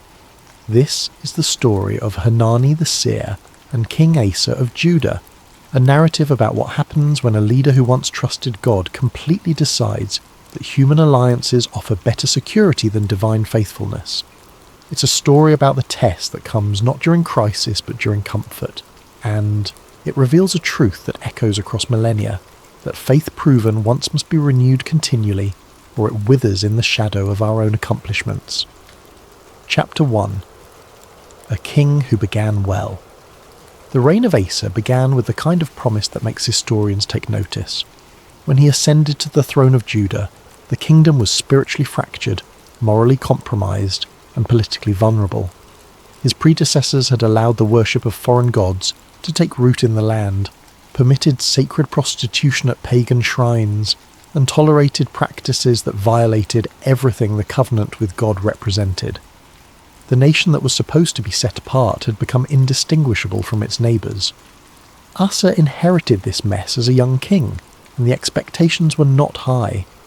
But something in Asa was different. Perhaps it was the influence of his grandmother Maacah, whom he would later remove from her position as queen mother due to her idol worship. Perhaps it was the counsel of faithful priests who had maintained their devotion despite the surrounding corruption. Or perhaps it was simply a genuine encounter with the God of his ancestors that convinced him the old ways needed to be restored. Whatever the catalyst, Asa made a decision that would define the first decades of his rule. He would return Judah to covenant faithfulness regardless of the cost. The reforms began systematically. Asa ordered the removal of foreign altars throughout the kingdom. He broke down the sacred stones that had been erected to Canaanite deities. He cut down the Asherah poles that stood as symbols of fertility goddess worship. These weren't merely symbolic gestures. In the ancient world, removing religious objects was a direct challenge to the power structures that supported them. Priests lost income, influential families lost status, political alliances built on shared worship practices became strained. But Asa pressed forward, convinced that the spiritual health of the nation mattered more than temporary political convenience. He restored the altar of the Lord that stood in front of the temple portico. He called the people to renew their commitment to the covenant. He assembled the nation, and led them in sacrifices and celebrations that recalled the faithfulness of God to their ancestors. The chroniclers record that Asa commanded Judah to seek the Lord, the God of their fathers, and to obey his laws and commands. It was comprehensive spiritual renewal, the kind that reshapes not just religious practice but national identity. The result was remarkable. God granted Asa rest on every side. No enemies rose against Judah during these early years. The kingdom experienced peace and prosperity. Asa used this period of stability to fortify the cities of Judah, building up defences and organising the military. He told the people that because they had sought the Lord, God had given them rest, and they built and prospered. But the real test of Asa's faith came not during the reforms, but afterward, when military threat emerged from an unexpected direction. Zerah the Cushite, commanding a massive army, marched against Judah. The numbers were overwhelming. Judah's organised but relatively modest forces faced an invasion force that included hundreds of thousands of soldiers and 300 chariots. By any conventional military calculation, Judah should have been crushed. Asa's response in that moment defined his early reign. He didn't panic. He didn't immediately seek foreign alliances. He didn't try to negotiate a settlement. Instead, he called out to the Lord his God in a prayer that has echoed through history. Lord, there is no one like you to help the powerless against the mighty. Help us, Lord our God, for we rely on you, and in your name we have come against this vast army. Lord, you are our God. Do not let mere mortals prevail against you. It was a prayer of absolute dependence, a public acknowledgement that Judah's survival rested entirely on divine intervention, and God responded. The chroniclers record that the Lord struck down the Cushites before Asa and Judah. The invading army was routed so completely that they could not recover. Judah pursued them and carried off plunder in quantities so vast it took days to collect. They struck down all the surrounding villages, and the fear of the Lord came upon them. This victory established Asa as a king who trusted God, a leader who understood that human strength was insufficient against overwhelming odds. The nation rallied around this narrative. Songs were written about the defeat of Zerah. The temple received generous offerings from the plunder. Asa's reputation as a faithful king spread to neighbouring kingdoms. Everything in his early reign pointed toward a legacy of unwavering trust in divine providence. The kingdom flourished in the aftermath. Trade routes stabilised. Agricultural production increased. The population grew. Jerusalem became more prominent as a religious and political centre. Asa continued building projects, strengthening defences, and organising the administration of justice throughout Judah. By every measurable standard, his kingship was succeeding. The reforms had worked. The faith had been vindicated. God had proven faithful. But success has a way of reshaping our understanding of why success occurred.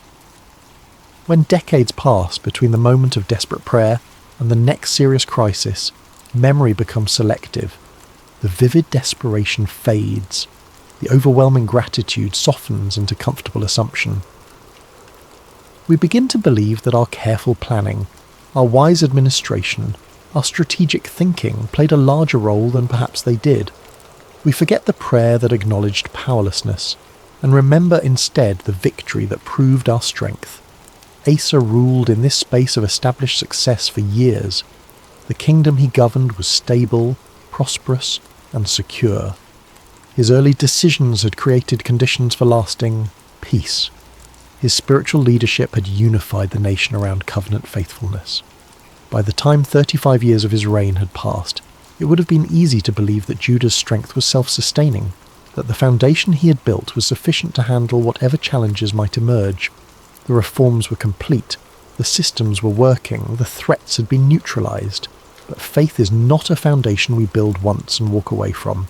It is a relationship we maintain daily, a posture we must continually renew, a dependence we either acknowledge or slowly forget.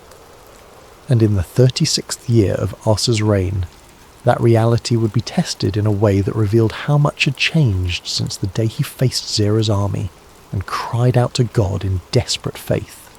Chapter 2. A new threat emerges. The messenger arrived in Jerusalem with news that shifted the political landscape of the entire region. Baasha, king of Israel, had begun fortifying Ramah, a strategic location, just a few miles north of Jerusalem. To understand the significance, you have to grasp the geography. Ramah sat at a critical junction controlling the main road between the northern kingdom of Israel and the southern kingdom of Judah. By fortifying this location, Baasha was effectively establishing a military checkpoint that could control trade, monitor movement, and project power directly toward Jerusalem itself. This wasn't an invasion in the traditional sense. No armies had crossed borders, no battles had been fought. But it was absolutely a hostile act, a strategic move designed to constrain Judah's options and assert Israel's dominance in the region. The fortification of Ramah would prevent anyone from leaving or entering Judah freely. It would disrupt the economic stability Asa had spent decades building. It would make Jerusalem vulnerable to northern aggression in ways that undermined all the defensive preparations Asa had carefully constructed. The situation was serious, but it wasn't hopeless. Judah had resources, the kingdom was stable, the military was well organised, and more importantly, Judah had a history of divine deliverance that dwarfed the current challenge. Asa had faced far worse odds against Zerah's massive invasion force. Compared to that overwhelming threat, Baasha's fortification project was manageable. A king who had once prayed for help against hundreds of thousands of enemy soldiers and 300 chariots could surely trust God to handle a construction project in Ramah. But something had changed in Asa during those 35 years of peace and prosperity. The king who once called out to God in desperate dependence now assessed the situation through a different lens.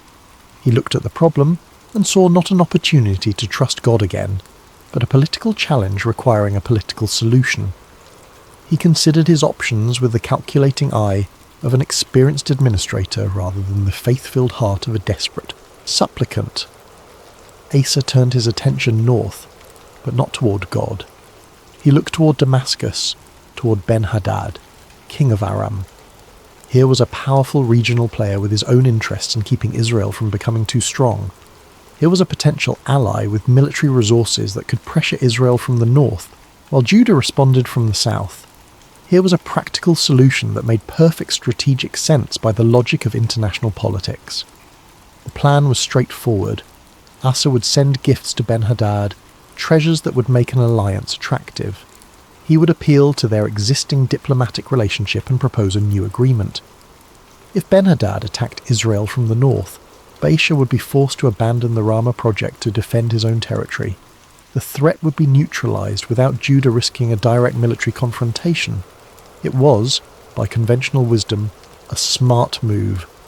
But there was a problem with the plan, one that Asa either didn't recognize or chose to ignore. The treasures he would send to Ben-Hadad weren't just state assets. They were sacred resources, gifts that had been dedicated to God, stored in the temple treasury and the palace treasuries specifically because they represented the covenant relationship between Judah and the Lord. Using these resources to buy a military alliance was more than just a political maneuver. It was a theological statement, a declaration that the treasures dedicated to God could be repurposed for human schemes when circumstances required it. Asa gathered silver and gold from the temple treasuries and from his own palace treasuries.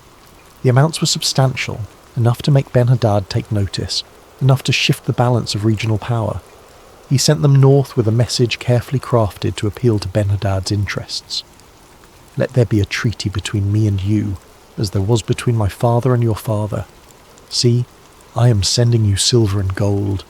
Now break your treaty with Baasha, king of Israel, so he will withdraw from me. The message revealed Asa's thinking. He wasn't approaching this as a matter requiring divine guidance. He was conducting international diplomacy according to the standard practices of ancient Near Eastern politics. You identify shared interests, offer valuable inducements, and construct agreements that benefit both parties. You leverage existing relationships and create new obligations. You use resources strategically to achieve political objectives. It was all very reasonable, very pragmatic, very much in line with how experienced rulers operated. Ben-Hadad agreed to Asa's proposal. The treasures were persuasive, and the strategic logic was sound. He sent his army commanders against the towns of Israel. They conquered several significant locations, capturing territory and disrupting Israel's northern defences. The news reached Baasha quickly, and as Asa had predicted, the king of Israel was forced to respond. He stopped building Ramah and withdrew his forces to deal with the more immediate threat from Aram. The plan worked. By every conventional measure, Asa's strategy had succeeded. The threat to Jerusalem was neutralised. The fortification of Ramah was abandoned. Asa even took the materials Baasha had been using to build up Ramah and used them to fortify Geba and Mizpah, turning his enemy's resources into his own defensive advantage. The kingdom remained secure, trade routes stayed open, the crisis passed without Judah suffering any military casualties. In the royal court, Asa's advisors likely praised his wisdom. The political establishment probably viewed it as masterful diplomacy. The people of Jerusalem, unaware of the deeper theological implications, simply felt relieved that the threat had passed without war coming to their doorstep.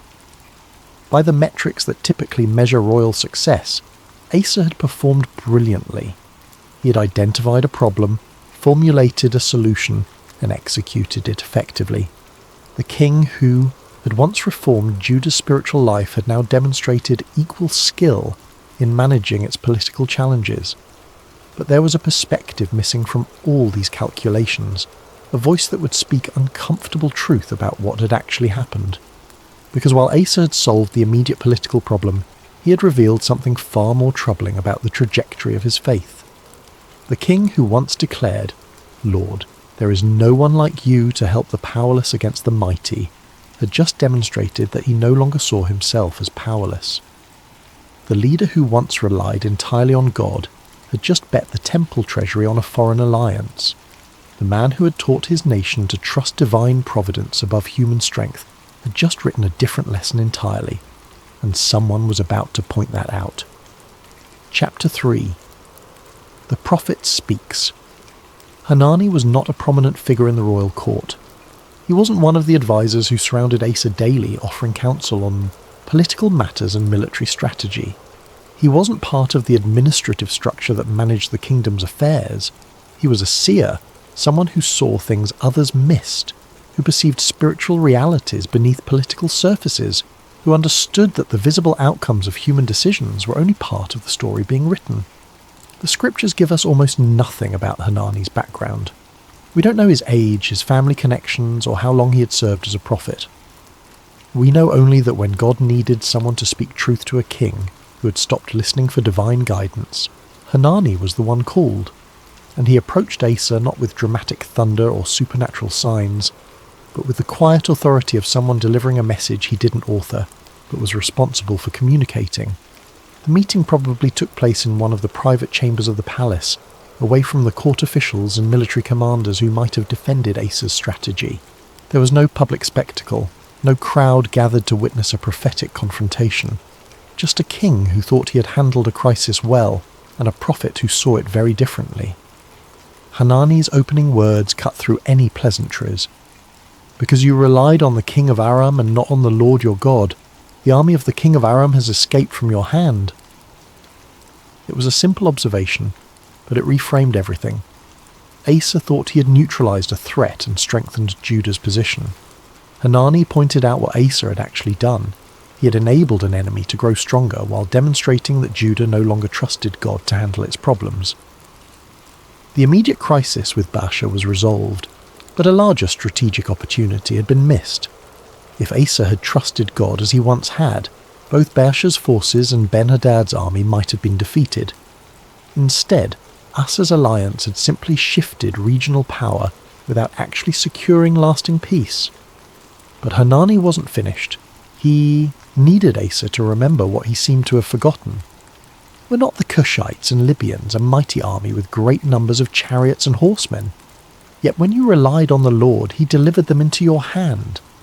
This was the heart of the message. Hanani forced Asa to compare two moments in his reign.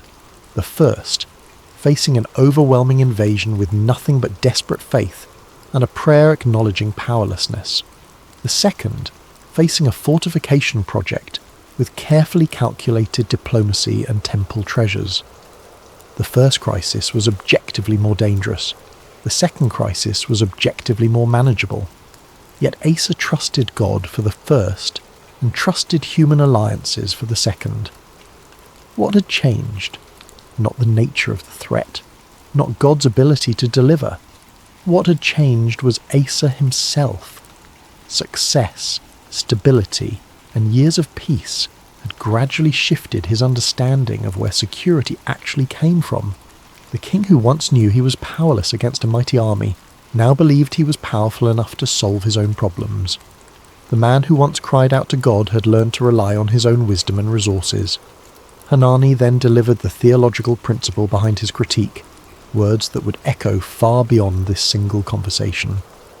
For the eyes of the Lord range throughout the earth to strengthen those whose hearts are fully committed to him. This wasn't about God being angry or vindictive. It was about how divine providence actually works. God actively looks for people whose trust is complete, whose dependence is genuine, whose faith doesn't waver when circumstances stabilize. And when God finds such people, he strengthens them, not because they're perfect, but because their hearts are positioned to receive his help. Asa had removed himself from that category, not by committing some horrible sin, but by becoming self-sufficient in his thinking, by trusting human wisdom over divine faithfulness. The conclusion of Hanani's message was, painful but necessary. You have done a foolish thing, and from now on you will be at war. The word foolish stung. Asa's advisors had probably called his strategy wise. His court had likely praised his diplomatic skill. But from God's perspective, turning away from the one who had delivered Judah from impossible odds to trust a foreign king with temple treasures was foolishness of the deepest kind. It wasn't stupidity. Asa was clearly intelligent. It was the specific kind of folly that comes from trusting created things over the Creator, from believing that human schemes could provide better security than divine faithfulness. And the consequence wasn't divine punishment in the sense of God actively harming Judah. It was the natural result of the choice Asa had made. By demonstrating that Judah would solve its problems through human alliances rather than trust in God, Asa had ensured that Judah would continue facing problems that required constant human maneuvering. The peace that comes from resting in God's provision was replaced with the ongoing anxiety of maintaining political alliances and managing regional powers. From now on there would be wars, not because God ordained them as punishment, but because Asa had chosen to operate in the realm of human conflict rather than divine peace. The message was firm but not cruel. Hanani wasn't condemning Asa's character or declaring him abandoned by God. He was simply holding up a mirror and asking the king to see what he had become. The man who once led Judah back to covenant faithfulness had himself drifted from the very dependence he had once modelled. The reformer needed reform. The leader needed correction. It was the kind of prophetic word designed not to destroy but to restore, not to condemn but to redirect. Hanani had come to give Asa the opportunity to recognize his drift and return to the faith that had once defined his kingship.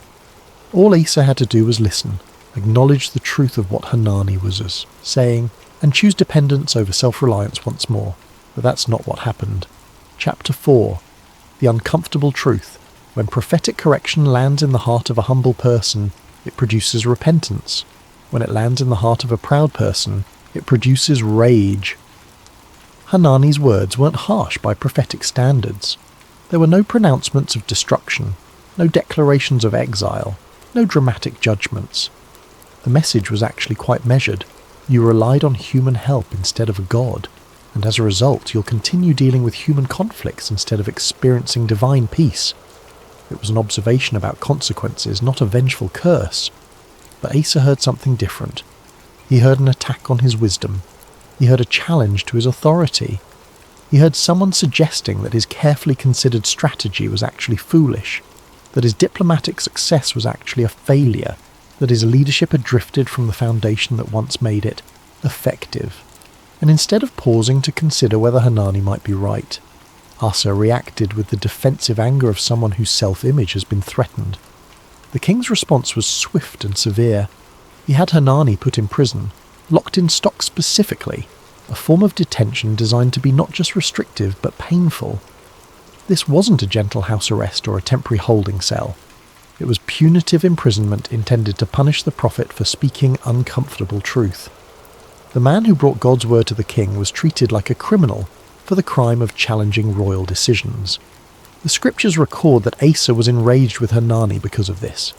The Hebrew word suggests intense fury, the kind of anger that overwhelms judgment and produces impulsive cruelty.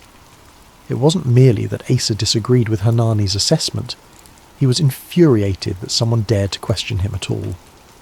The king, who had once listened to spiritual counsel and acted on it, had become the kind of leader who punished anyone who challenged his choices.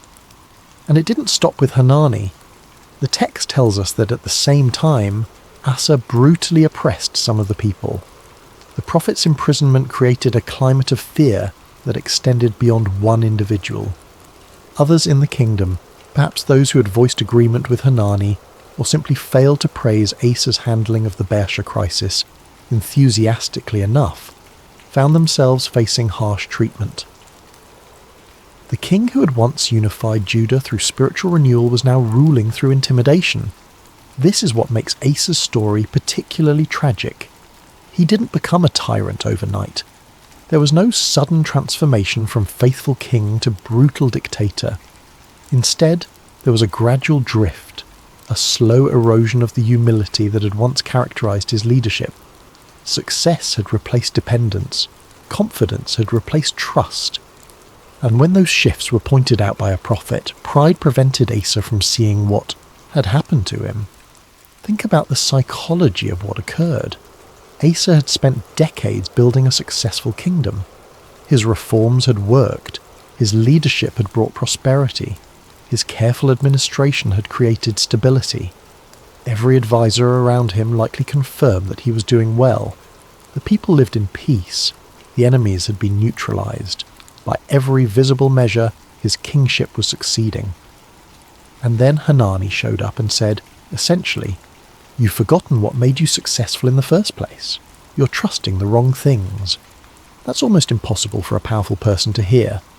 When your entire identity is wrapped up in your competence, when your legacy is defined by your accomplishments, when your authority rests on your ability to make good decisions, having someone challenge the foundation of your thinking feels like an existential threat.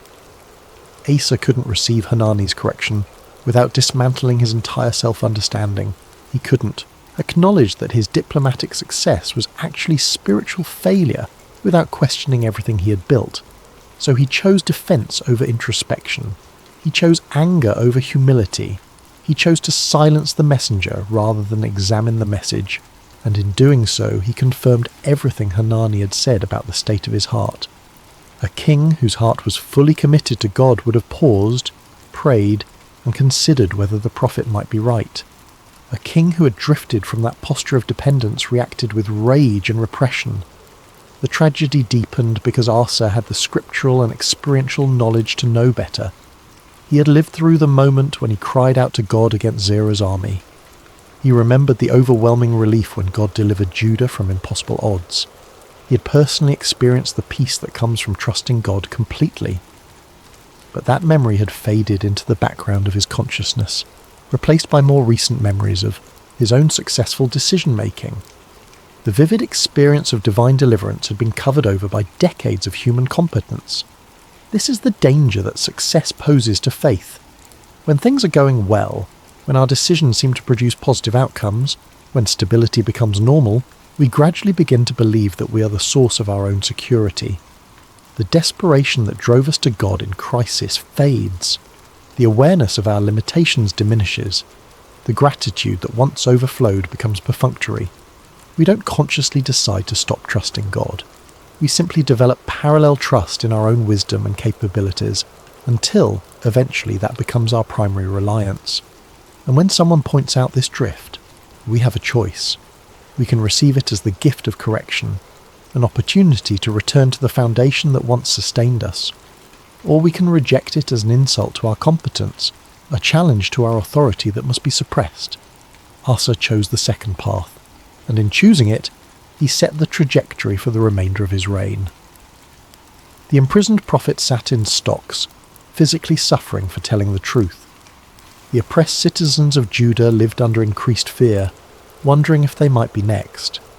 and Asa continued ruling with the outward appearance of strength, while inwardly becoming more brittle, more defensive, more isolated from the very sources of wisdom that had once made him great. The man who had once removed idols from Judah had created a new idol, his own judgment, and he would defend that idol with whatever force necessary. Chapter 5.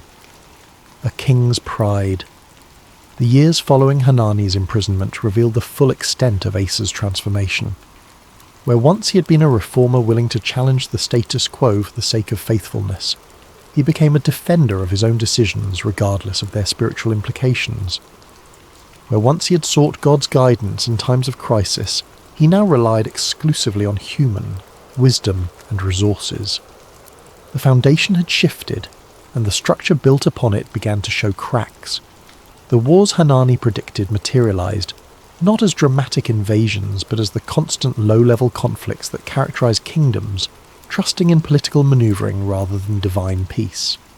Judah remained stable enough to avoid catastrophe, but the rest Asa had once known, the peace that came from seeking God wholeheartedly, was gone. In its place was the grinding work of maintaining alliances, managing regional tensions, and responding to threats through diplomatic and military means. But the most telling moment of Asa's later reign came not in war but in illness. In the 39th year of his rule, 3 years after imprisoning Hanani, Asa developed a disease in his feet. The condition was severe, debilitating enough that the chroniclers made specific note of it. Medical historians have speculated about what this might have been, gangrene perhaps, or some form of severe infection, or complications from gout.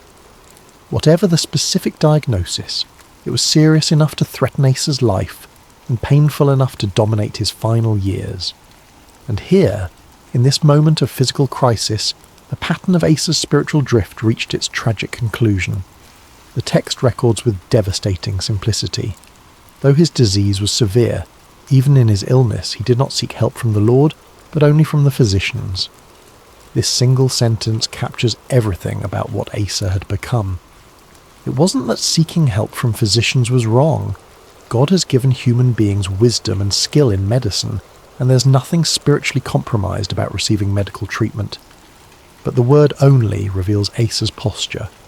He turned to human help exclusively, without any acknowledgement that God might be involved in healing, without any prayer for divine intervention, without any recognition that the great physician might have purposes beyond what human medicine could address.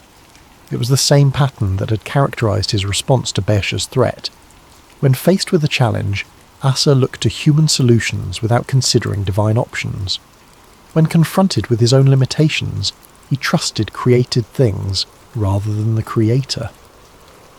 The man who once prayed, "Lord, there is no one like you to help the powerless against the mighty," now approached his own powerlessness without any thought of calling on that same Lord. The physicians did what they could. Ancient medicine had its limitations, lacking the antibiotics, surgical techniques and diagnostic tools that modern healthcare provides.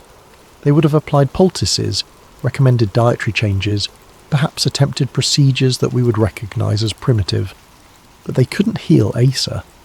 Whatever was wrong with his feet continued to worsen, and the king who had once stood strong before armies found himself increasingly unable to even stand physically. The chroniclers don't record whether Asa ever reflected on Hanani's words during those painful final years. We don't know if the king lying in bed with diseased feet ever thought about the prophet sitting in prison for telling him the truth. We don't know if he connected his physical suffering with his spiritual drift, if he saw his deteriorating health as an image of his deteriorating faith. The text simply records the facts: severe disease, no seeking of God, reliance only on physicians, and eventual death in the 41st year of his reign.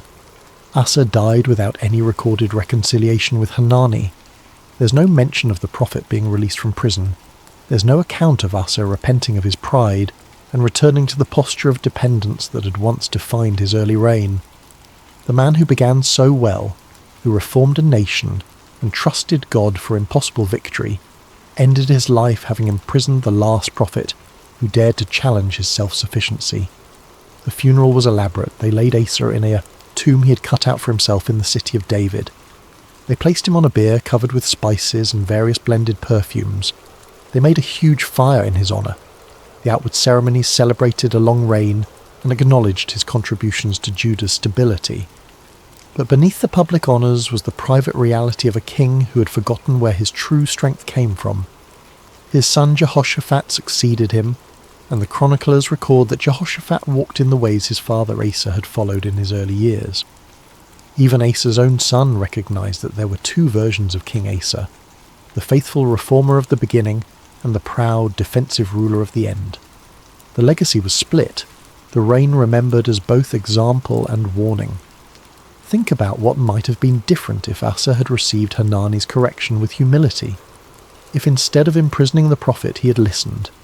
If instead of continuing in self-reliance he had returned to the faith that had once sustained him. If instead of trusting only in physicians during his illness, he had combined medical care with desperate prayer to the God who had once delivered him from Zerah's army. The trajectory of his final years could have been completely different. Not necessarily in physical outcome, but certainly in spiritual legacy. But pride prevented that alternative story. Pride made correction feel like attack. Pride turned challenge into threat. Pride convinced Asa that defending his decisions mattered more than examining whether those decisions aligned with covenant faithfulness. And pride, in the end, left him isolated from both the human counsel that might have helped and the divine relationship that had once been his foundation. The man who had once told Judah to seek the Lord died without seeking the Lord himself. The king who had once relied on God for victory against overwhelming odds died relying exclusively on human help for healing. The leader who had reformed an entire nation's spiritual life died unreformed in his own heart. It was a tragedy not of sudden catastrophe, but of gradual drift, not of dramatic failure, but of quiet pride, not of external defeat, but of internal compromise. Chapter 6. Consequences over time. The story of Asa forces us to confront uncomfortable questions about the nature of spiritual decline. We tend to think of falling away from faith as dramatic, as involving clear moral failures or explicit rejection of God. But Asa's drift was far more subtle. He never renounced the God of Israel. He never restored the idols he had removed. He never led Judah back into the pagan practices he had worked so hard to eliminate. By many measures, he remained a relatively faithful king throughout his reign. Yet something essential had changed. The posture of his heart had shifted from dependence to self-reliance. The orientation of his trust had moved from divine faithfulness to human wisdom. The source of his security had transferred from God's provision to his own competence. These internal shifts didn't produce immediate external consequences. Judah remained stable. The kingdom continued functioning. But underneath the surface, the foundation was slowly eroding. This is perhaps the most dangerous kind of spiritual decline because it's so easy to miss. When life is going well, when decisions are producing positive results, when stability feels secure, we don't recognize that our trust has migrated from God to our own capabilities. We still pray, still participate in worship, still affirm our faith, but the deep dependence that once characterized our relationship with God has been replaced by comfortable religious routine alongside practical self-sufficiency. Asa's later reign demonstrates how this plays out over time. The wars Hanani predicted weren't apocalyptic battles threatening Judah's existence. They were ongoing conflicts requiring constant attention, diplomatic maneuvering, and military readiness. Judah never collapsed, but it never returned to the rest that characterized Asa's early years either. Life became an endless management of regional tensions rather than a stable peace rooted in trust. The human cost of Asa's pride extended beyond his own spiritual condition. Hanani, imprisoned for speaking truth, represented every voice of correction that gets silenced when leaders value their authority over their accountability. The people Asa oppressed represented every person who suffers when power becomes more concerned with preserving itself than serving righteously. The son who succeeded him, Jehoshaphat, had to navigate the complex legacy of a father who was both example and warning. Yet even in this tragic trajectory, there's something important to note. Asa wasn't erased from redemptive history. His early faithfulness still mattered. His reforms still had lasting impact. The removal of idols and restoration of worship didn't become meaningless because of his later failures. God's work, through him in those early years, remained real and significant. The story of Asa isn't that one set of failures negates a lifetime of faithfulness. It's that a lifetime of faithfulness can still end badly if we stop renewing the posture that made that faithfulness possible. The chroniclers recorded Asa's reign with neither complete condemnation nor unqualified praise. They acknowledged his strengths and documented his failures. They celebrated his early faithfulness and lamented his later pride. They preserved his story not to destroy his legacy, but to teach future generations about the ongoing nature of faith, about the danger of resting on past spiritual victories, about the necessity of continual dependence regardless of how stable life appears. The contrast between young Asa facing Zerah and old Asa facing illness crystallizes the entire narrative. The young king, overwhelmed by impossible odds, cried out to God in complete dependence. The old king, overwhelmed by disease, sought only human help. Both moments involved genuine powerlessness. Both situations exceeded Asa's ability to solve through his own strength. But in one, he recognized his limitations and turned to God. In the other, he trusted only in human capabilities despite having experienced divine deliverance decades earlier. What happened between those two moments? Success, stability, and the gradual accumulation of confidence in his own wisdom. Nothing dramatic, nothing sudden, just the slow drift that comes when we stop actively renewing our dependence on God. The memory of crying out in desperate faith faded, replaced by more recent memories of competent leadership and wise decision-making. The experiential knowledge of divine deliverance was covered over by decades of self-sufficient problem-solving. And when Hanani tried to point out this drift, to remind Asa of what he had forgotten, the king's response confirmed how far he had travelled from the humility of his early years. Instead of pausing to consider whether the prophet might be right, he reacted with defensive rage. Instead of examining his own heart, he imprisoned the messenger. Instead of using the correction as an opportunity to return to dependence, he doubled down on self-reliance. The physicians Asa consulted in his final illness likely did their best. They applied whatever knowledge and skill they possessed. They made recommendations and attempted treatments. But they couldn't address the deeper issue, the spiritual condition that left Asa seeking help exclusively from human sources without any acknowledgement of divine involvement. They could treat symptoms but not the root cause, a heart that had slowly turned away from the God who once delivered Judah from impossible odds. Asa died without any recorded moment of recognition, without any documented return to the faith of his early years, without any acknowledgement that Hanani had been right. The king who once led a nation back to covenant faithfulness couldn't quite make that journey himself when it mattered most, and so his story ends not with restoration but with warning, not with redemption but with the tragic consequences of pride unaddressed and correction rejected. Chapter 7. A Life Remembered. The legacy of Asa presents a complex picture that resists simple categorization. He wasn't a completely faithful king who made one terrible mistake, nor was he a secretly corrupt ruler whose early reforms were merely political theatre. He was something more recognizably human, a leader who began with genuine faith, achieved significant success through that faith, and then slowly came to trust his own wisdom more than the divine faithfulness that had initially sustained him. The biblical chroniclers preserved his story with remarkable honesty. They didn't sanitize his later failures to protect his reputation. They didn't exaggerate his early faithfulness to make the contrast more dramatic. They simply recorded both phases of his reign and allowed readers to draw their own conclusions about what happens when dependence gives way to self-reliance. In the genealogies of Judah's kings, Asa occupies an important place. He was the king who reversed the spiritual decline initiated by his predecessors. He removed the idols that had corrupted worship. He restored the covenant practices that defined Israel's relationship with God. He taught an entire generation what faithfulness looked like in practical terms, removing what shouldn't be there, rebuilding what had been neglected, and trusting God when circumstances seemed overwhelming. These contributions didn't evaporate because of his later pride.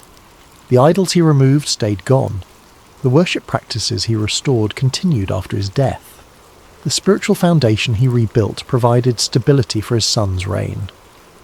God worked through Asa in those early years in ways that had lasting impact on Judah's history. The reforms were real, the faith was genuine, and the results were significant.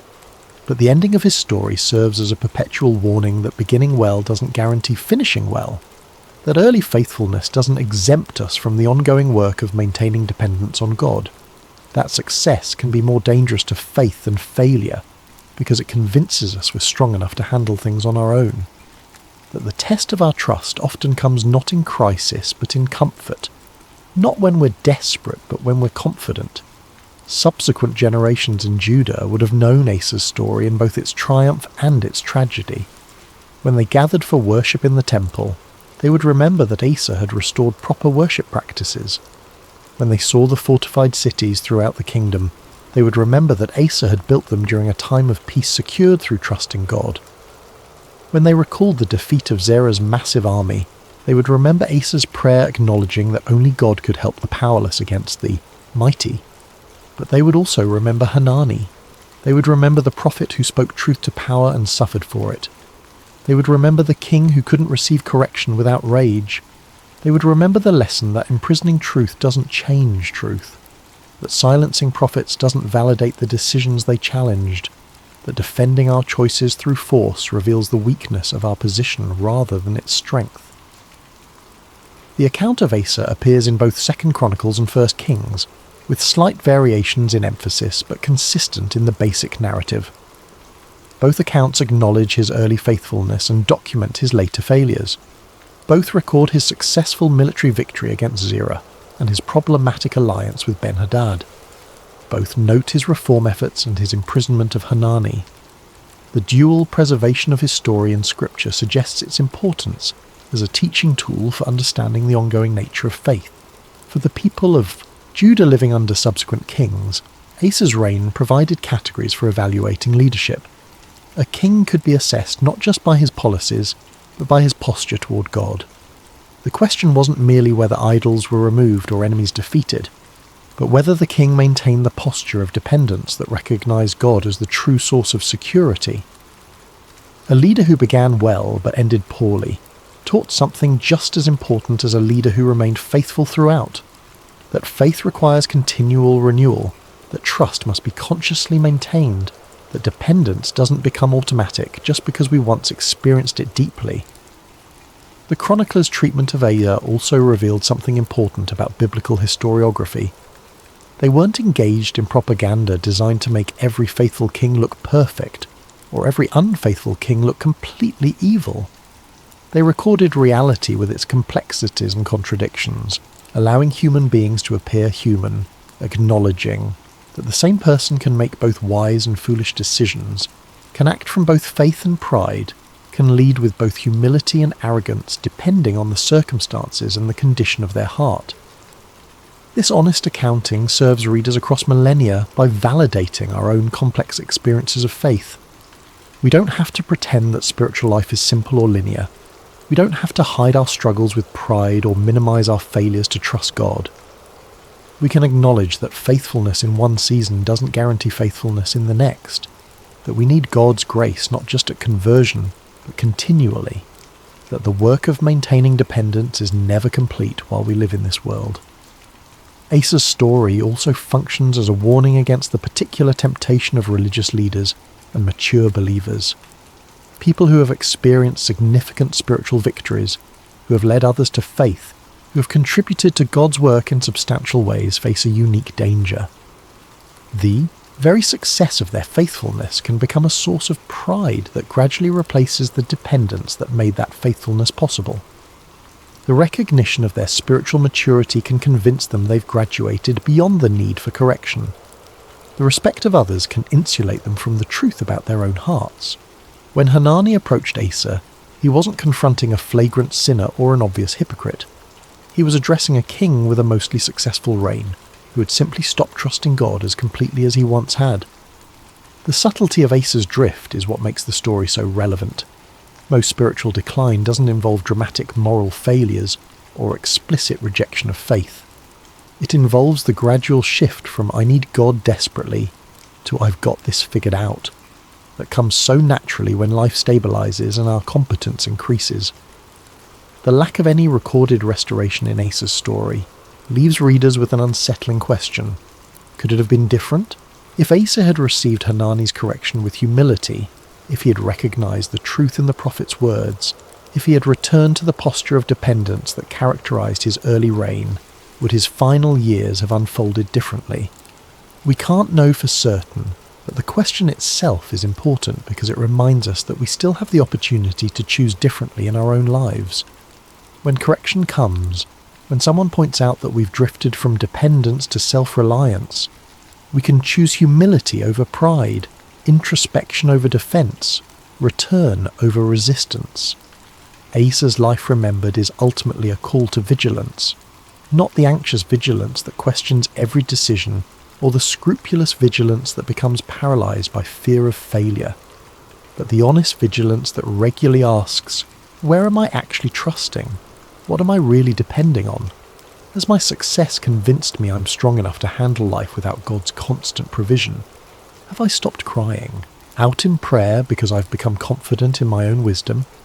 Do I react defensively when someone suggests I might be drifting? These questions matter because the trajectory of faith isn't determined by a single moment, but by the cumulative effect of thousands of small choices about where we place our trust. Asa made good choices early and poor choices late, not because he changed religions or abandoned morality, but because he slowly stopped choosing dependence over self-reliance. His story stands as evidence that the work of faith is never done, that trust must be renewed continually, that the posture of our hearts requires constant attention, regardless of how long we've walked with God or how much we've accomplished in his service. Epilogue: Eyes that search the earth. Hanani's words to Asa have echoed across centuries. The eyes of the Lord range throughout the earth to strengthen those whose hearts are fully committed to him. It's one of those biblical statements that sounds comforting at first, but becomes more challenging the longer you sit with it. God isn't primarily looking for talented people, though he can use talent. He isn't primarily looking for competent people, though competence has its place. He isn't primarily looking for successful people, though success rightly understood is fine. God is looking for people whose hearts are fully committed to him, people who maintain the posture of a dependence regardless of their circumstances, people who trust him in prosperity as completely as they trusted him in desperation. This isn't about perfection. Asa's early reign wasn't flawless. He made mistakes, faced challenges, navigated complex situations. But his heart was oriented toward God, and that orientation made all the difference. When overwhelming odds threatened Judah, Asa's response revealed where his trust actually resided.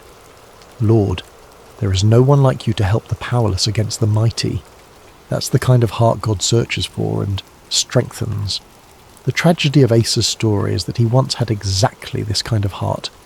He experienced God's strengthening in dramatic fashion. He knew what it meant to trust completely and see God prove faithful. But that experiential knowledge gradually faded into the background as years passed and success accumulated. The heart that was once fully committed became partially committed, divided between trusting God and trusting human resources, split between dependence and self-reliance. And when that division was pointed out by Hanani, when Asa had the opportunity to recognize his drift and return to full commitment, pride prevented it. The king whose heart God had once strengthened became the king whose heart resisted correction. The leader who had taught others to trust God became the example of what happens when trust erodes over time. But the principle Hanani articulated remains true, regardless of Asa's failure to live it out. God's eyes still range throughout the earth. He still searches for hearts fully committed to him. He still strengthens those who maintain the posture of dependence. The failure of one king doesn't invalidate the spiritual reality. If anything, Asa's story makes the principle more urgent by showing what's at stake when we drift from it. Consider what full commitment actually means in practical terms. It doesn't mean never using human wisdom or resources. Asa wasn't wrong to fortify cities or organise the military. It doesn't mean being passive or inactive. Asa's reforms required tremendous effort and courage. It doesn't mean pretending we don't have capabilities or gifts. Asa was clearly an intelligent and capable leader. Full commitment means that underneath all our planning, strategizing and effort, our fundamental trust rests in God rather than in ourselves. It means that when we face challenges exceeding our natural abilities, our first response is to seek divine help rather than exclusively pursuing human solutions. It means that when we achieve success, we recognize God's provision rather than crediting only our own competence. It means that when someone points out we're drifting from this posture, we receive it as correction rather than attack. Asa's early prayer against Zerah perfectly captured this balance. He didn't pray instead of organising his army. He organised his army and prayed. He didn't deny that military strategy mattered. He acknowledged that no strategy could overcome the odds without divine intervention. He combined human responsibility with divine dependence in a way that honoured both. That's what full commitment looks like in action. The contrast with his later response to Baasha's threat couldn't be sharper. When faced with a less overwhelming challenge, Asa relied entirely on human diplomacy without seeking God at all. He used resources dedicated to God to buy a military alliance without praying about whether this aligned with divine purposes. He solved the immediate problem while creating long-term consequences. That's what partial commitment looks like, effective in the short term, but disconnected from the source of lasting peace. For those of us reading Asa's story millennia later, the application is uncomfortably direct. We live in an era that celebrates self-reliance and prizes competence. We're taught to trust data, to make strategic plans, to leverage resources effectively. These aren't wrong in themselves, but they become dangerous when they replace rather than supplement dependence on God. When our first instinct in crisis is to Google solutions rather than pray. When our security rests in savings accounts rather than divine provision. When our confidence comes from our abilities rather than God's faithfulness. The challenge is that this drift happens so gradually we don't notice it. We don't consciously decide to stop trusting God. We just slowly develop parallel trust in our own capabilities until that becomes primary. We still pray, still attend, worship, still affirm our faith. But the desperate dependence that once characterized our relationship with God has been replaced by comfortable religious routine alongside practical self-sufficiency. We become functional atheists who maintain religious language but operate as if outcomes depend entirely on us. Hanani's confrontation of Asa offers a template for how to address this drift, both in our own lives and when we see it in others. The prophet didn't attack Asa's character or question his faith. He simply reminded the king of what he already knew, that he once trusted God completely and God proved faithful. He held up the past as a mirror to examine the present. He asked, essentially, what changed? Not God's ability to deliver. So what changed in you? That's the question we all need to sit with regularly. What has changed in me? When did I stop crying out to God in prayer and start relying primarily on my own wisdom? When did success convince me I was strong enough to handle things independently? When did stability lead me to forget how desperately I need divine provision? These aren't comfortable questions, but they're necessary for maintaining the kind of full commitment God searches for. The ongoing nature of this work can't be overstated. Faith isn't proven once and then finished.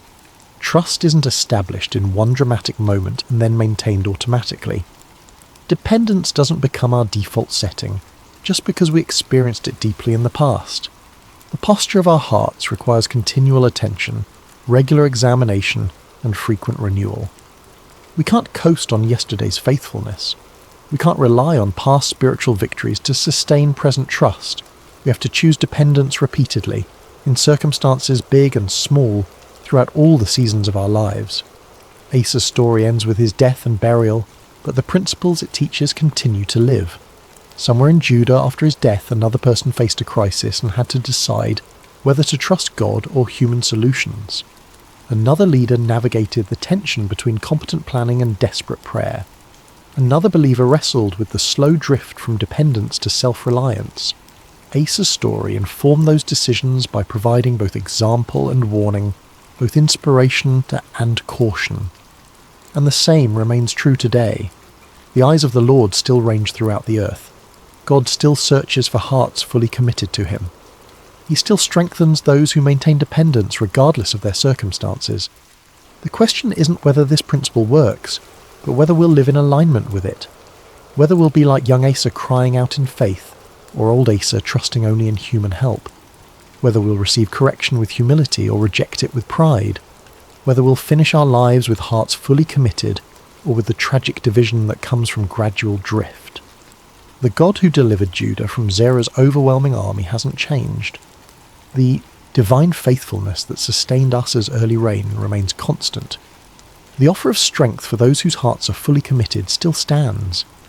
What changes is us, our trust, our dependence, our willingness to acknowledge that we desperately need God regardless of how capable we've become or how stable our circumstances appear. Hanani delivered his message and faced imprisonment. Asa rejected correction and faced ongoing conflict. But the truth Hanani spoke didn't depend on Asa's reception. God's eyes still range throughout the earth. And tonight, right now, wherever you are in your own journey of faith, that same God is searching for hearts fully committed to him, ready to strengthen anyone willing to maintain the posture of trust that Asa once knew, but ultimately abandoned. The story doesn't end with answers to every question. We don't know what finally happened to Hanani. We don't know if Asa ever regretted his response. We don't know how different his final years might have been if he had chosen humility over pride. But we do know this. Faith must be renewed continually. Trust can't rest on past victories. Dependence requires ongoing choice.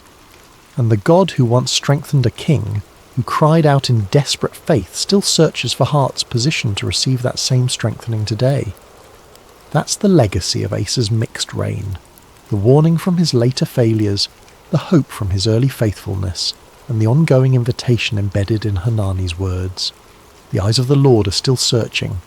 The question is whether our hearts remain fully committed or whether, like Asa, we've slowly drifted into trusting our own strength while maintaining the language of faith.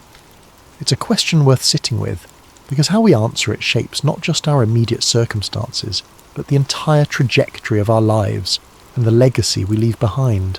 Hello, dear listener, and welcome to Sacred Slumber. Before we begin tonight's story, I'd love to know how your day has been.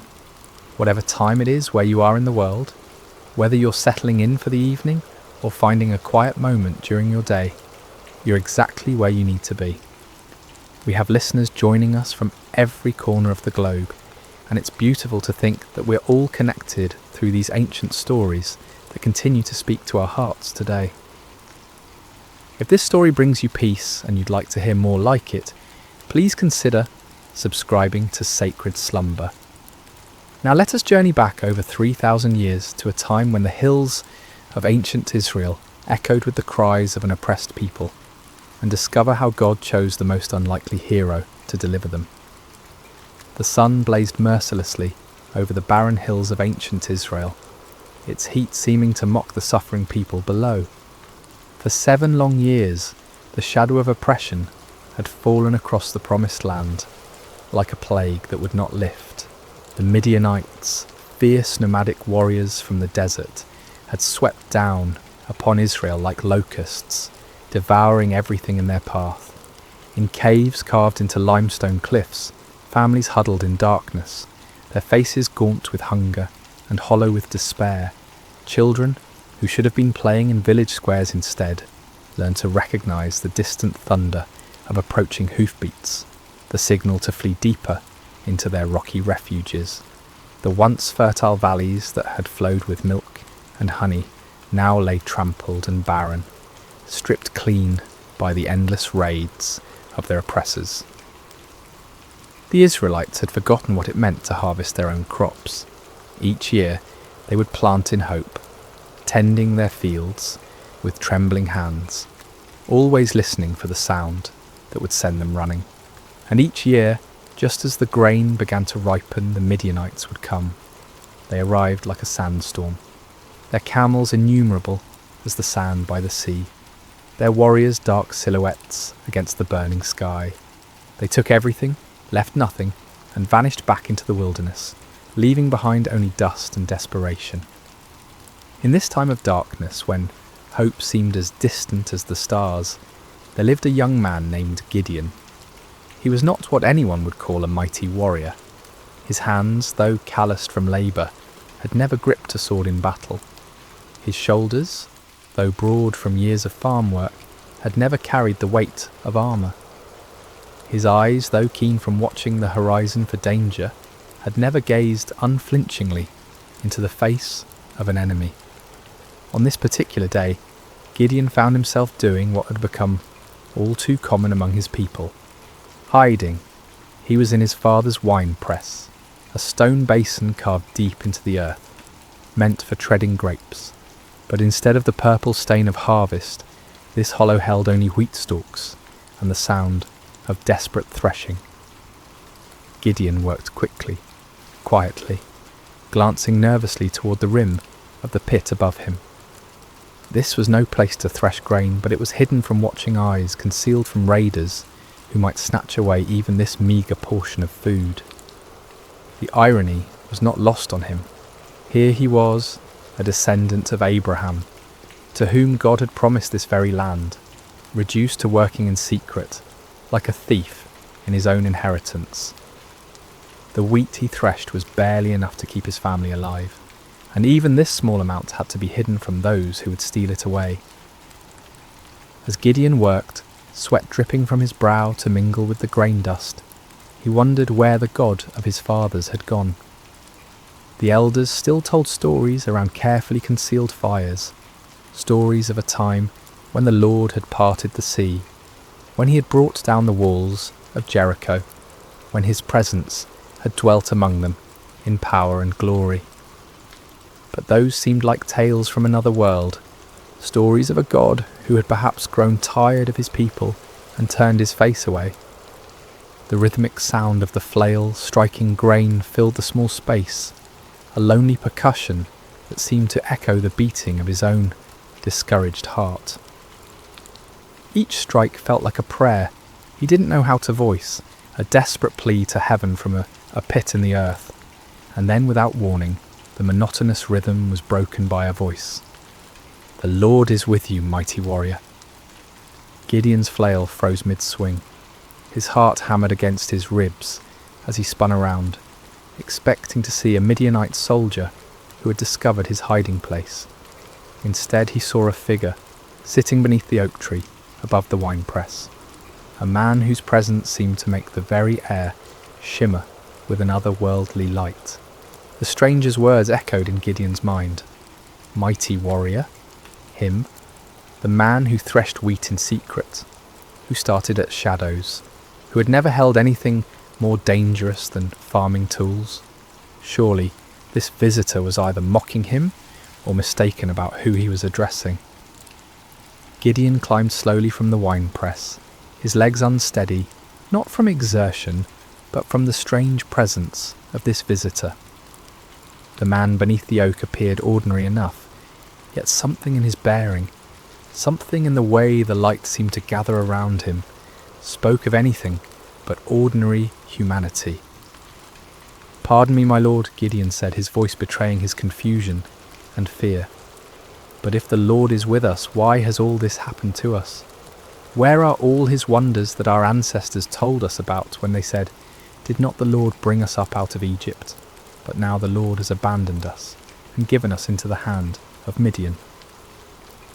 The words tumbled out of him like water breaking through a dam. 7 years of bottled frustration, 7 years of unanswered prayers, 7 years of watching his people suffer, while heaven remained silent. If this stranger claimed the Lord was with them, then where was the evidence? Where was the God who had once fought for Israel with fire and earthquake, with angel armies and miraculous interventions? The figure beneath the oak tree regarded him with eyes that seemed to hold depths of understanding far beyond human measure. When he spoke, his voice carried an authority that made the ground beneath Gideon's feet feel somehow more solid. as if reality itself paid attention to his words.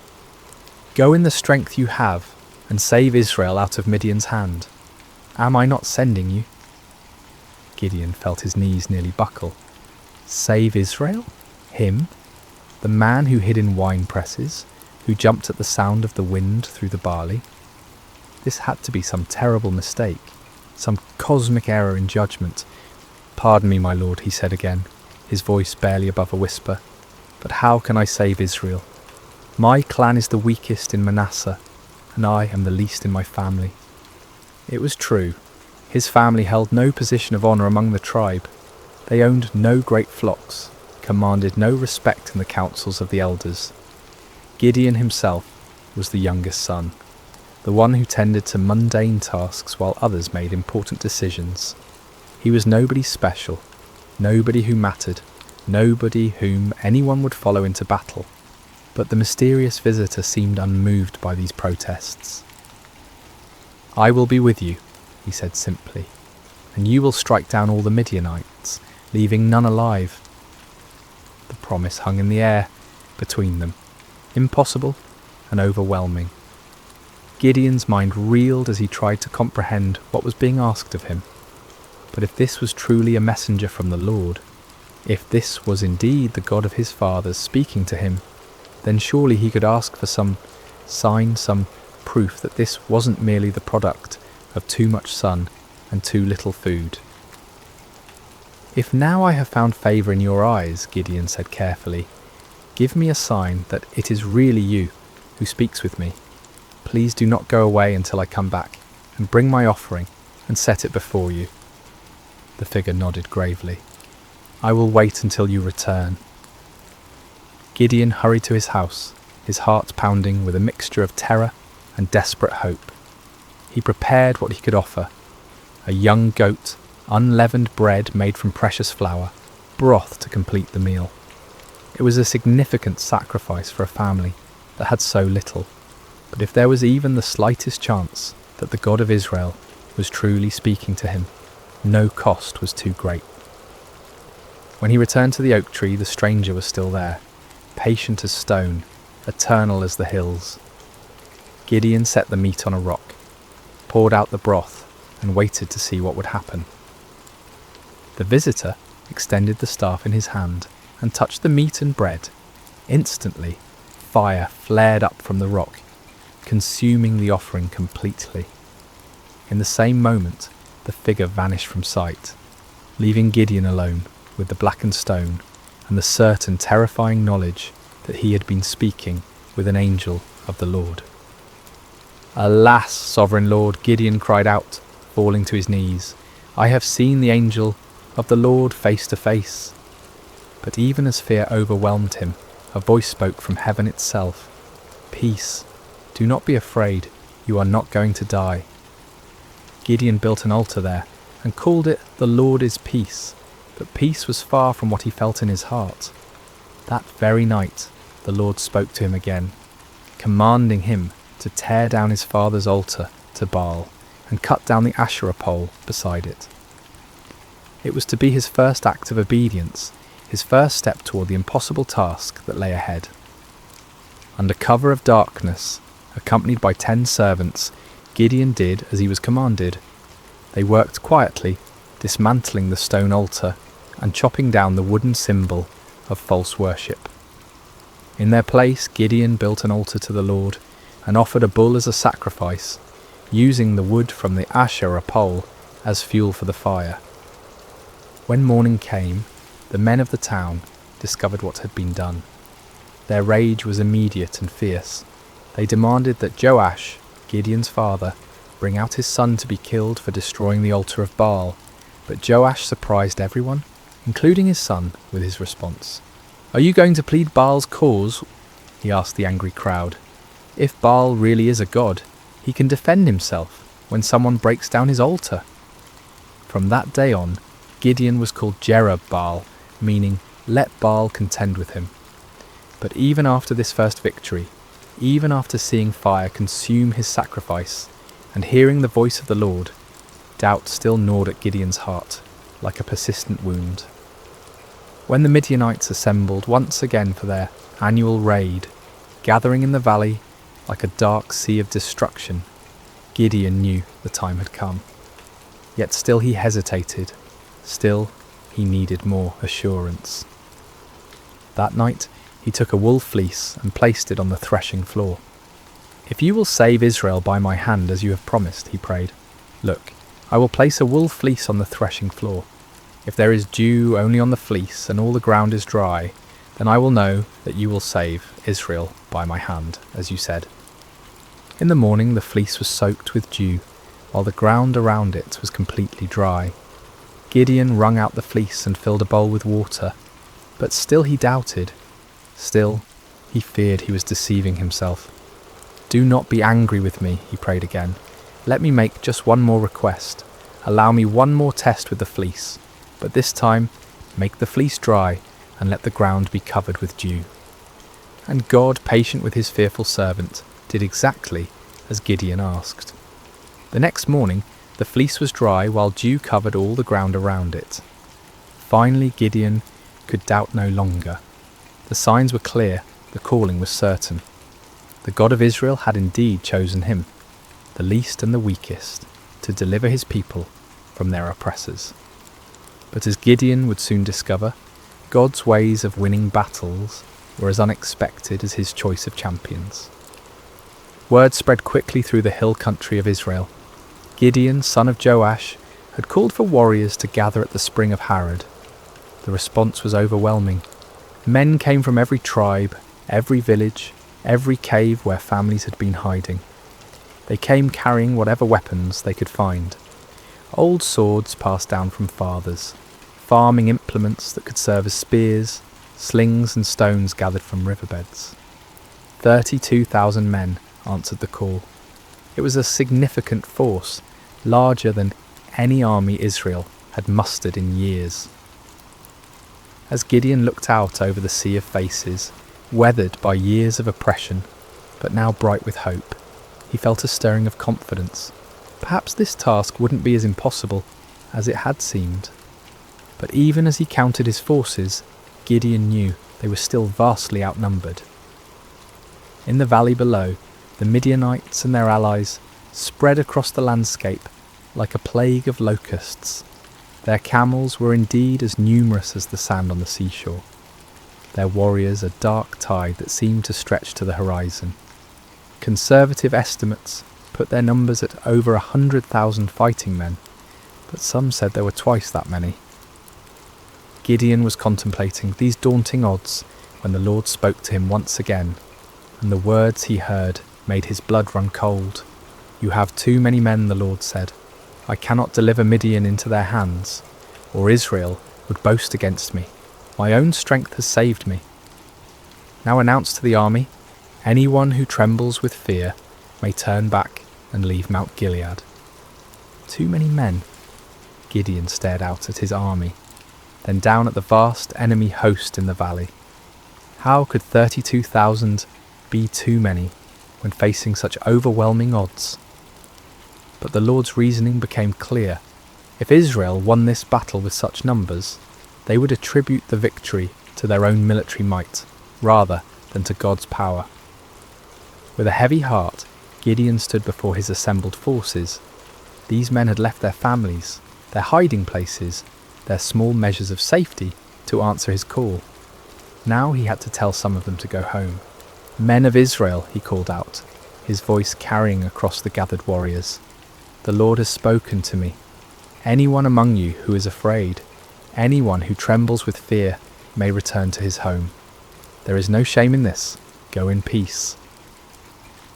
A murmur rippled through the crowd. Some men looked relieved, others confused, still others ashamed. But slowly, surely, men began to step forward, to gather their belongings, to turn away from the camp. What started as a trickle became a stream, then a flood. By evening, 22,000 men had departed for their homes, leaving only 10,000 behind. Gideon watched them go with a mixture of understanding and dread. He couldn't blame them for their fear, not after 7 years of running and hiding, but now his army was less than a third of its original size, facing an enemy that seemed to grow larger with every passing hour. Surely now the Lord would be satisfied with the numbers. Surely now they could plan their attack, develop their strategy, prepare for battle. But as the sun set over the camp, painting the sky the colour of blood, the voice of the Lord came to Gideon once more. "There are still too many men," the Lord said. "Take them down to the water, and I will thin them out for you there." Gideon felt as if the ground was shifting beneath his feet. Still too many? 10,000 men were still too many to face 100,000? What kind of battle was the Lord planning? The next morning Gideon led his remaining men down to the spring of Harod. The water was clear and cold, bubbling up from underground sources that had never failed, even in the driest years. The men were thirsty from the march and eager to drink. Separate those who lapped the water with their tongues, as a dog laps from those who kneel down to drink, the Lord instructed. Gideon watched carefully as his men approached the water. Most of them, weary and relieved to finally rest, knelt down and put their faces directly to the stream, drinking deeply. But a few, perhaps more cautious or alert, cupped water in their hands and lapped it quickly while keeping their eyes up, watching for danger. When the test was complete, Gideon counted with growing amazement and terror. Only 300 men had lapped the water like dogs. 300 out of 10,000. 300 to face the multitudes of Midian. "With the 300 men that lapped I will save you and give the Midianites into your hands," the Lord said. "Let all the others return home." The dismissal of the remaining 9,700 men was even more painful than the first reduction.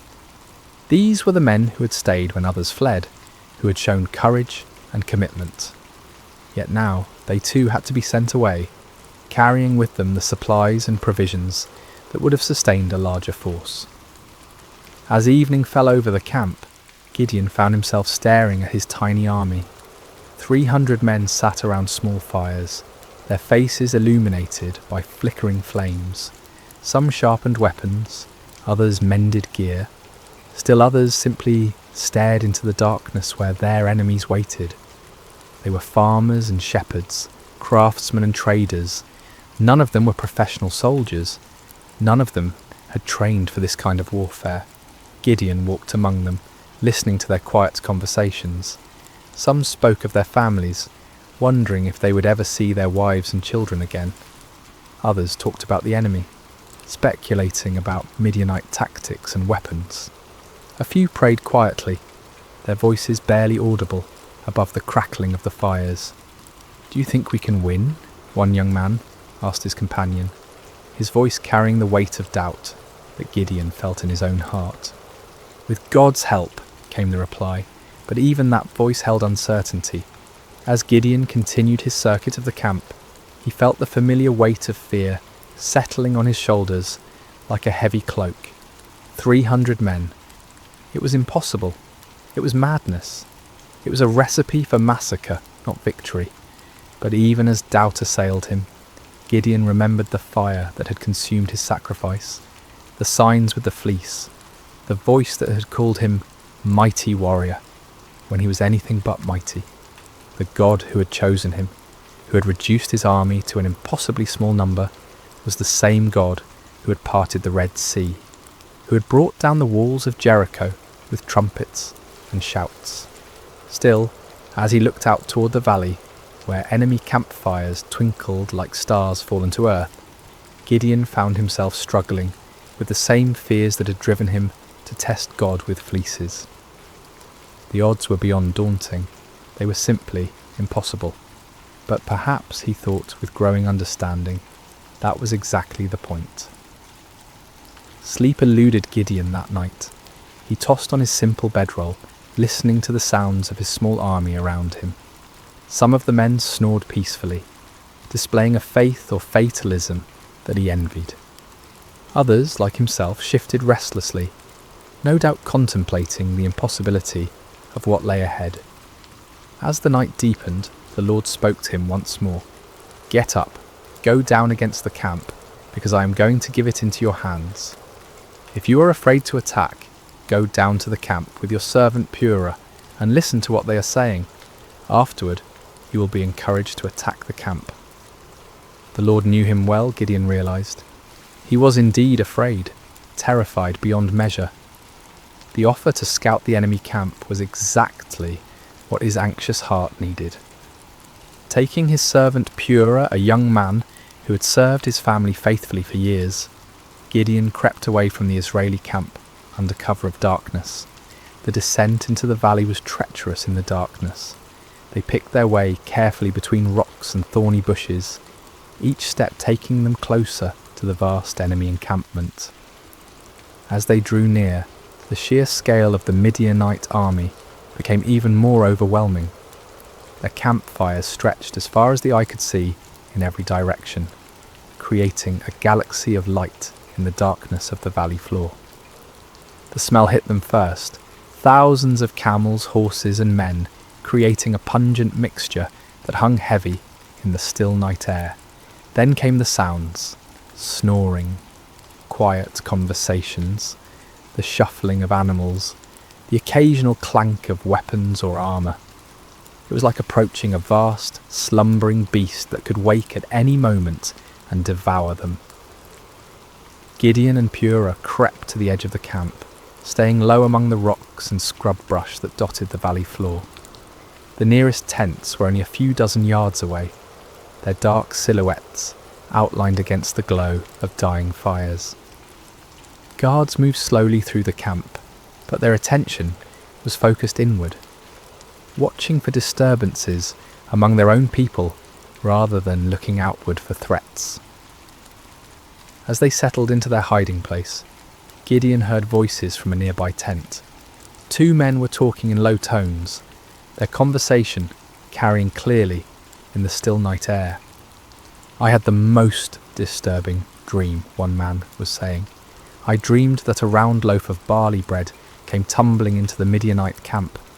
It struck the tent with such force that the tent overturned and collapsed."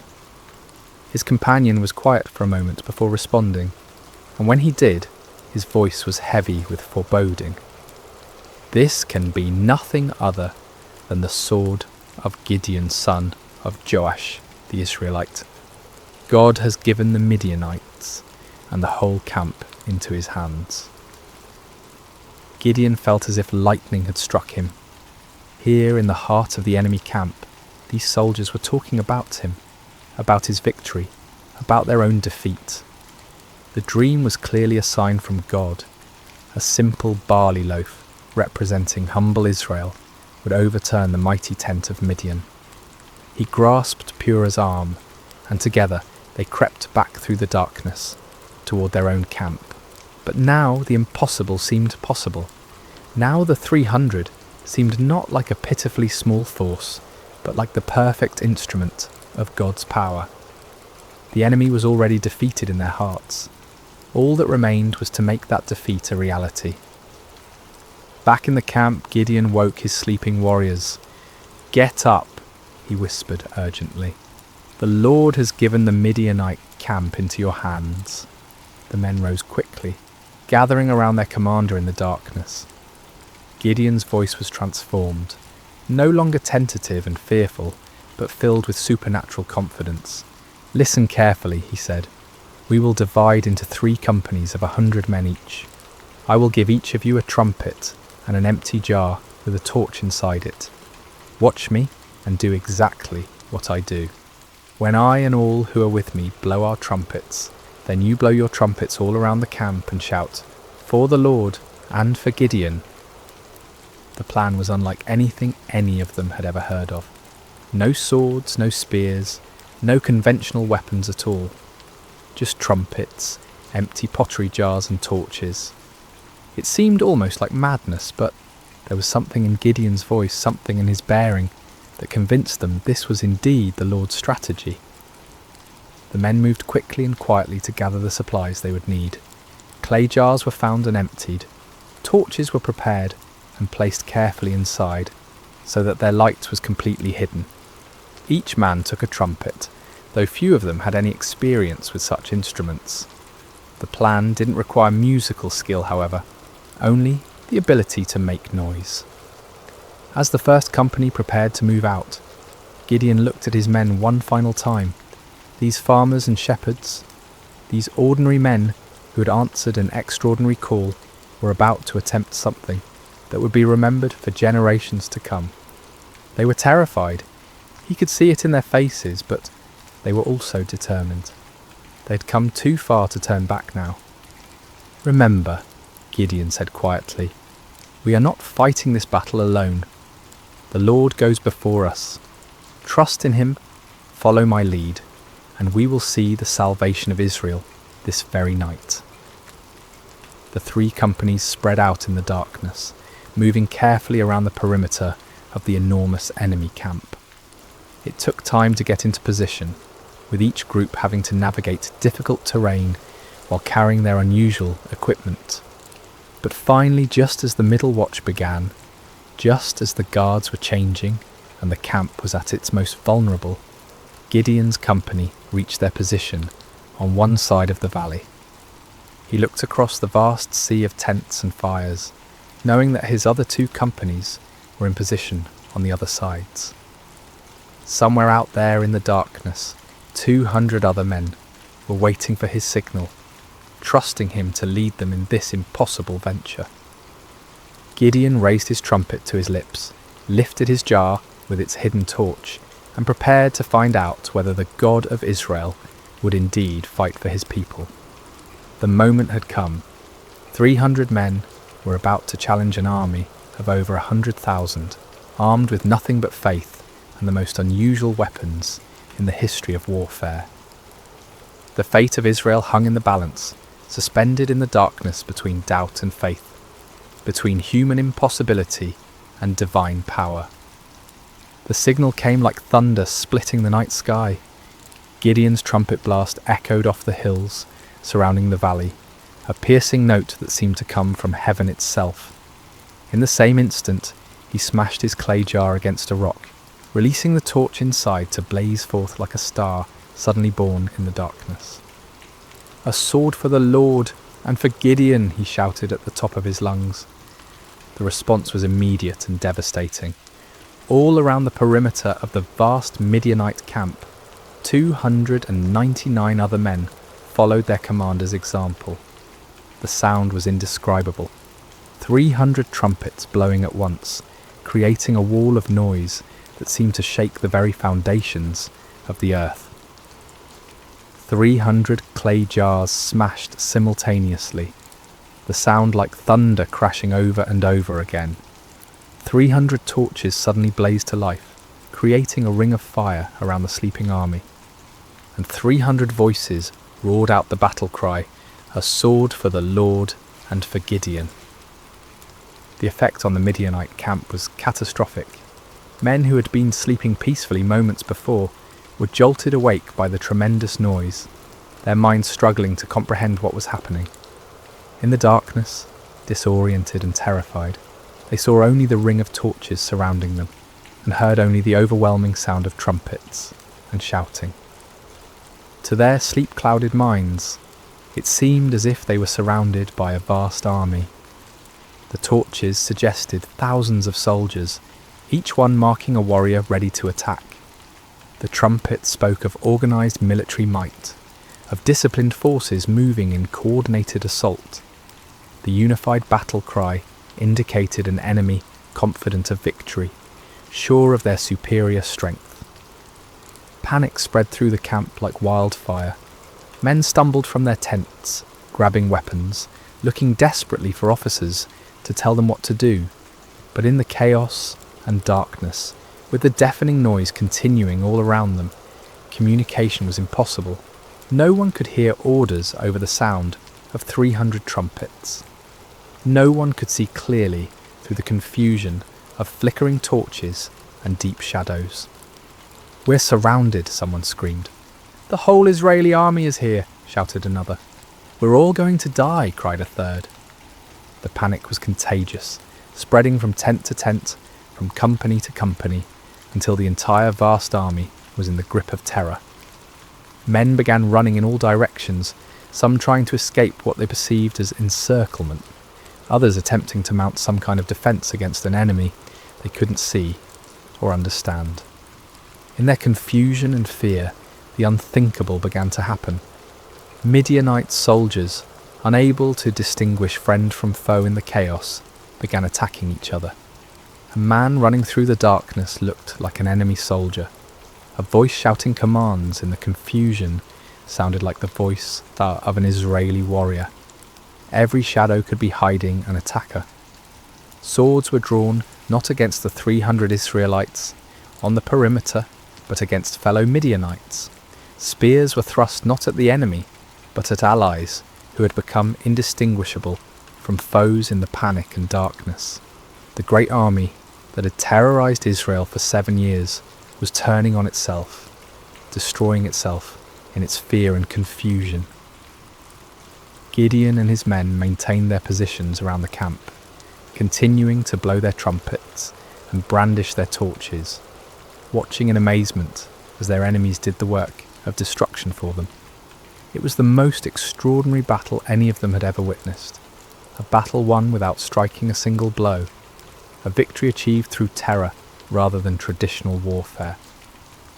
As the chaos in the camp intensified, the Midianites began a massive retreat.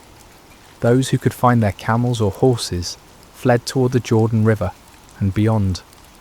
Others ran on foot, abandoning their weapons, their supplies, their wounded comrades, in their desperate attempt to escape what they believed was certain annihilation. But Gideon was not content to simply watch his enemies flee. As the first light of dawn began to creep over the eastern hills, he sent messengers throughout the hill country of Israel, calling on his countrymen to join the pursuit. "Come down against the Midianites," the messengers proclaimed, "and seize the waters of the Jordan ahead of them as far as Beth-barah." The response was immediate and enthusiastic. Men who had been hiding in caves for 7 years suddenly found themselves called to active pursuit of their oppressors. They came streaming down from the hills, like water released from a dam, energized by the news that the mighty Midianite army was in full retreat. The men of Ephraim were particularly effective, seizing the fords of the Jordan River and trapping many of the fleeing enemy forces. They captured and killed Oreb and Zeb, 2 of the Midianite leaders, bringing their heads to Gideon as proof of their victory. Meanwhile, Gideon and his original 300 men continued the pursuit of the main enemy force. They crossed the Jordan River, following the fleeing armies eastward into the desert. Despite their exhaustion, despite having had no sleep and little food, they pressed on relentlessly. The psychological impact of the night's events had completely broken the spirit of the Midianite alliance. Armies that had seemed invincible just hours before were now scattered bands of demoralized fugitives. The camels that had been as numerous as sand by the seashore were now obstacles to rapid flight rather than instruments of swift attack. Gideon's small force continued to grow as more Israelites joined the pursuit. Men from Naphtali, Asher, and all of Manasseh took up arms and chased the fleeing enemy. What had begun as an impossible battle for 300 men had become a nationwide uprising, a complete reversal of 7 years of oppression. The fleeing Midianites tried to regroup at Succoth and Penuel, but the local officials, perhaps fearing retaliation, refused to provide them with food or assistance. Gideon's pursuit was relentless, driving them ever deeper into the wilderness, further from their base of operations, further from any hope of mounting a counterattack. Finally, in the desert east of the Jordan, Gideon caught up with the remnants of the great army. Zebah and Zalmunna, the 2 kings of Midian, were there with about 15,000 men, all that was left of an army that had once numbered over 100,000. Even this reduced force vastly outnumbered Gideon's 300, but their spirit was completely broken. The final battle was swift and decisive. The Midianite army, already demoralized and exhausted, offered little resistance. Zebah and Zalmunna were captured alive, bringing to an end the 7-year reign of terror that had plagued Israel. As the sun set on that remarkable day, Gideon found himself looking out over a battlefield strewn with the evidence of complete victory. The mighty army that had seemed invincible just 24 hours earlier was destroyed. The kings who had terrorized his people were prisoners. The oppression that had driven Israel into caves and hiding places was broken forever. It had all begun with 300 men, 300 trumpets, 300 torches, and faith in a God who specializes in impossible victories. The journey back to Israel was unlike anything the land had seen in generations. What had begun as a desperate flight by 300 terrified farmers had become a triumphant procession that seemed to grow with every mile. Men emerged from caves and hidden places, women came out of their refuges, children ran alongside the returning heroes. The roads that had been empty for 7 years, too dangerous for normal travel, were now filled with celebration. Gideon rode at the head of the procession, the captured kings Zebah and Zalmunna walking in chains behind him. The sight of these once mighty rulers, who had struck terror into Israelite hearts for so long, now humbled and defeated, was almost too wonderful to believe. People lined the roads just to see them, to confirm with their own eyes that the nightmare was truly over. As they passed through villages and towns that had been ghost settlements just days before, people poured out of their houses with tears of joy streaming down their faces. Children, who had never known anything but hiding and fear, looked with wonder at the defeated enemy kings. Elderly men and women who remembered the time before the oppression began whispered prayers of thanksgiving to the God who had delivered them. The celebration that erupted across Israel was spontaneous and overwhelming. In every settlement, people brought out whatever food they had hidden away and shared it freely. Wine that had been buried for safekeeping was uncorked and passed around.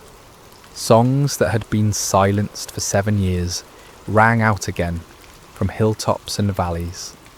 But perhaps the most remarkable aspect of the victory was how complete it had been. The Midianite power was not just temporarily broken, but utterly destroyed. Their military organisation was shattered, their leadership eliminated, their will to fight completely crushed. Never again would they be able to mount the kind of massive raids that had devastated Israel year after year. The psychological impact was equally profound. For 7 years, the Israelites had seen themselves as victims, as weak and helpless prey for stronger predators. Now they had witnessed their God fighting for them in the most dramatic way imaginable. The story of the 300 and their trumpets would be told and retold around campfires for generations to come. A permanent reminder that no enemy is too strong when the Lord chooses to fight for his people. When Gideon finally reached his homeland, representatives from all the tribes of Israel came to meet him. They came with a proposal that on the surface seemed like the natural conclusion to his remarkable victory. "Rule over us," they said, their voices filled with genuine admiration and gratitude. "You, your son, and your grandson, because you have saved us from the hand of Midian."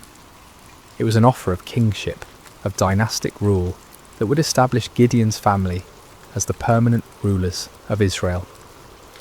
After centuries of loose tribal confederation, of judges who arose in times of crisis, only to fade from prominence when the emergency passed, the people were ready for something more permanent, more stable, and who better to serve as their king than the man who had delivered them from their greatest enemy?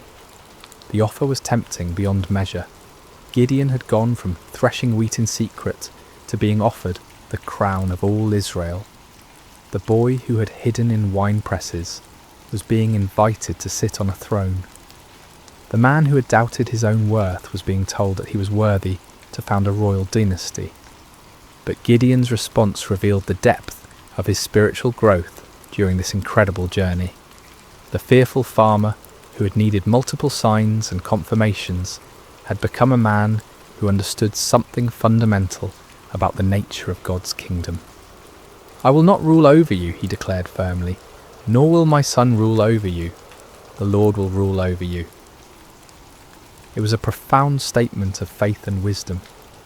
Gideon recognized that Israel's true king was the Lord himself, and that any human ruler would be merely a steward of God's authority.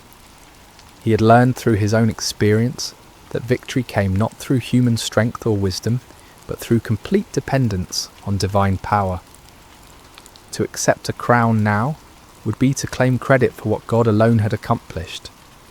The people were disappointed but not surprised. They had seen enough of Gideon's character to understand that he was not motivated by personal ambition. Still, they wanted to honour him in some way, to create some lasting memorial to his remarkable victory. Gideon did make one request of the people, though it would prove to be a fateful one.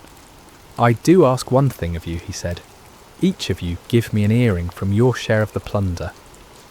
The Midianites, like many desert peoples, wore gold earrings, and the spoils of victory included a considerable amount of such jewellery. The Israelites were happy to comply with this modest request. They spread out a garment, and each man threw a gold earring onto it. When all the contributions were gathered, the weight of the gold was 1,700 shekels, an enormous fortune by the standards of the time. In addition to the earrings, there were ornaments, pendants, and purple garments worn by the Midianite kings, as well as chains from their camels' necks. With this gold, Gideon made an ephod, a ceremonial garment similar to what the high priest wore. His intentions may have been pure, perhaps wanting to create a memorial to God's victory, or a way for the people to seek divine guidance. But the results were tragic. All Israel prostituted themselves by worshipping it there, and it became a snare to Gideon and his family. The very man who had torn down his father's altar to Baal, who had refused the crown because only God should rule Israel, inadvertently created an object that led his people back into idolatry. It was a sobering reminder of how easy it is for even the most faithful to stumble, how quickly victory can turn to spiritual defeat.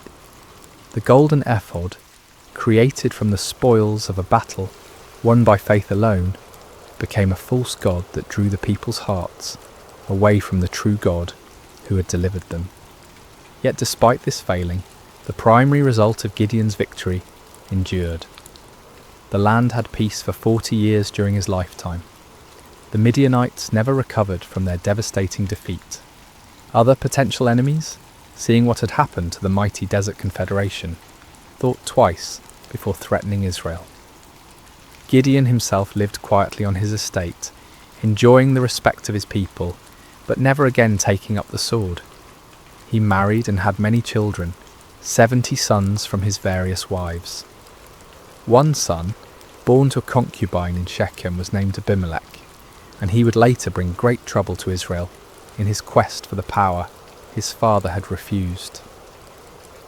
When Gideon died at a good old age, he was buried in the tomb of his father Joash in Ophrah of the Abiezrites.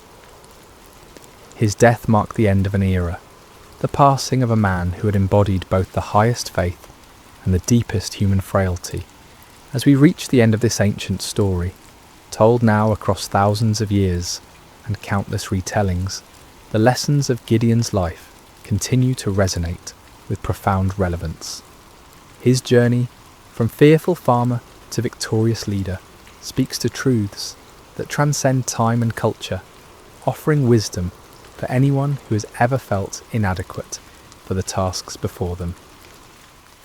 The first and most striking lesson is how God chooses his instruments. When the angel called Gideon a mighty warrior while he hid in a wine press, it seemed like either a mistake or a cruel joke. Gideon was none of the things we typically associate with great leaders. He wasn't brave, wasn't confident, wasn't from an important family, wasn't trained in warfare or politics. By every human measure, he was spectacularly unqualified for the task ahead. Yet this was precisely why God chose him.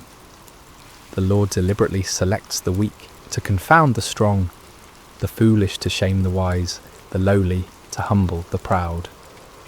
Gideon's weakness became the perfect vessel for divine strength because there could be no question about who deserved the credit for the victory. This principle was reinforced by the reduction of Gideon's army from 32,000 to 300. With overwhelming numbers, Israel might have attributed their victory to superior military strategy or exceptional courage. With just 300 men, there could be no doubt that the victory belonged to God alone. The method of the victory itself drove this point home with unmistakable clarity. No swords were swung, no arrows were shot, no conventional battle was fought. Instead, the enemy was defeated by trumpets, torches, and shouting. It was a victory that made no sense according to human wisdom, but perfect sense according to divine strategy. Gideon's story also illustrates the patient grace of God toward human weakness. When Gideon asked for signs, when he tested God with fleeces, when he needed encouragement through overhearing the enemy's dream, the Lord did not respond with anger or impatience. Instead, he provided exactly what his frightened servant needed to move forward in faith. This divine patience extends to our failures as well as our fears. Even when Gideon created the golden ephod that led Israel into idolatry, even when his victory was tainted by this spiritual stumble, God's larger purposes were not thwarted. The peace that came to Israel lasted for 40 years, and the story of Gideon's faith continued to inspire future generations. Yet Gideon's failure with the ephod serves as a sobering warning about the subtle nature of spiritual pride. The man who had refused a crown could still fall into the trap of creating an object that drew worship away from God. Victory can be more spiritually dangerous than defeat, success more corrupting than failure. Even those who have experienced God's power in extraordinary ways must remain vigilant against the pride that can grow from their very victories. The story also reveals the importance of recognizing God's sovereignty in our circumstances. When Gideon questioned why God had allowed the Midianite oppression, he was struggling with one of humanity's oldest questions: why does a good God permit suffering? The answer that emerges from his story is not a theological explanation, but a practical demonstration. God had not abandoned his people. He was preparing to deliver them in a way that would reveal his power and restore their faith. Sometimes what looks like divine absence is actually divine preparation. The 7 years of oppression created the conditions that made Israel ready to trust completely in God rather than in their own strength. Without that desperation, they might never have been willing to follow 300 men with trumpets against an army of over 100,000. Gideon's reluctance to accept the crown offers another crucial lesson about the nature of true leadership. The people wanted to make him king because he had saved them, but Gideon understood that salvation belongs to God alone. Human leaders are at their best when they serve as instruments of divine will rather than as objects of human worship. This principle applies far beyond political leadership. In families, in businesses, in communities, in churches, the most effective leaders are those who understand that their authority is delegated, that their successes come from sources beyond themselves, that their role is to point others toward truth rather than toward their own personalities or achievements. The transformation in Gideon's character throughout the story demonstrates the power of stepping out in faith despite fear. The man who ended the story was dramatically different from the one who began it, not because his circumstances had changed, but because he had learned to trust in something greater than his circumstances. He discovered what countless others have learned: that God's strength is made perfect in human weakness, that his power is most clearly displayed when human power is obviously inadequate, that the greatest victories often come in ways that make no earthly sense. For modern listeners, Gideon's story speaks to anyone who has ever felt overwhelmed by the challenges they face, whether dealing with personal struggles, family crises, professional obstacles, or community problems. The principles that guided Gideon remain relevant. True solutions often come not through human wisdom or strength, but through surrender to divine wisdom and dependence on divine strength. The story encourages us to look beyond the odds, beyond our qualifications, beyond conventional approaches, to find the unexpected ways that God might work. It reminds us that He specializes in impossible situations, that He delights in using unlikely people, that He often works in ways that confound human expectations.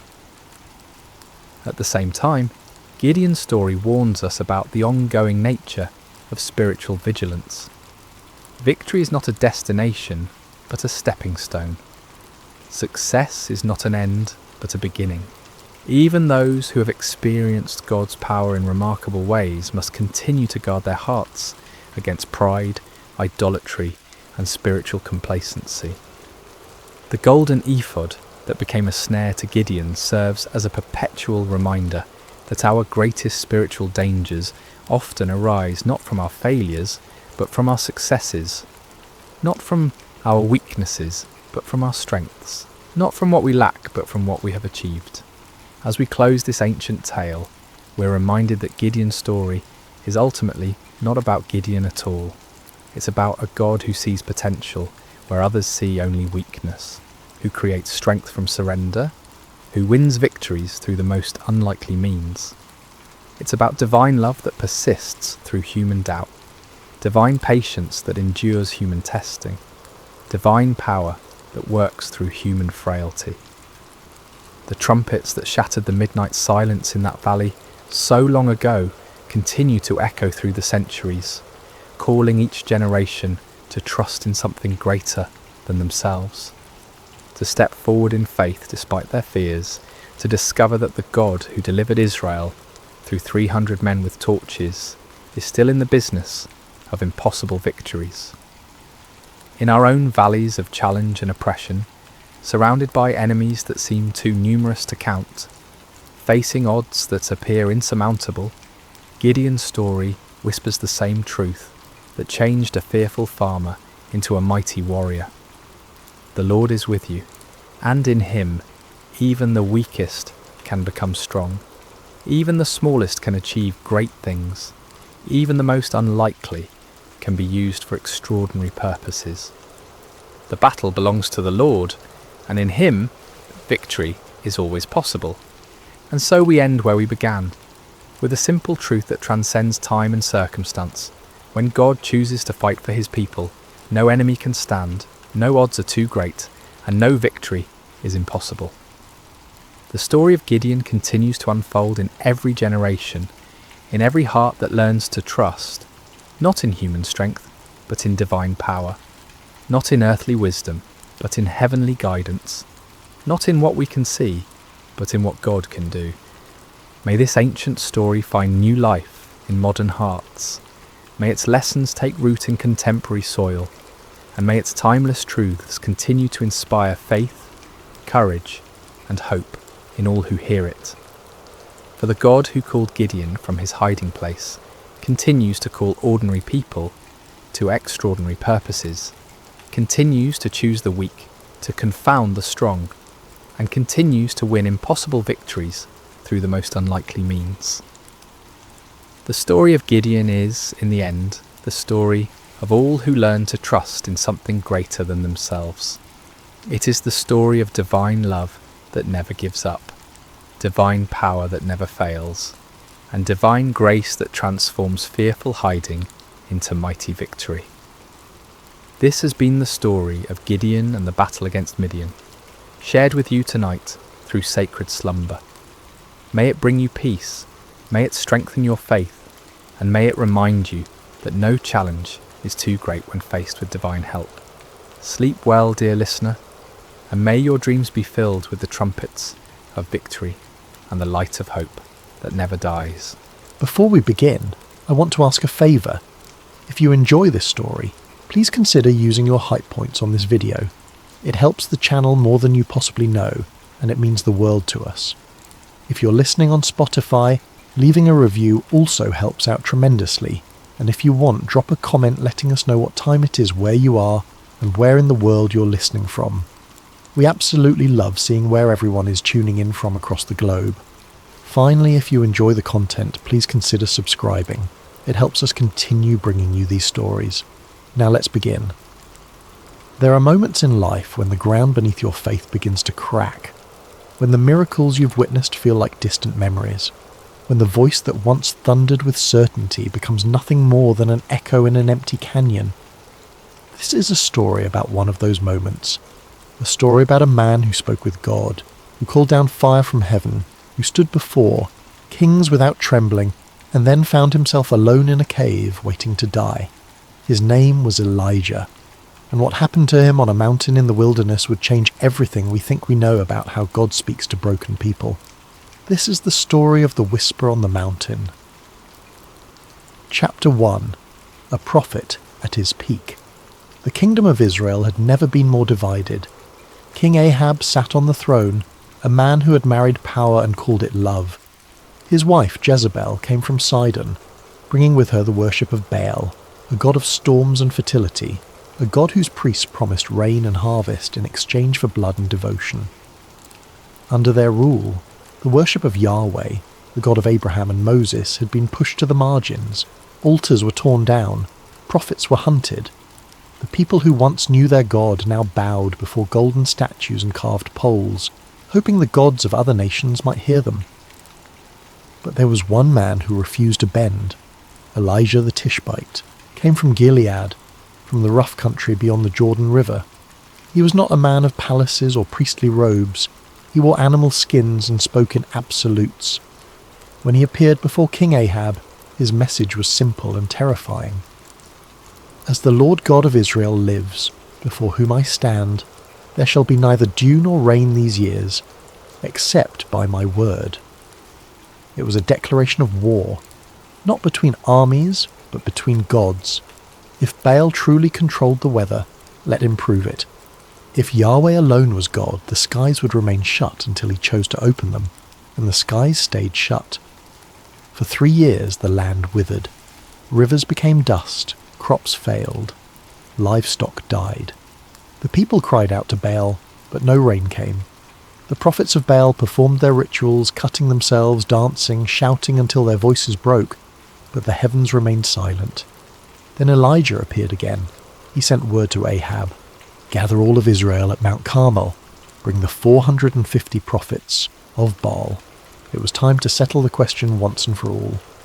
When the people assembled, Elijah stood before them and posed a challenge that cut through years of compromise and confusion. How long will you waver between two opinions? If the Lord is God, follow him. But if Baal is God, follow him. The crowd said nothing. They had learned to hedge their bets, to worship whichever god seemed most convenient. But Elijah was done with convenience. He proposed a test. 2 altars would be built. 2 bulls would be prepared as offerings. The prophets of Baal would call on their god. Elijah would call on his. Whichever god answered with fire would be proven true. The prophets of Baal went first. From morning until afternoon they called out, they danced, they cut themselves with swords and spears until their blood ran down their bodies. Elijah watched and mocked them. "Shout louder. Maybe your God is deep in thought, or busy, or travelling. Maybe he's sleeping and needs to be awakened." But there was no response, no voice, no fire, nothing. As evening approached, Elijah stepped forward. He rebuilt the altar of the Lord that had been torn down. He arranged the wood. He prepared the sacrifice. Then he did something that seemed like madness. He ordered that the altar be drenched with water. 4 large jars were poured over the offering, then 4 more, then 4 more again. The water ran down and filled the trench around the altar. Then Elijah prayed, not with frenzy or showmanship, but with quiet confidence. "Lord, God of Abraham, Isaac, and Israel, Let it be known today that you are God in Israel, and that I am your servant and have done all these things at your command. Answer me, Lord, answer me, so these people will know that you, Lord, are God, and that you are turning their hearts back again." The fire fell, not a spark, not a gradual flame. Fire from heaven that consumed the sacrifice, the wood, the stones, the soil, and even the water in the trench. The people fell on their faces, crying out in terror and awe, "The Lord, he is God! The Lord, he is God!" The prophets of Baal were seized and executed in the valley below. Elijah climbed back to the top of Carmel, bent low to the ground, and prayed for rain. He sent his servant to look toward the sea. Nothing. He prayed again. Nothing. 7 times he prayed, and on the 7th the servant returned with news.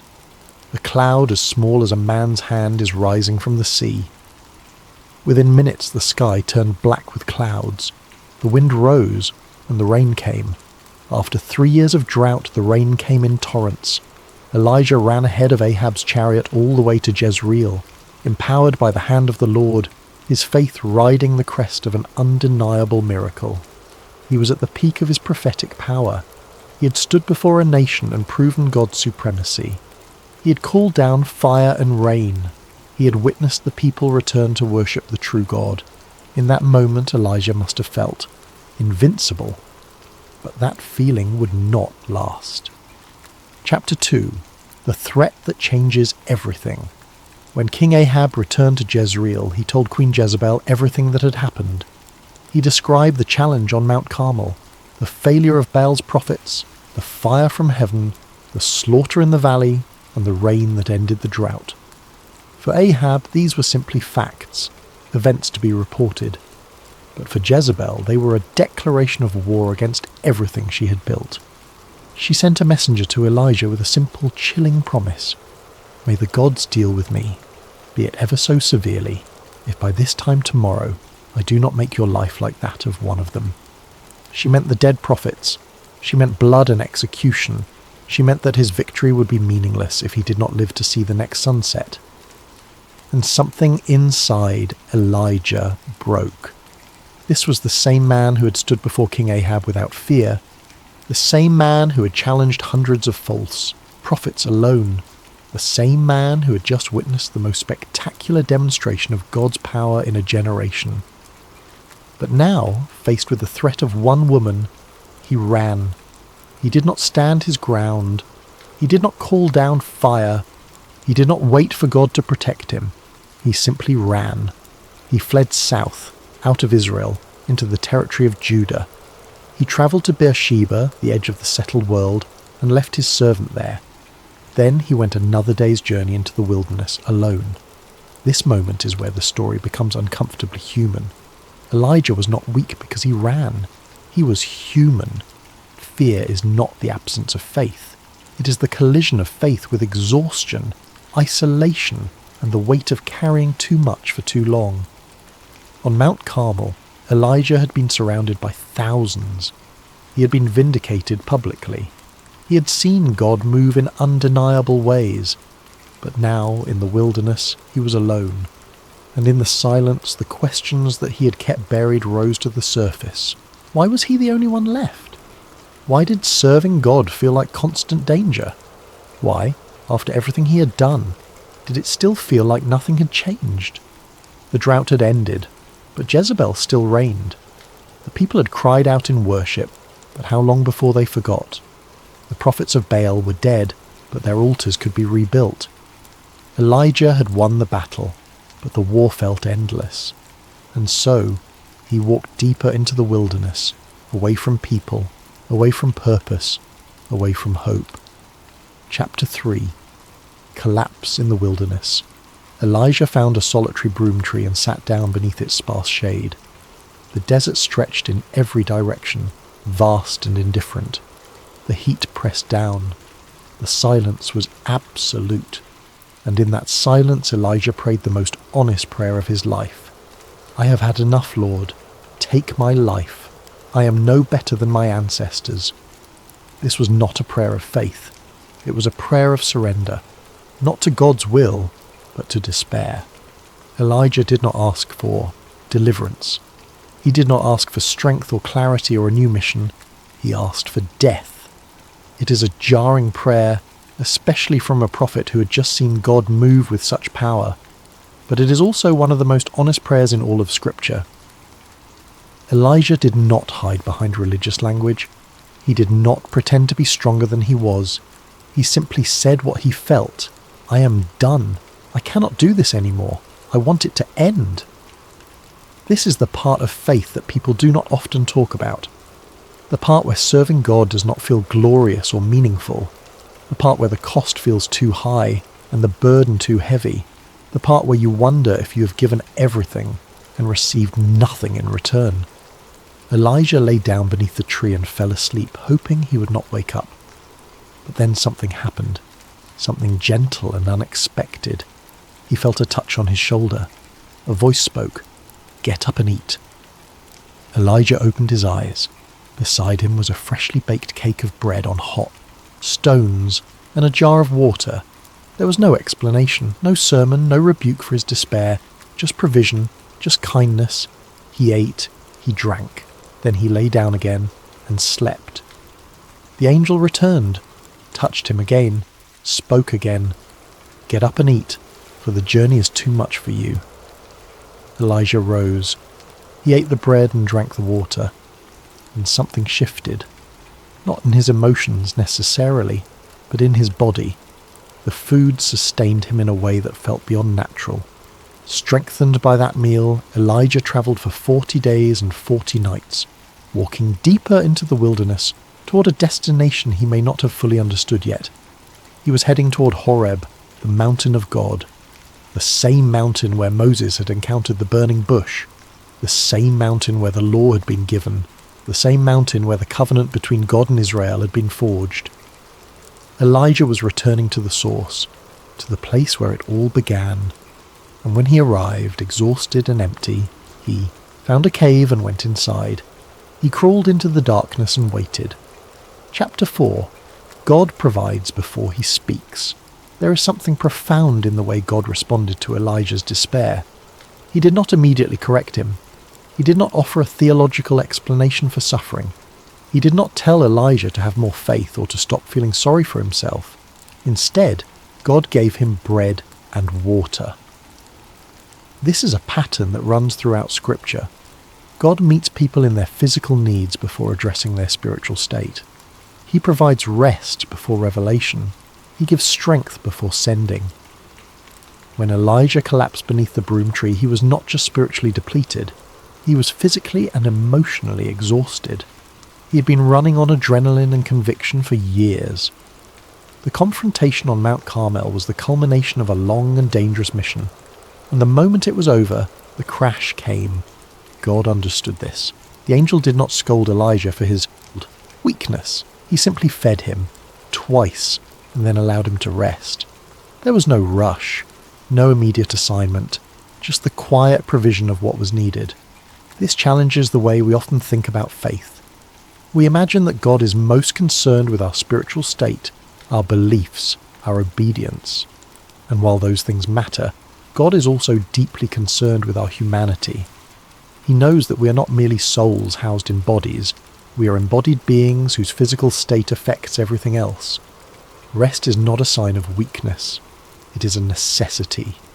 And sometimes the most faithful thing we can do is stop, eat, sleep, and let God sustain us.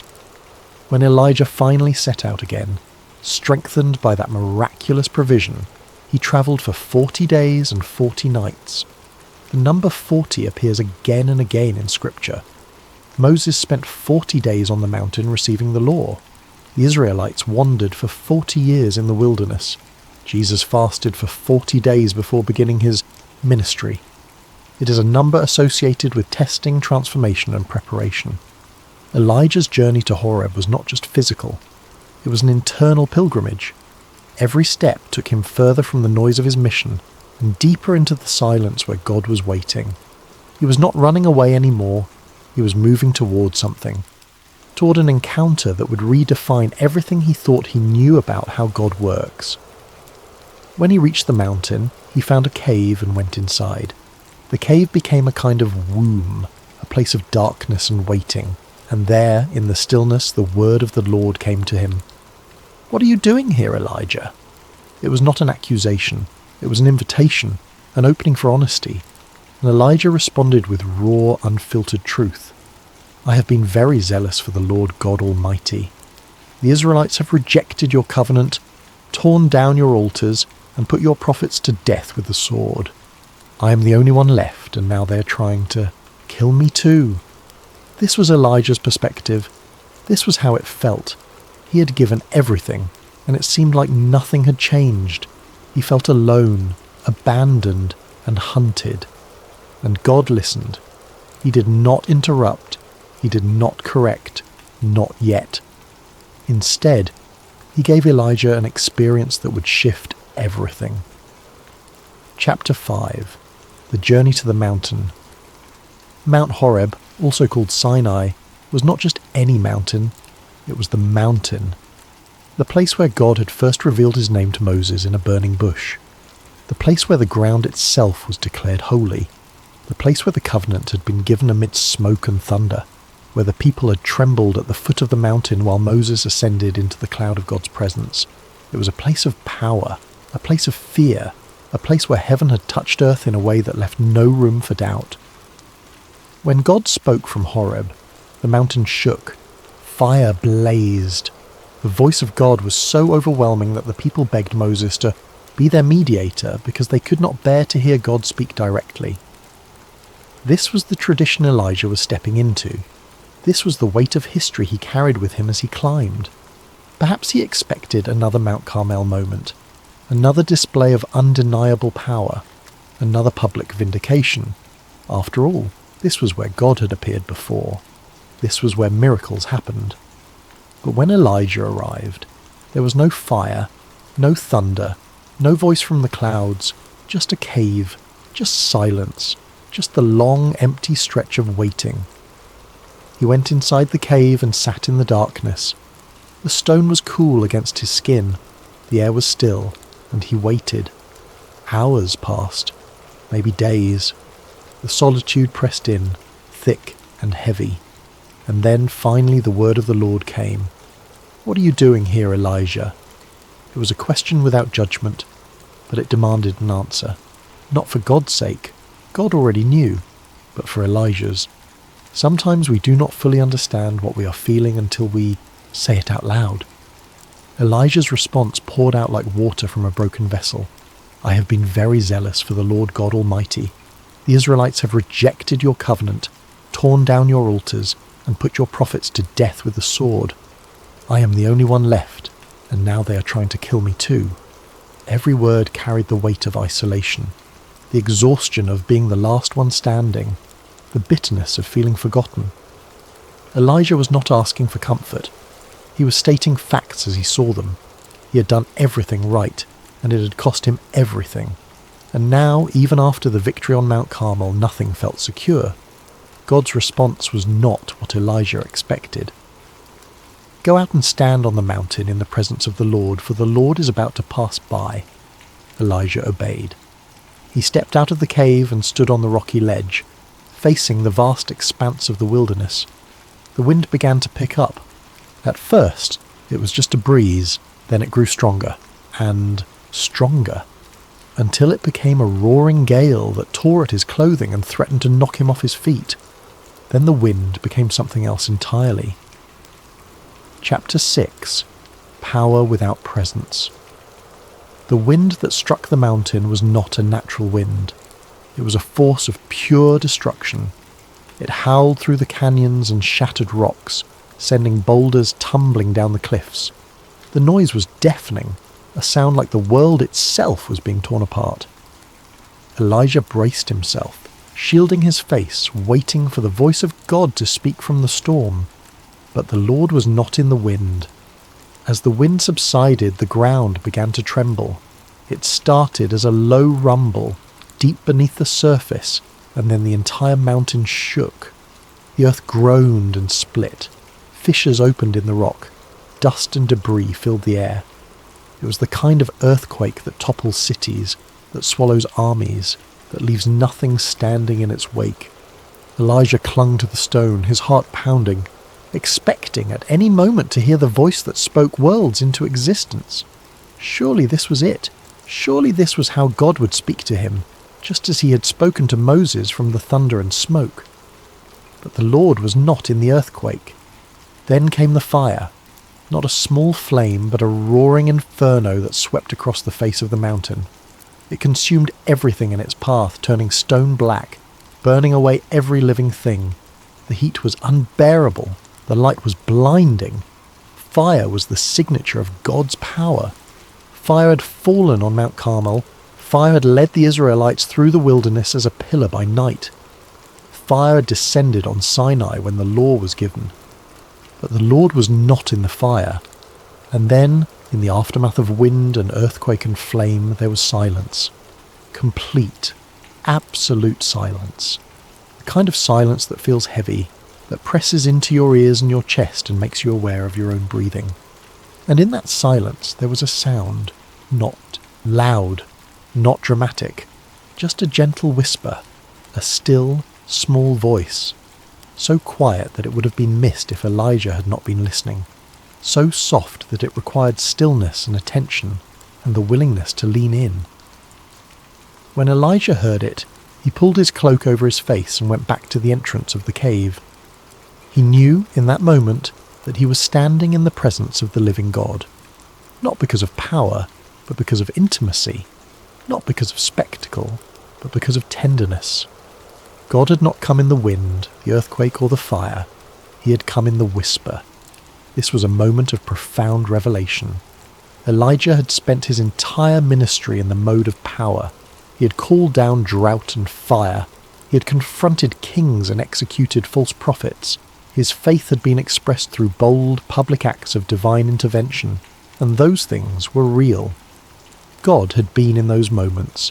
But here, on the mountain, God was teaching Elijah something new, that power is not the only way God speaks, that sometimes the most important truths are communicated not through spectacle, but through stillness, that the same God who can shake the earth and split the sky can also speak in a whisper so quiet that only those who are truly listening will hear it. The still, small voice was not weaker than the wind or the earthquake or the fire. It was more personal, more intimate, more direct. It was the voice of a God who does not need to shout to be heard, a God who chooses to meet his people not in their strength, but in their brokenness, not in their certainty, but in their doubt. And when that voice asked the question again, it carried a different weight. "What are you doing here, Elijah?"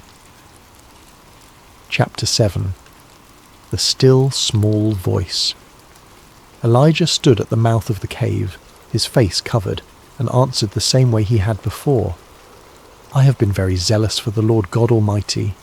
The Israelites have rejected your covenant, torn down your altars, and put your prophets to death with the sword. I am the only one left, and now they are trying to kill me too." The words were identical, but the context had changed. The first time Elijah spoke them, he was pouring out his frustration into the void, unsure if anyone was listening. Now, he was standing in the presence of God, having witnessed power and then heard the whisper. And God's response was not rebuke, it was redirection. God began by gently correcting Elijah's perception.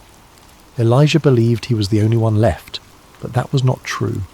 God had reserved 7,000 in Israel who had not bowed to Baal, 7,000 people who still worshipped in secret, who had not compromised, who had remained faithful even when it seemed like the entire nation had fallen away. Elijah was not alone. He had never been alone. His isolation was real, but it was not total, and this is one of the great dangers of despair. It distorts our vision. It makes us believe that the struggle is ours alone, that no one else understands, that we are the last one standing. But God sees the whole picture.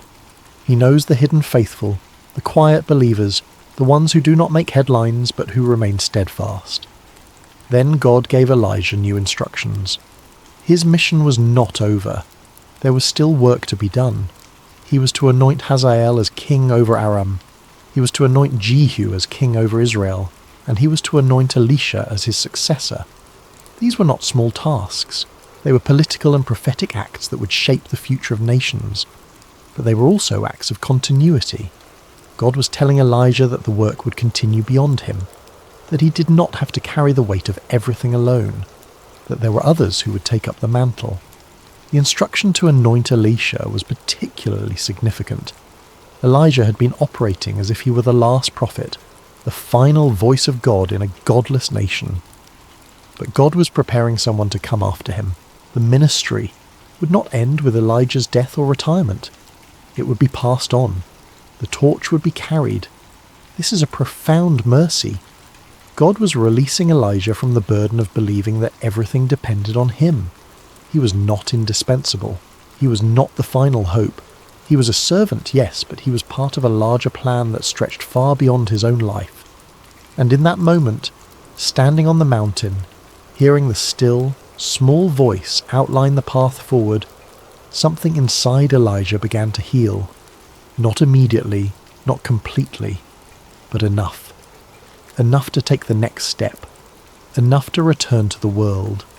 Enough to believe that even in the midst of exhaustion and fear and doubt, God had not abandoned him. The encounter on Mount Horeb did not erase Elijah's struggles. He would still face danger. He would still question. He would still carry the weight of a difficult calling. But he would no longer carry it alone, believing he was the only one left, and he would no longer expect God to speak only in fire and thunder. He had learned that God also speaks in whispers, in stillness, in the quiet moments when the world is silent, and all that is left is the sound of his voice, gentle and sure. Chapter 8. God's answer to Elijah's fear. The conversation on the mountain was not just about mission, it was about identity. Elijah had defined himself by his role as prophet, by his victories, by his willingness to stand alone. And when that identity felt threatened, when the victory on Mount Carmel did not result in permanent change, when Jezebel's threat reminded him that the fight was far from over, he collapsed. God's response was not to bolster that old identity, but to expand it, to remind Elijah that he was not defined solely by his prophetic acts, but by his relationship with the one who called him, to show him that strength is not the absence of fear, but the willingness to keep moving even when you are afraid. The anointing of Elisha was a pivotal moment. When Elijah descended from the mountain and found Elisha ploughing a field with 12 yoke of oxen, he threw his cloak over him. It was a symbolic act, a passing of the mantle, a declaration that the work would continue. Elisha left everything, slaughtered his oxen, burned his ploughing equipment, and followed Elijah. He became not just a successor, but a companion, someone to walk alongside, someone to share the burden. This is one of the gifts God gave Elijah in his despair. Community, not crowds, not public vindication, but one person to walk with, one person to invest in, one person who would carry the mission forward when Elijah could not. The story of Elijah does not end on the mountain. He continued to prophesy. He continued to confront kings. He continued to call the nation back to God. But something had shifted. He was no longer operating from a place of isolated strength. He had learned that weakness is not the end of usefulness. That doubt does not disqualify you, that even the strongest believers experience fear, exhaustion, and the temptation to give up. And perhaps most importantly, he had learned that God does not always speak in the ways we expect, that the fire from heaven and the still, small voice are both expressions of the same God. That power and tenderness are not opposites, but two sides of the same divine nature. Years later, when Elijah's time on earth was ending, he did not die. He was taken up to heaven in a whirlwind, surrounded by chariots of fire. It was a dramatic conclusion to a dramatic life, but the lesson of Mount Horeb remained, that even in the whirlwind, even in the fire, God is most intimately known in the quiet moments, in the whisper, in the still, small voice that speaks to the deepest parts of who we are. Chapter 9. Passing the Mantle. The relationship between Elijah and Elisha was not just a professional arrangement, it was a mentorship. a friendship, a spiritual legacy being passed from one generation to the next. Elisha followed Elijah faithfully, learning not just the mechanics of prophecy, but the heart of it. He witnessed Elijah's continued struggles, his moments of courage, his flashes of doubt. He saw that being a prophet did not mean being perfect. It meant being obedient, even when obedience was costly. When the time came for Elijah to be taken, Elisha refused to leave his side. They travelled together from Gilgal to Bethel to Jericho to the Jordan River. At each stop, Elijah urged Elisha to stay behind, but Elisha insisted on accompanying him. He had seen what it cost to serve God. He had watched Elijah wrestle with fear and loneliness and the crushing weight of responsibility. And still, he chose to follow. At the Jordan River, Elijah struck the water with his cloak, and the river parted. They crossed on dry ground, an echo of Joshua and Moses, a reminder that God's power does not diminish with time. And on the other side, Elijah asked Elisha what he wanted before he was taken. Elisha's request was bold. "Let me inherit a double portion of your spirit." It was not a request for power, but for the ability to carry on the work, to have the strength to do what needed to be done, to continue the mission without collapsing under the weight of it. Elijah's response was honest. "You have asked a difficult thing, yet if you see me when I am taken from you, it will be yours. Otherwise it will not." Then it happened.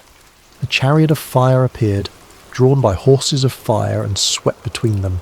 A whirlwind lifted Elijah up, carrying him into the heavens. Elisha watched, crying out, tearing his own clothes in grief and awe. And when it was over, Elijah's cloak fell from the sky. Elisha picked it up. He walked back to the Jordan River, struck the water with the cloak, and cried out, "Where now is the Lord, the God of Elijah?" The water parted, and Elisha crossed over, carrying the mantle, carrying the mission, carrying the legacy. The work continued, the story did not end. And the lesson remained that faith is not about individual heroics, but about faithful obedience passed from one generation to the next, that we are not called to do everything, but to do what is set before us and trust God with the rest. Epilogue. When God speaks softly, there is a temptation, especially in moments of crisis, to believe that God has abandoned us if we do not hear his voice in power. We wait for the burning bush, the pillar of fire, the parting of the sea. We expect miracles to be loud and undeniable, and sometimes they are. But the story of Elijah and the still, small voice reminds us that God's presence is not measured by volume, that the same God who spoke worlds into existence also whispers to broken hearts, that the most profound encounters with the divine often happen not in the middle of the storm, but in the silence after it passes. Elijah went to the mountain expecting power. He got intimacy. He expected vindication. He got companionship. He expected answers. He got a question. "What are you doing here?" And in that question was an invitation, not to explain himself, but to be known, to be seen, to be met in his exhaustion and doubt and fear, and to be reminded that he was not alone, that the work was bigger than him, that his weakness did not disqualify him, but made space for God's strength. The lesson of the still small voice is not that power is unimportant. It is that power is not the only language God speaks, that sometimes the most important thing is not to witness a miracle, but to hear a whisper, to stand in the silence and listen, to trust that even when God seems quiet, he is near. Faith is not always loud. It does not always feel triumphant. It does not always result in immediate vindication. Sometimes faith is simply the willingness to stand at the mouth of the cave, face covered, listening for the voice that speaks not in thunder, but in stillness. And when that voice comes, it does not always give us what we want, but it gives us what we need. It reminds us that we are not alone, that our story is part of a larger story, that the mission we carry will be carried by others when we cannot carry it anymore. It tells us to rest, to eat, to be strengthened, and then, when we are ready, to take the next step, because God is not only in the fire, He is also in the whisper, and sometimes the whisper is all we need. Sleep well, and may you find peace in the stillness.